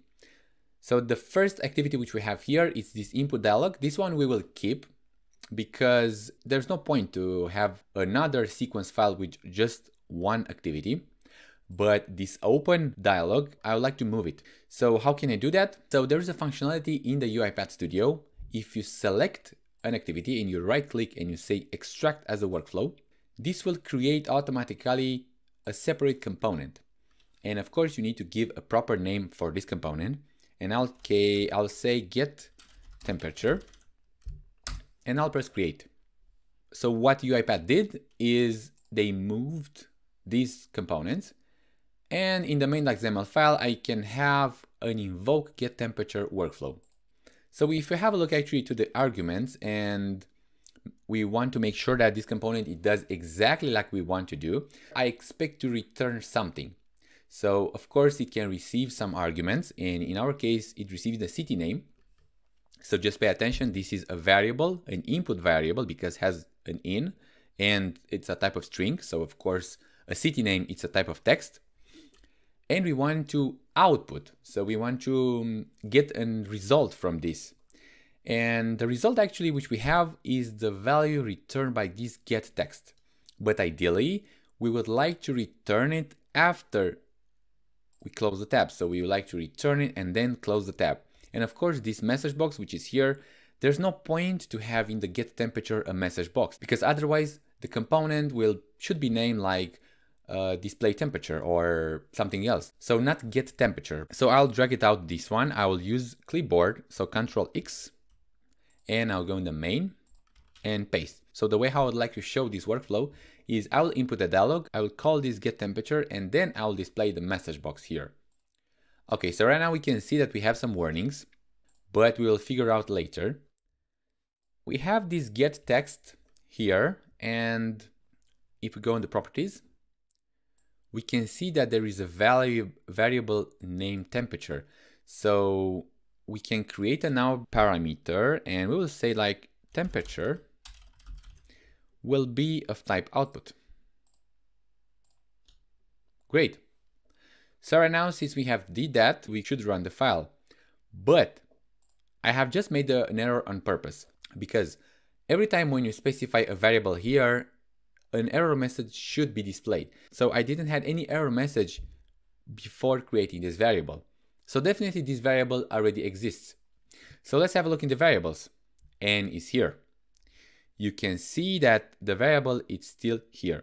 So we have right now, we have two variables with the same name, which this is not ideally. It's an easy way how we can make a mistake. What I can do, either I can keep this variable temperature of generic value, and I will use for conversion from this to this, but I need to specify a different naming. So I'll name it temperature temp temporary or temperature generic. Okay. So as you can see, I have renamed this variable, and if I go click on the get text, this is automatically renamed here as well. And right now I need to set the temperature this of type string. So how can I do that? I will just make an assign. So I will assign to the temperature, and this is something which you'll learn. I will use the temperature generic because this is outputted by here, and I'll use a function name to string. Great. So this is a way how you make a conversion also for the temperature. Another option would be if we would define this variable of type generic value. So we could pick this one here. We would not need to have this temporary file here. So it would go directly, but then the argument would be of type generic value and not string. So keep that in mind. If you want to do a conversion, this is the way how you'll do it. You define a temporary stuff, and then you use that temporary to convert out. Okay, so enough with the theory, let's go to test the robot. So right now in the get temperature, I don't have any error. If I go to the main, I have a few errors, so I will import arguments. So I see that I need to create a variable to the temperature. I can either create it from here. So I will use create variable and I will use the same name. However, there's no need to have the same names. So this is the name of the component, of the parameters from the component from here, from the get temperature. But here you can have, let's say actually change it here. So city temperature, just to emphasize that you don't need to have the same variable. And I'll press OK. And right now I have created city temperature of type string. And this is the type string because the type from the temperature is string also. So if we would have generic value, then the city temperature would be generic value. So just keep that in mind. So I'll press OK. And right now, everything which I need to say is to make sure that this text is still valid. So the current temperature in, and we have something which we need a placeholder for a first parameter, is another placeholder for the second parameter. So the first name is city name, and the second name is not anymore temperature because this is a copy paste from the get temperature. So what we need to do right now is to rename in city temperature. And if I click outside, the error disappeared, so my robot should be able to run properly. And let's do that. So let's run the file. So what is the city name that you're interested to see the temperature? I'll say New York.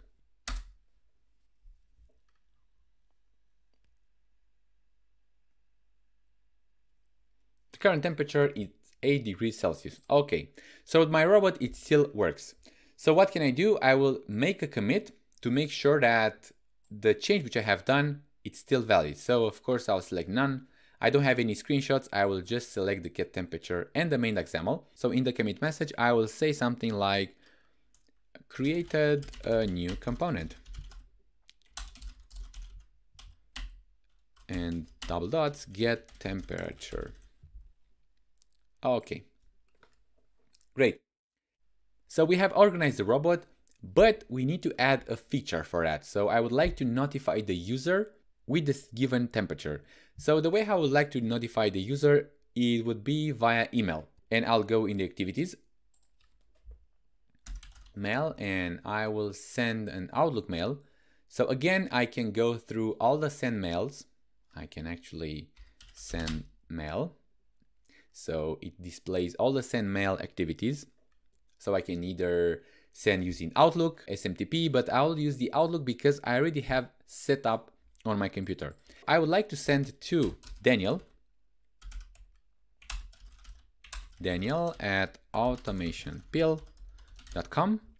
The subject will be Anna knows the weather. And the body, well, the body will be ideally to say something like this one. So either I can Control A and C. So I have just copied the text inside the message box and I can paste it here. But this is a duplication. So I have just duplicated this message. I would like to avoid this and I will show you how I can avoid that. And of course, this is a recommended deal to do that. Between the get temperature workflow and get message, I will put something else. So why I choose here and not here? Because the temperature I know only after this get temperature workflow has been finished. So the city name I know after the input dialog, but the temperature, which is the city temperature, I know after here. So right between where I have all the data, I will add an assign activity. And I already have in clipboard here and I'll paste here. And I would like to create a variable. So I would just right click on here, create a variable. I'll name it message. So of course I have a new message variable, which is the generic value. I can change it in string. And instead of this message box, I'll just specify message. And here also. Right? So right now everything works. Moreover, I can append something else here. Anna temperature is double dot, I put a space and a plus, and I will have after this message box, this text, okay? So if I save it, and I'll try to run the robot. So what is the city name? I'll say Bucharest. So what's the weather in Bucharest right now? So we have 15 degrees. Okay. And right now I have this warning where this is something which happens only to my computer. And I can show you how you can disable that. I'll press allow. And after you have confirmed with allow, the robot ends successfully. So if I go to my email account and I issue a synchronization with send receive, Anna knows the weather, this is the subject, Anna temperature is, the current temperature is 15 degrees Celsius. So the robot works as expected. Now, let me show you how you can disable that warning, because there's no point to create an automation and have that pop-up dialog blocking. Another method would be to use a send SMTP, and this one requires more arguments. So if we make a comparison between dir, get Outlook, we have like the arguments until here. And if I go to SMTP, we have more arguments here. And of course we have port, server. So these are email configurations. Gmail, for instance, it offers a service to send through SMTP, but you need additional configuration settings, additional keys. So that's the reason I'm not using this SMTP. However, you can Google and you will definitely find information how you can do that. So instead I'll use the Outlook because I already have configured to do that.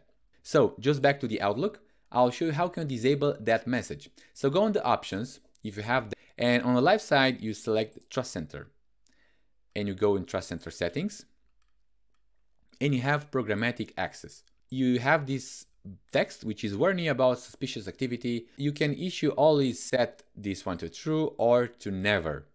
And the reason these one are disabled, I don't have a software antivirus installed on my computer. You will likely have an antivirus on your computer, so you can change the settings.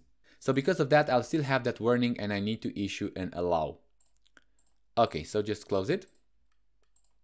Okay, so since we are pretty happy with this feature, I will add another commit and make sure I have selected everything which I need. So only main, add functionality for sending email to the user. So another thing which I want to show you is how we can make investigations. So the technical definition is debug, and you can access, if you go on debug here, we have a few buttons here.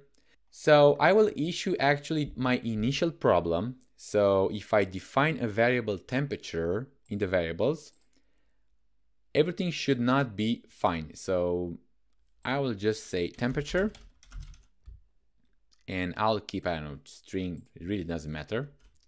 And I want to run this component without the main, so without sending the email. So how can I do that? All the input parameters, you can specify a default value. So if I want to get the temperature always for Bucharest or for New York, I'll specify double quotation marks and I'll say New York. Great. So right now I can debug only this component, which is great. So I'll put a breakpoint here, and a breakpoint, it's a point where the execution is actually breaks. So right now, when the robot will get the text, you will see that the execution is stopped. So in order this one to work, you don't need to select the run file, you need to debug file. So this icon. So I'll issue debug current file.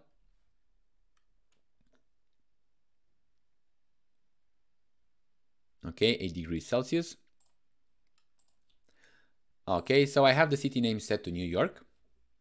And right now, if I press F10, F10, it's a shortcut for this button. So step into, step over, and step out. These three buttons, step into, step over, and step out, they are shortcuts to control the execution of the robot and the current execution point. The current execution point is this one with yellow, which is highlighted. You can see it right now, we are at close tab. So we didn't execute the close tab. We are prior executing the close tab, but we have executed the get text because this one is before. If we control with step into, we cannot step into this component because this is not our component, it's something provided by the UiPath. But this get component, get temperature, it's ours. So if we specify a breakpoint here, it would be to the first row of this component. So right now, either if I press step into and step over, it will do the same thing. So I'll use just step over and step over again. And of course, I have assigned the temperature to this temperature generic, and you can see that the temperature is still null. Okay, so this is definitely a bug because we have made on purpose this temperature of type string. So just pay attention to this. This is a very common mistake which I've seen. So step over and I will let the execution continue, and of course nothing happened. Great.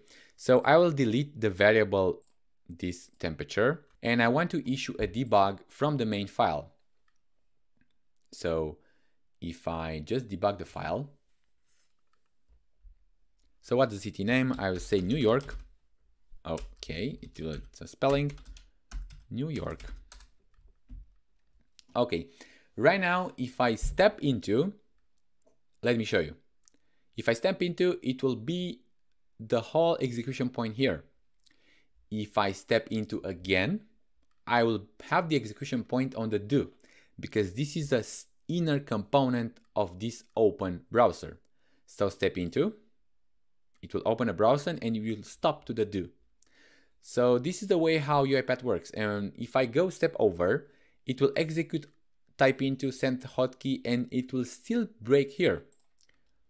Okay, so let me show you. Step over.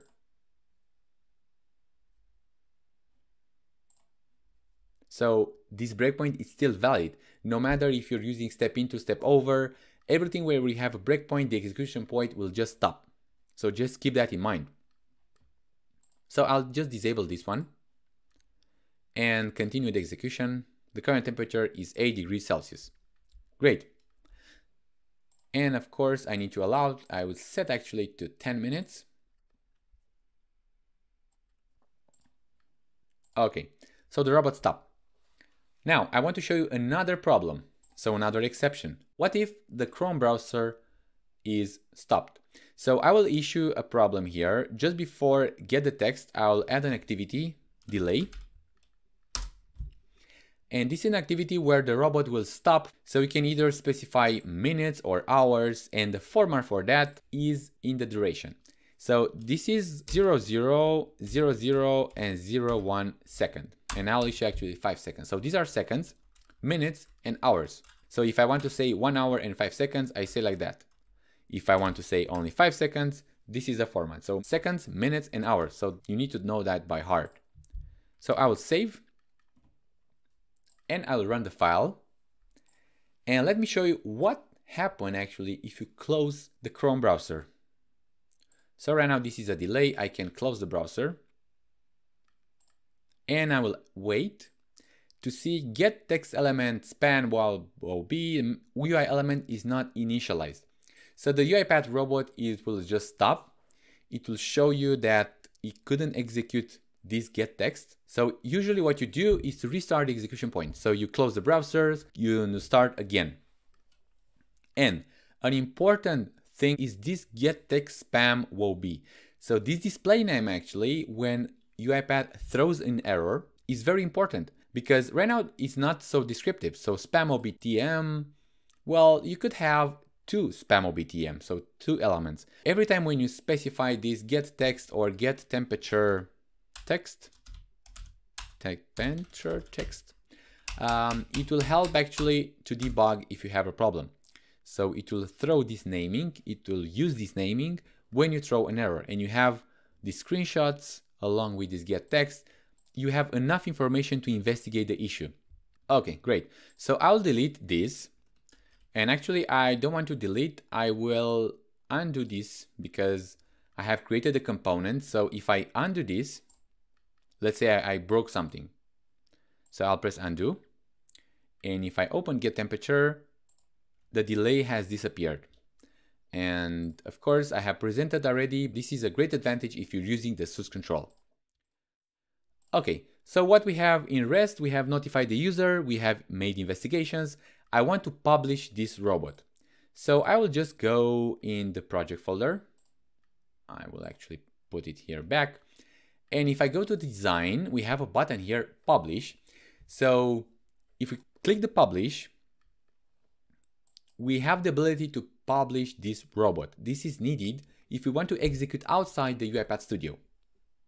Okay, So here we can keep the robot defaults. I can publish, but the package Anna contains invalid characters. You cannot use spaces and dashes. And as you can see, I have both of them. So if you go in the project settings and in the general, you need to specify a name, something like Anna, you underline weather robot and press OK. And if I hit publish again, actually, let's look to these options. So what options do we have? We have the robot defaults. This will publish to the default location. And after you hit publish, it will tell you what was the location where this package has been published. So I can either erase release notes or I can change the current version. And let's do that. Let's say that I have this version 030. So you can either change this manually. So if you hit publish, it will tell you that the project Anna has been published successfully. In the location is C, program data, and UiPath packages. And then you will be able to run. And if I click on the run, I'll just put it in the right because this modal dialog will be in the center. And let's type Bucharest.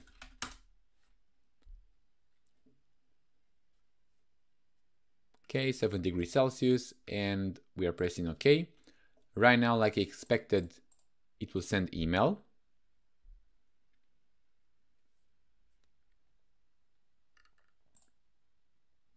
And if we open Outlook, we can see we have just received this email. The format of the body is exactly like we defined. The current temperature in Bucharest is 7 degrees Celsius. So let's close that. I hope you enjoy it. In the next videos, we will increase a bit the complexity, but you'll definitely enjoy it. As the next step, I'd like to improve the message which is displayed to the user. And for that, I'm gonna just consider the temperature itself, which is in Celsius, and I'm gonna do some comparisons. And with the temperature compare, I'm gonna compare with a few thresholds. So I'm gonna consider if it's greater than 30, if it's greater than 10, and if it's under 0. Now, if it's greater than 30, I'm gonna say that it's very hot, grab something very light. If it's more than 10, it's very cold. If it's less than 0, it's freezing, take a thick coat. Now, again, I'm gonna consider this one in Celsius. If you just want to display as in Fahrenheit, you can add weather in city name in Fahrenheit. And right now they're 89 degrees Fahrenheit in Bucharest. But for simplicity, I'm just gonna consider the Celsius because I have started with this robot. Great. Now here I like to do something differently. Because we do have this comparison, a sequence would not fit better. So I like to do a flowchart. And let's do that. I'm gonna add a new flowchart, and as a name, I'm thinking something which is related to the temperature and the user message. So something like get user message maybe based on temperature. Let's stick with this message, it's very simple. And here in the activities, I need to put a few flow decisions. So I do have 4. I'm just gonna copy and paste all of these. And now one thing to pay attention is that the order you are making this comparison, and have a look. Now the next thing is to make this temperature as a condition here as a parameter, and you need as an argument 2 things. You're gonna need the temperature, which is an input, and an argument I don't want to set it string, I like to set as an integer. This is because I make a comparison as a number and not as a text. So in case you have forgot, have a look to data manipulation chapter. And I'll set a default value to, let's say, 20 degrees. And I didn't set the double quotation marks. That's because it's a number and not a string. And as a result, I like to have it, let's say, the message. Direction should be out, and I'm just gonna keep it string. And the next step, I like to put these conditions. So I'm gonna just make a comparison by the temperature if it's greater than 30. And let's just stick with this display name to be the same. If it's greater than 20.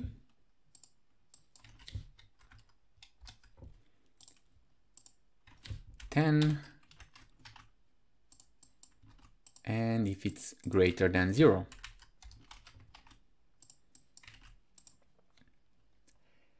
Now, an important aspect is the order where you make this comparison. So if you're just putting this as a start, if the temperature is greater than 20, it means it can be greater than 30 also. So in case this one is a true, you need to add a branch here, right? You need to link this like that. Now, as a rule, I don't recommend to use any top condition which is in the middle. I recommend to use it with the bottom or with the top. So something like that will be actually looking more differently. Right now I'm going just from the top to bottom, but you can go on the other way around. So the first thing is that my temperature is greater than 30. And if it's greater than 30, then I can assign directly. I don't have anything which is related to any comparison. So I'm just gonna set the message to, it's very hot outside, grabbing something very light. If it's greater than 20, so if it's true, actually I'm gonna put the other way around. So I'm gonna put the start in the left. I'm gonna set in the activity and the sign, because the true, I can link it like that to be simple. Okay. I will make a comparison with the 20. Okay. I like to make it to look pretty also, but I think it's very hard to do that. So if it's false, then I like to make a comparison with 20. And I'm gonna do the same approach. I'm gonna set the assign. If it's true, then the message I can safely set grab something very light. So I'm gonna do that. Then I can make the comparison with 10, and the rest I can compare with 0. So let's do another assign activities, message box. It's called, and the rest of them should be, it's freezing, take a thick coat. Great. Now let's link this. So first I'm gonna put the start. So from the start, I'm gonna make the comparison with 30. If it's greater than 30, then I just set the message. If it's less, then I'm gonna check if it's greater than 20. If it's yes, then set the message to this display name. Otherwise, I'm gonna check again if it's greater than 10, assign here, and do another assign here also, and link the false to this new one. Now you can make it to look prettier. So you can just set the assign here and make it to look more pretty than I did it. But generally that's the rule. So we can actually expand this. This is as a general rule. You can go from the bottom to the top or from top to bottom. Great. So now our first component is ready. I should be ready to test it. I go in the main and in the project. I can call it just like I did with the sequence. So I'm just drag and drop the get user message and I'm going to put it here. Now I go to the import arguments and the temperature, I have it as a number. And this number, I will need to get it from this, go in the variables, from the city temperature variable. So this one is a string, so I need to do a conversion from string to number. Well, the way how we did that, I'm gonna use the convert to int 32, and I'm gonna say city temperature. Now the result, I can keep it in the same variable message, but to make the things easier to not override any message, I'm gonna create a new one. So I can create another variable and let's say user message. And this one, it will be of type string. Now what I'll do, I need to assign to the message, which is the current temperature is degrees Celsius, the content of the user message. So I'll go in the assign, double click on these three dots to make this expression bigger. And now I'd like to display this user message on a new line. Well, the way how you do that, you can just concatenate new lines also. So I'm going to set environment, new line, plus the user message. Now what I did here, this string format, it's another way how you can concatenate words. This result, it's a string also. Now you can concatenate string with plus also. So again, I'm using two different methods in the same line to get a string. So this result will be a string also.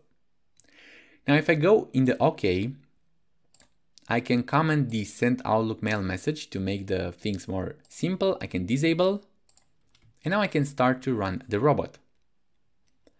So if I go to the run file, so let's say I like to get the temperature in Bucharest. Bucharest weather, 33 degrees Celsius, it's very hot outside, grab something very light. Now let's have a look in New York.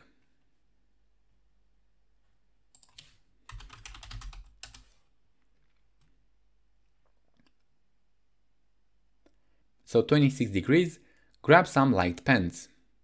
It's this condition. Now, I do have another city from Antarctica, it's Carlini Base.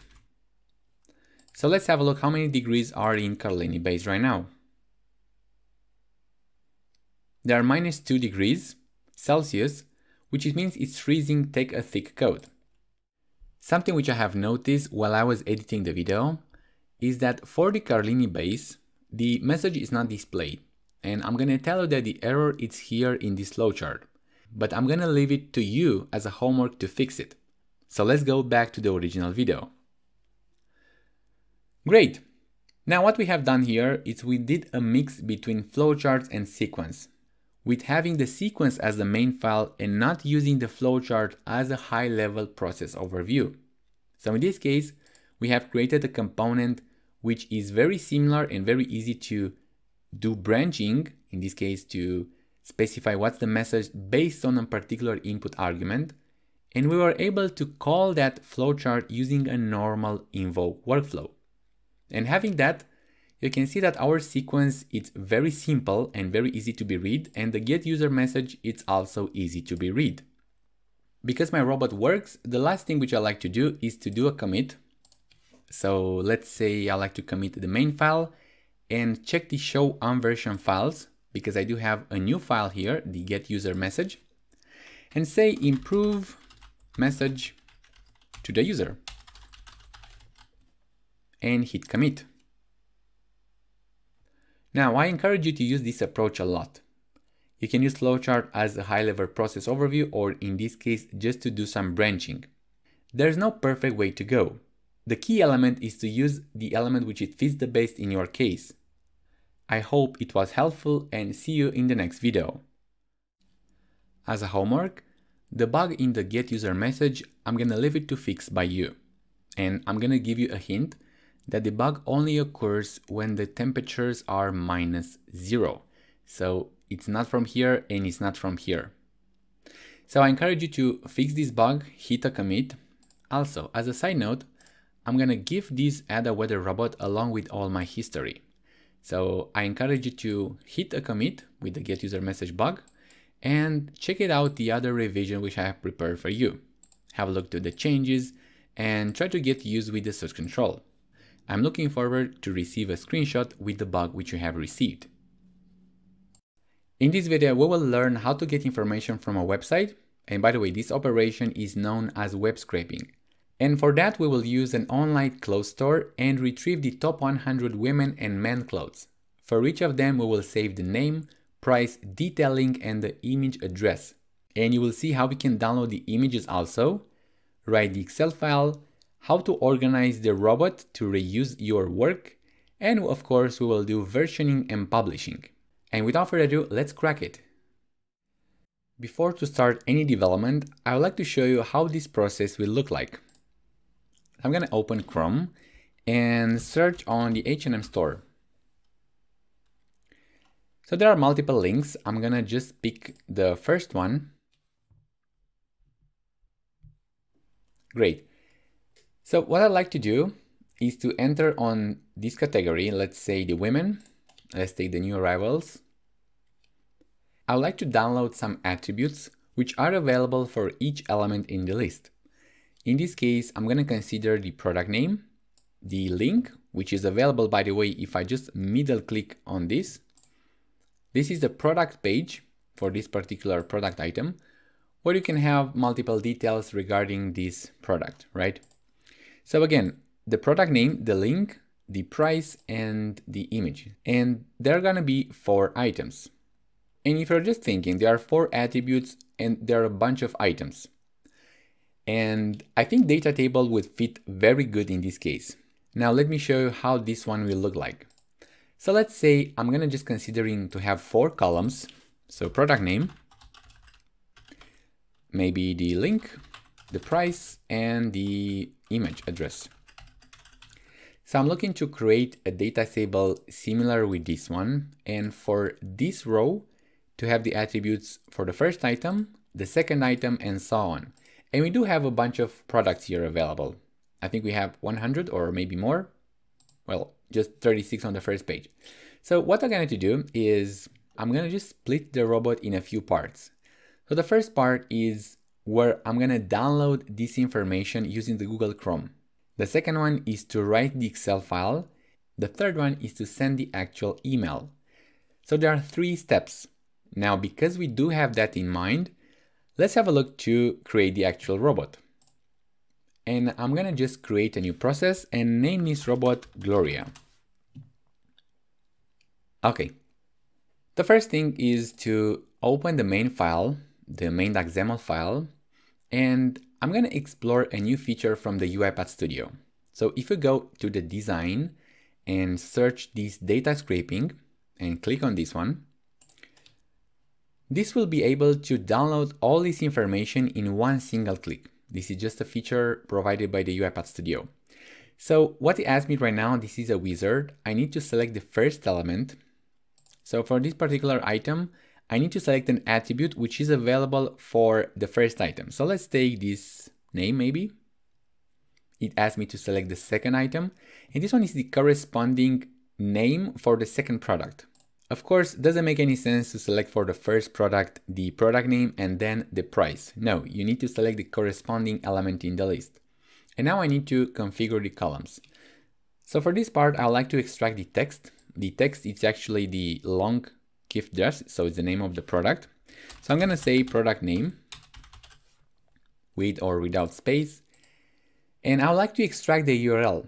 And the reason I want to do that is because you can see when I just middle click, I'm opening a new tab with this link. So the link is actually stored inside the name. And this will be my column name link, right? Because this is what I made in the assumptions. So having this will create a table with these 2 columns. And let's go and have a look. And as you can see, we do have the product name and the link. Now, the other columns, which is the price, I obtain if I select the extract correlated data. I click here and the pattern is the same. So I'm going to select the price right now for the first product. I'm going to select the price for the second product. And UiPath will figure out the other elements. And by the way, you can see that these prices are now highlighted. So I'm going to extract the text and say price. I don't want to extract the URL because there's no point to do that. Now for the second item, so I do have the image address. I'm going to do the same. So I'm going to click on the first page, on the second one, and I'm going to extract the text. So the column will be name, image, address.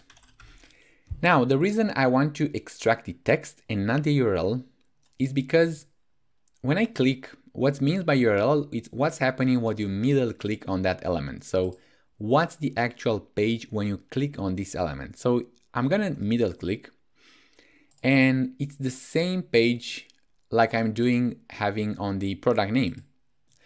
So I'm not interested to extract this address. No, I'm interested to extract the actual image, and we'll see that in a minute.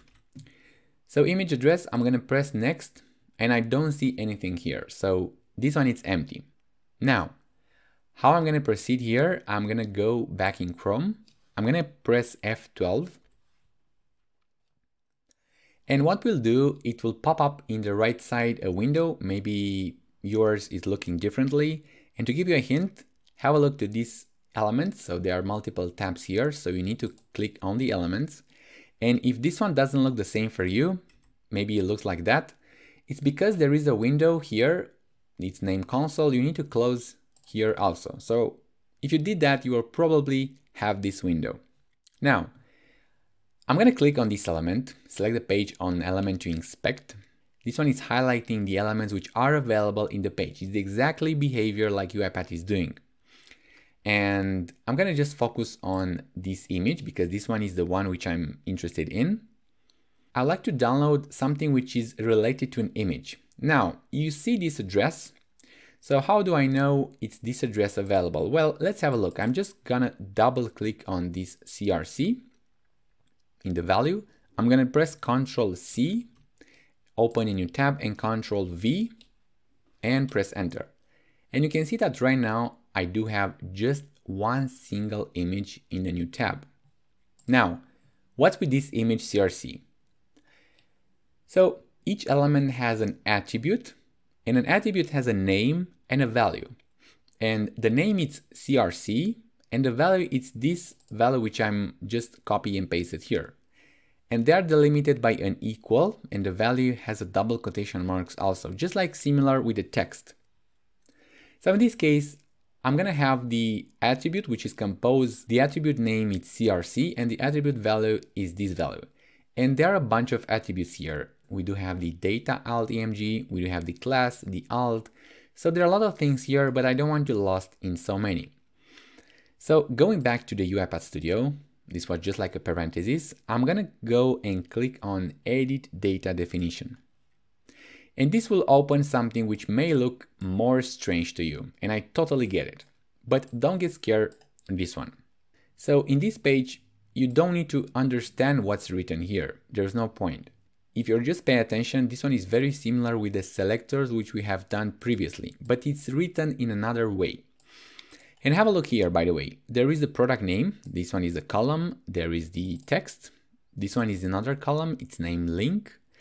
And the attribute, it's not text, it's ref. Well, this is a technical stuff. So every time when you're gonna see ref, you will point to a link, to an address. Now, my point is here, again, I would like to get this value for the CRC. So I'm having a look to this image address.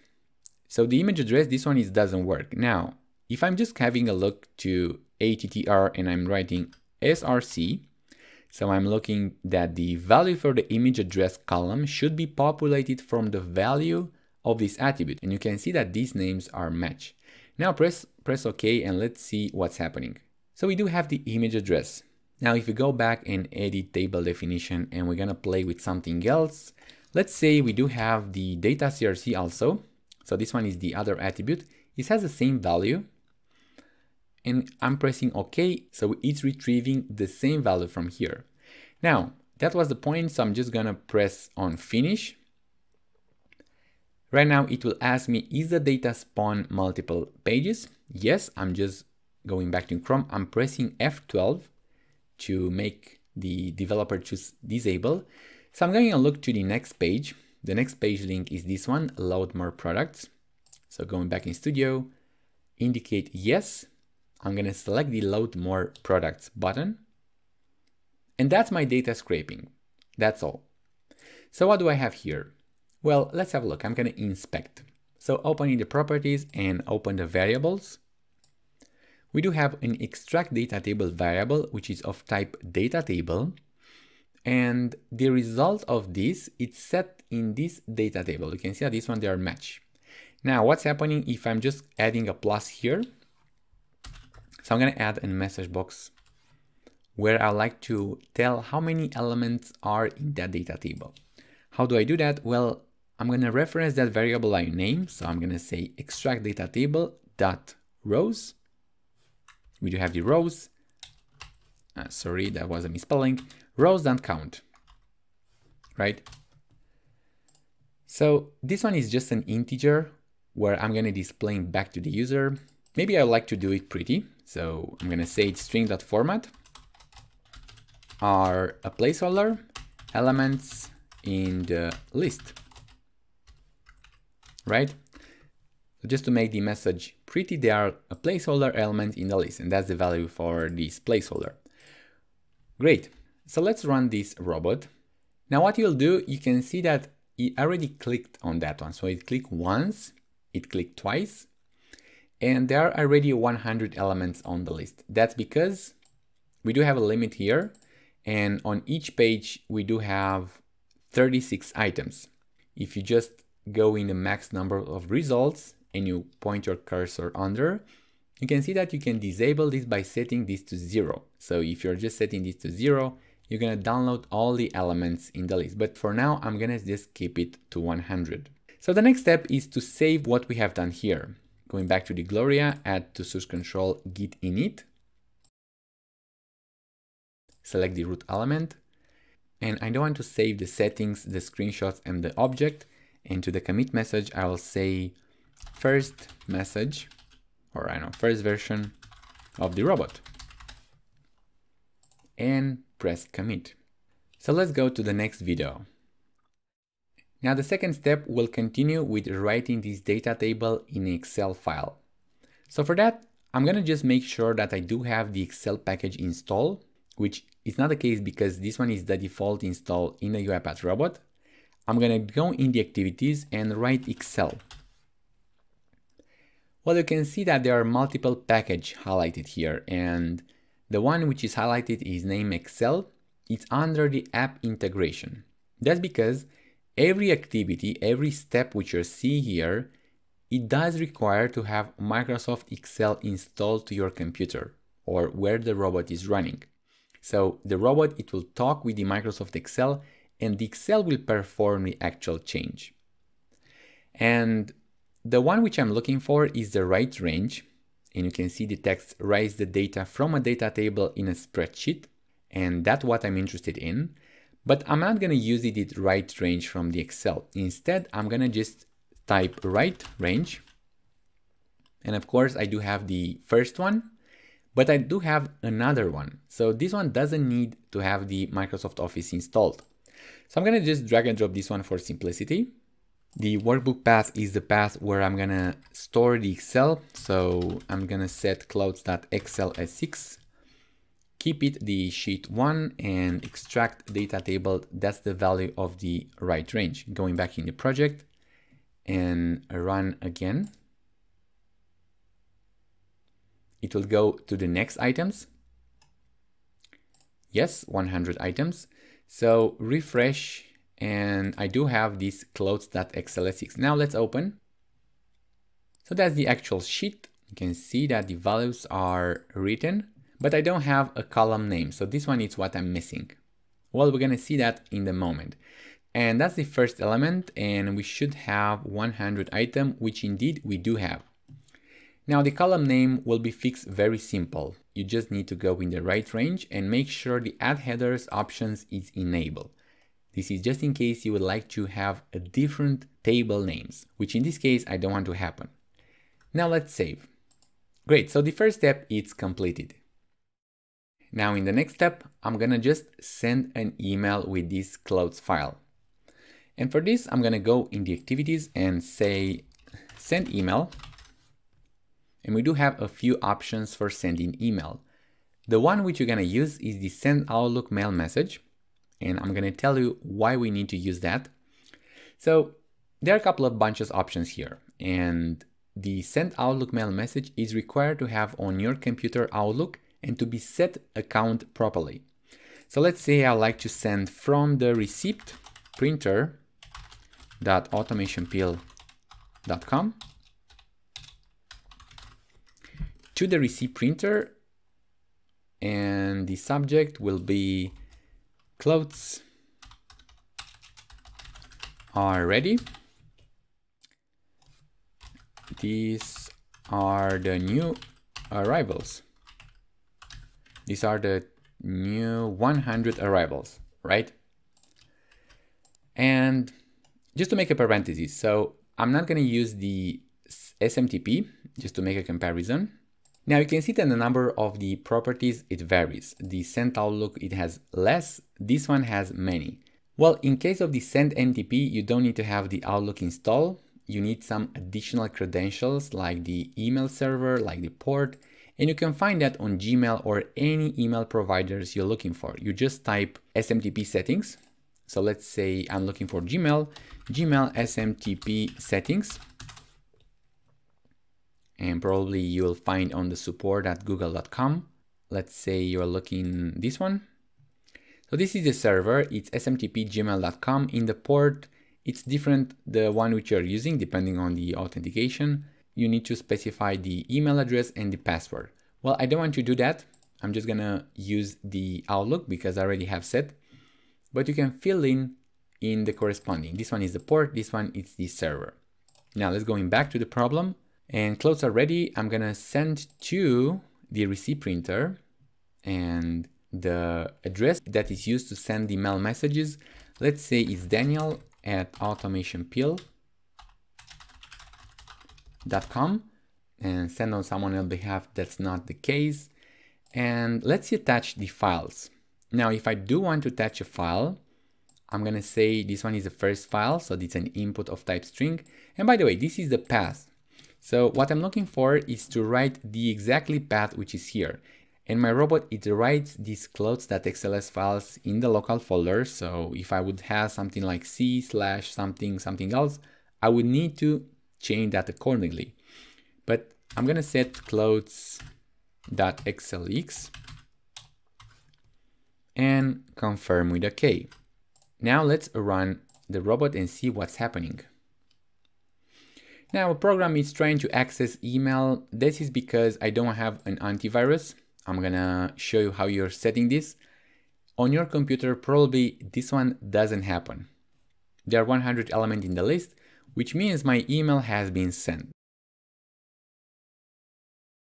So my email was not sent because the destination address was wrong. So I just need to run the robot again. Okay. Let's check our email. So clothes are ready. I can see that I do have an email from daniel@automationpill.com. And this is the new 100 arrivals email. So the path is correct. Great. Now let's go to the next phase. Now in the next part, I would like to download the women new arrivals and the men new arrivals. And these two should be written in different worksheets. So I should have this sheet name women, something like that. And I should have another one with men new arrivals. So you can see that these download parts, I need to reuse it. So what I'm looking for is I would like to attach a browser. So maybe open a new browser with that address, extract the data, and then write a range in the women, write a range in the men clothes, and then send the Outlook. So that's the flow. Now, the first thing which I will need to do is I would like to extract this structured data. So definitely this is a component which I would like to copy, but I would like to do some improvements also. In this case, first of all, I don't care about closing the browser. I'm just attaching to this new tab, which is new arrivals, but I need to do something differently. So I just need to go and let's say in the men clothes, you see that my title is changing. So right now as men's clothing. So if I'm on the men's clothing and I run the robot, I expect to have it a crash. And this is because my selector was involving to looking for a tab which is women clothing. So that's the error. It's looking for women, but in my case was a man. So what I'm looking for is to create a component. Now I can do it by right click, add a new sequence, or I can extract what I have here. Well, in my case, I'm gonna just use the create new component because it's much simpler and I'm gonna show you why. So let's create a new sequence and name it download clothes. So what I'm looking to have in this download clothes, where first of all, I'm gonna just have an open browser. I need to close the tab, right? And here below, I need to download that item. So I go back to the main, I just copy, Control C, going back to the download clothes, paste, and I do have a few invalid options. Definitely this one is an argument. The URL which I need to specify, it needs to be as a parameter. So what I'm going to do, I'm going to create an input argument because I'm expecting to receive this address when I'm calling the download clothes. So let's say the clothes address. Okay. And this extracted structure data I should have as an output parameter. And I hope you agree with this. So create out parameter, and I'm going to just paste it extract data table. And if I go back to the arguments, I expect to have two arguments, the input and the output. Well, of course, in case I would like to test this, let's say I like to test, I'm going to just run this download clothes, but keep in mind that I cannot run a component if all the input argument, they don't have a value. So what I'm going to do, I'm going to just take these new arrivals for men. I'm going to close the men browser, paste as a value. And I think we should put a message box here because it will just download the data and we'll close the tab and we will not see anything. So just in the middle before closing the tab, I'm gonna just put a message box. Maybe we should have the same message which we have here. So copy and paste. Okay, so let's run the file, run file. Well, now I have launched Internet Explorer. This one, by the way, doesn't work. Definitely when we are doing the testing, we need to make sure that it's working properly. So the browser type, I'm gonna set to Chrome and run again the file. Okay, so it's opening Chrome.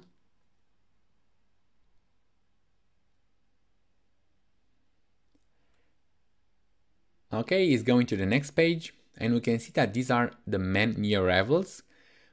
What we have changed is just the new arrivals clothes. So there are 100 elements in the list. So the first component is working, right? So I think we should be pretty happy with the result. What we need to do is to delete this attached browser because this one is the main, and we need to override with download clothes. So be able to do that. But let's see that in the next video.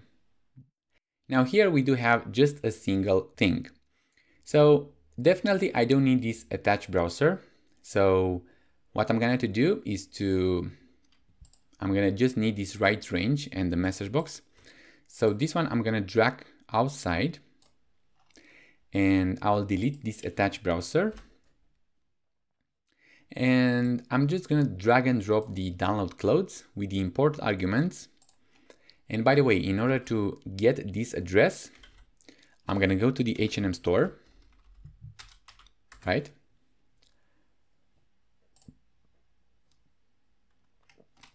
So for women new arrivals, I'm going to take this address, Control-C, go back to import arguments. This one is the value for women. And to the output parameter, I need to extract in this variable. I'm going to use extract data table. So my variable is still here. So I can, of course, give a name like download women, say something more friendly. And in case you have forgotten, this one is just useful for debugging purposes. Write women clothes in Excel. So I will write in the clothes Excel file this sheet named women. Okay, the content will be extract data table. Now I'm gonna just copy and paste the same elements just after. So doesn't really matter if you're just putting like that or something else. So download men clothes, write men clothes, right? Okay, the same variable, I'm gonna use it, and then I can send the Outlook mail message at the end. And clothes are ready, or maybe you can change the topic. New arrivals are ready. And here we can give some more friendly message. Here you have a file with the new arrivals for men and women. Great. So I can delete this message box because I don't need it. Anyway, I can check if this clothes is correct. So let's run the robot. I can, by the way, close the Chrome because it will open Chrome right now. So this is the women we can see in the title. Okay, scraping some information.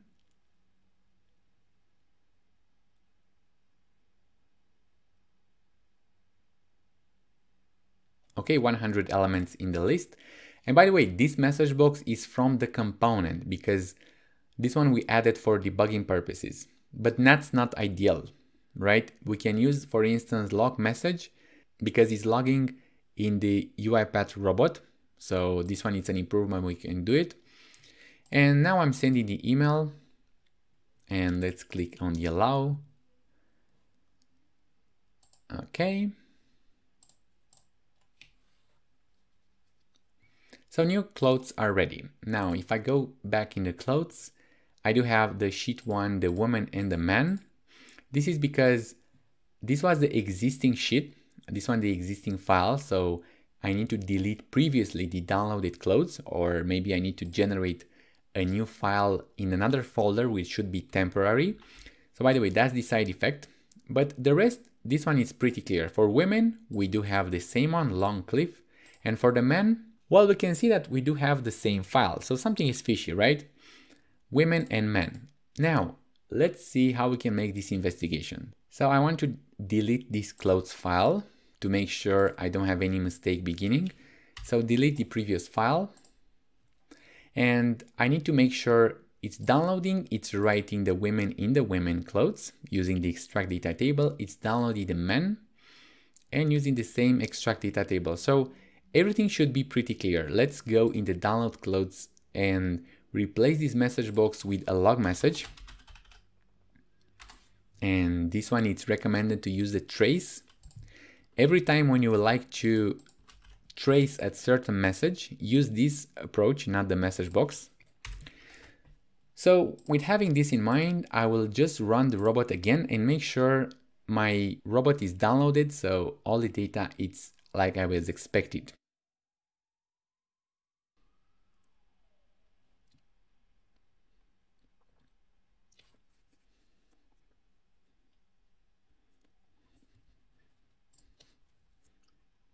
Okay, so you can see that the robot is just opening twice the women clothes. So I'm just gonna press deny and it will make this Outlook mail message to fail. So what was the reason? Well, when I'm just downloading the men clothes, I have just copy paste the men. And that's actually a common mistake. You can see that the URL on the download men, it's still the women. Let's see if I just copy this address and instead of the women, I said men, it will work. Yes, it will work. Now what I need to do is to go in this women and delete this. So now this one is the URL for the man. So run the robot and we should be up and running.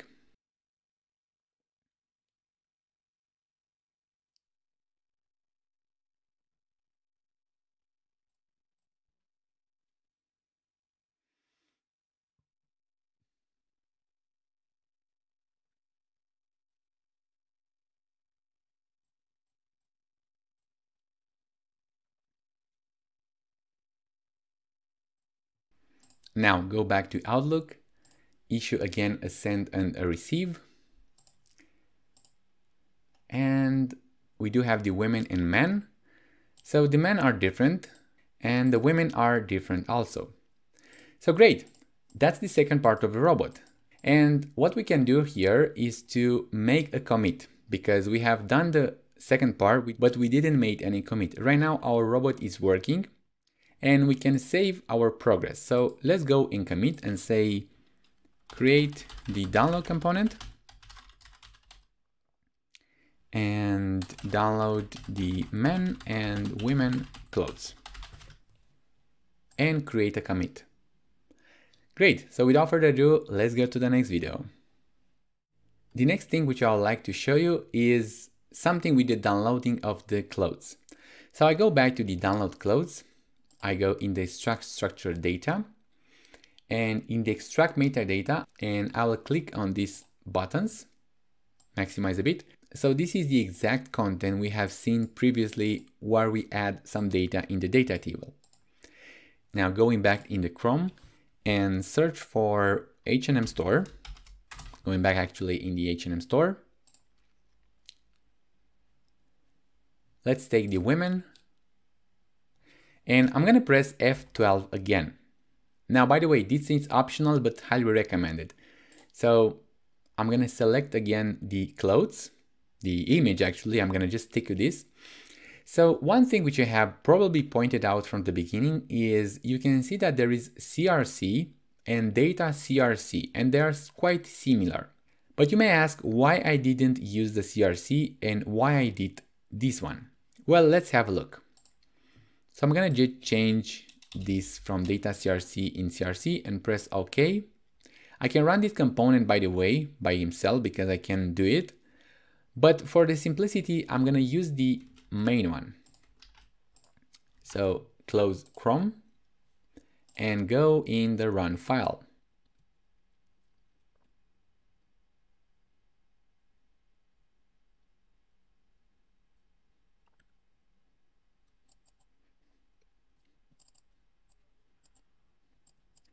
Now, if you're having a look here, we do have for the first page, so the 29 items, they have the image address set.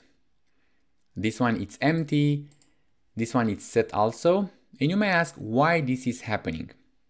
And I think for the man is the same. Well, going back to the H&M store, I think I should just keep this open. So H&M store. I don't know if you pay attention what the robot is doing, but this is a side effect of downloading. So I'm gonna just open F12 again. So what the robot is doing is basically is just clicking the next item, which is for the next page. But if I'm just going back to the end, or maybe here, let's go a lot more products. You can see that there is a loading bar in the image. So I'm trying to simulate this. You see? So the image they are appearing after, and this is because this is like a lazy loading, it's called. So what's happening in my case is that this attribute, which is EMG, is set after. And you can see that in the list, this data CRC is the beginning, is before, and the CRC in the list is at the end. So this is a side effect of the downloading. In this case, this was a known issue. So I have shown you why this is happening and how we can fix it. The way how I fix it is by using this data CRC. So what's happening in the behind, the data CRC is already set, but the browser is not loading the actual image. This is just like a text. And when this new page is arrival, so when this new page is visible, when this image is visible, then the browser is making the request to the H&M store, because otherwise, if you just make requests, let's say right now there are 500 items, right? And I'm looking to 100 items. Well, maybe I will never load again the rest 400. So if I would even load, I would load another 400 items and I will overload the H&M store, and that will cause a high traffic on their site. So this is like an optimization, and the reason I've shown you is because I have encountered for many websites, and it's somehow normal, this scenario. So I've seen a lot of students which they are encountering this issue. Now with this have in mind, let's go to the next step. Now a behavior which we have seen on my computer and maybe you will not encounter is that error message where you will send in an email. So this is again caused on my computer because I don't have an antivirus set. However, you can disable with a few clicks. So if you go on the file and you go in the options, by the way, this is Outlook. You go in the Trust Center settings, and the programmatic access in the left. This one is the check. Warn me about suspicious activity when my antivirus is inactive or out of date. This is what's happening in my case because I don't have an antivirus. And if I would have, then Outlook would be communicated with this, and it's responsible, the antivirus, to check what are the other programs which they are talking with Outlook. If you would use the activity send SMTP, which one we have used previously, this error would not be here. And again, the reason I'm not be able to set this to never, which is not recommended, is because I don't have an antivirus valid, right? My Windows doesn't support an antivirus version, but probably it's not the case on your side. Well, what are the steps which you need to do? You have developed the robot, you need to exit from the UiPath Studio. How you do that? By using the publish. So I'm gonna just publish this robot on my computer. I don't want to say anything to the release notes. Let's say this is not a pre-release version, it's a current version 1.01. So I'm going back to next. This is the robot default and go to publish. And by the way, this is the path where the robot is installed. I just click on this and I do have the Anna robot and the Gloria package. So if I open UiPath Studio, I can basically close the studio and I go in and open UiPath Assistant, refresh the process list. I do have on my list Gloria. I install this new version and I can make it to run. And this is the behavior which we like to have on your end user customer, because like I mentioned in the beginning, this one doesn't need the UiPath Studio. He's able to run the robot from the UiPath Assistant. Now the client can go and grab a coffee and let the robot to do the job. And of course I need to allow, so the behavior should be the same, by the way. That's why every time when you need to test using the UiPath Studio and you will install that package to the assistants also, there are very few cases where you encounter a different behavior. Now let's go to the email, issue a send receive, and we should have the same approach. And we should have the same result. Well, of course, this one is still with the bug, so I don't expect to have another side effect, but you can revert the bug and have the original behavior. Now, I hope you have enjoyed with creating this robot, and let's go to the next one. Congratulations for finishing this course. Now, if you do have some questions, use the YouTube section. I'm gonna try to respond to all the questions. So before to go further, I want to show you other resources which I have on my YouTube channel. I have other videos, and because I'm gonna constantly add videos here, I want to show you some playlists which are based on your level. If you enter here on the beginner tutorials, you're gonna find tutorials for beginners. Some information is already in this course, but there are some additional things like how do you connect to Orchestrator or how do you schedule robots. And then there are for advanced, and to the UiPath best practices, I'm keeping interviews with UiPath MVPs and I'm sharing information about these best practices. If you find this video helpful, I would just love to use the like button. That really gives me a lot of motivations to continue to make these videos. Well, I'm Daniel, and until the next time, see you soon. Bye.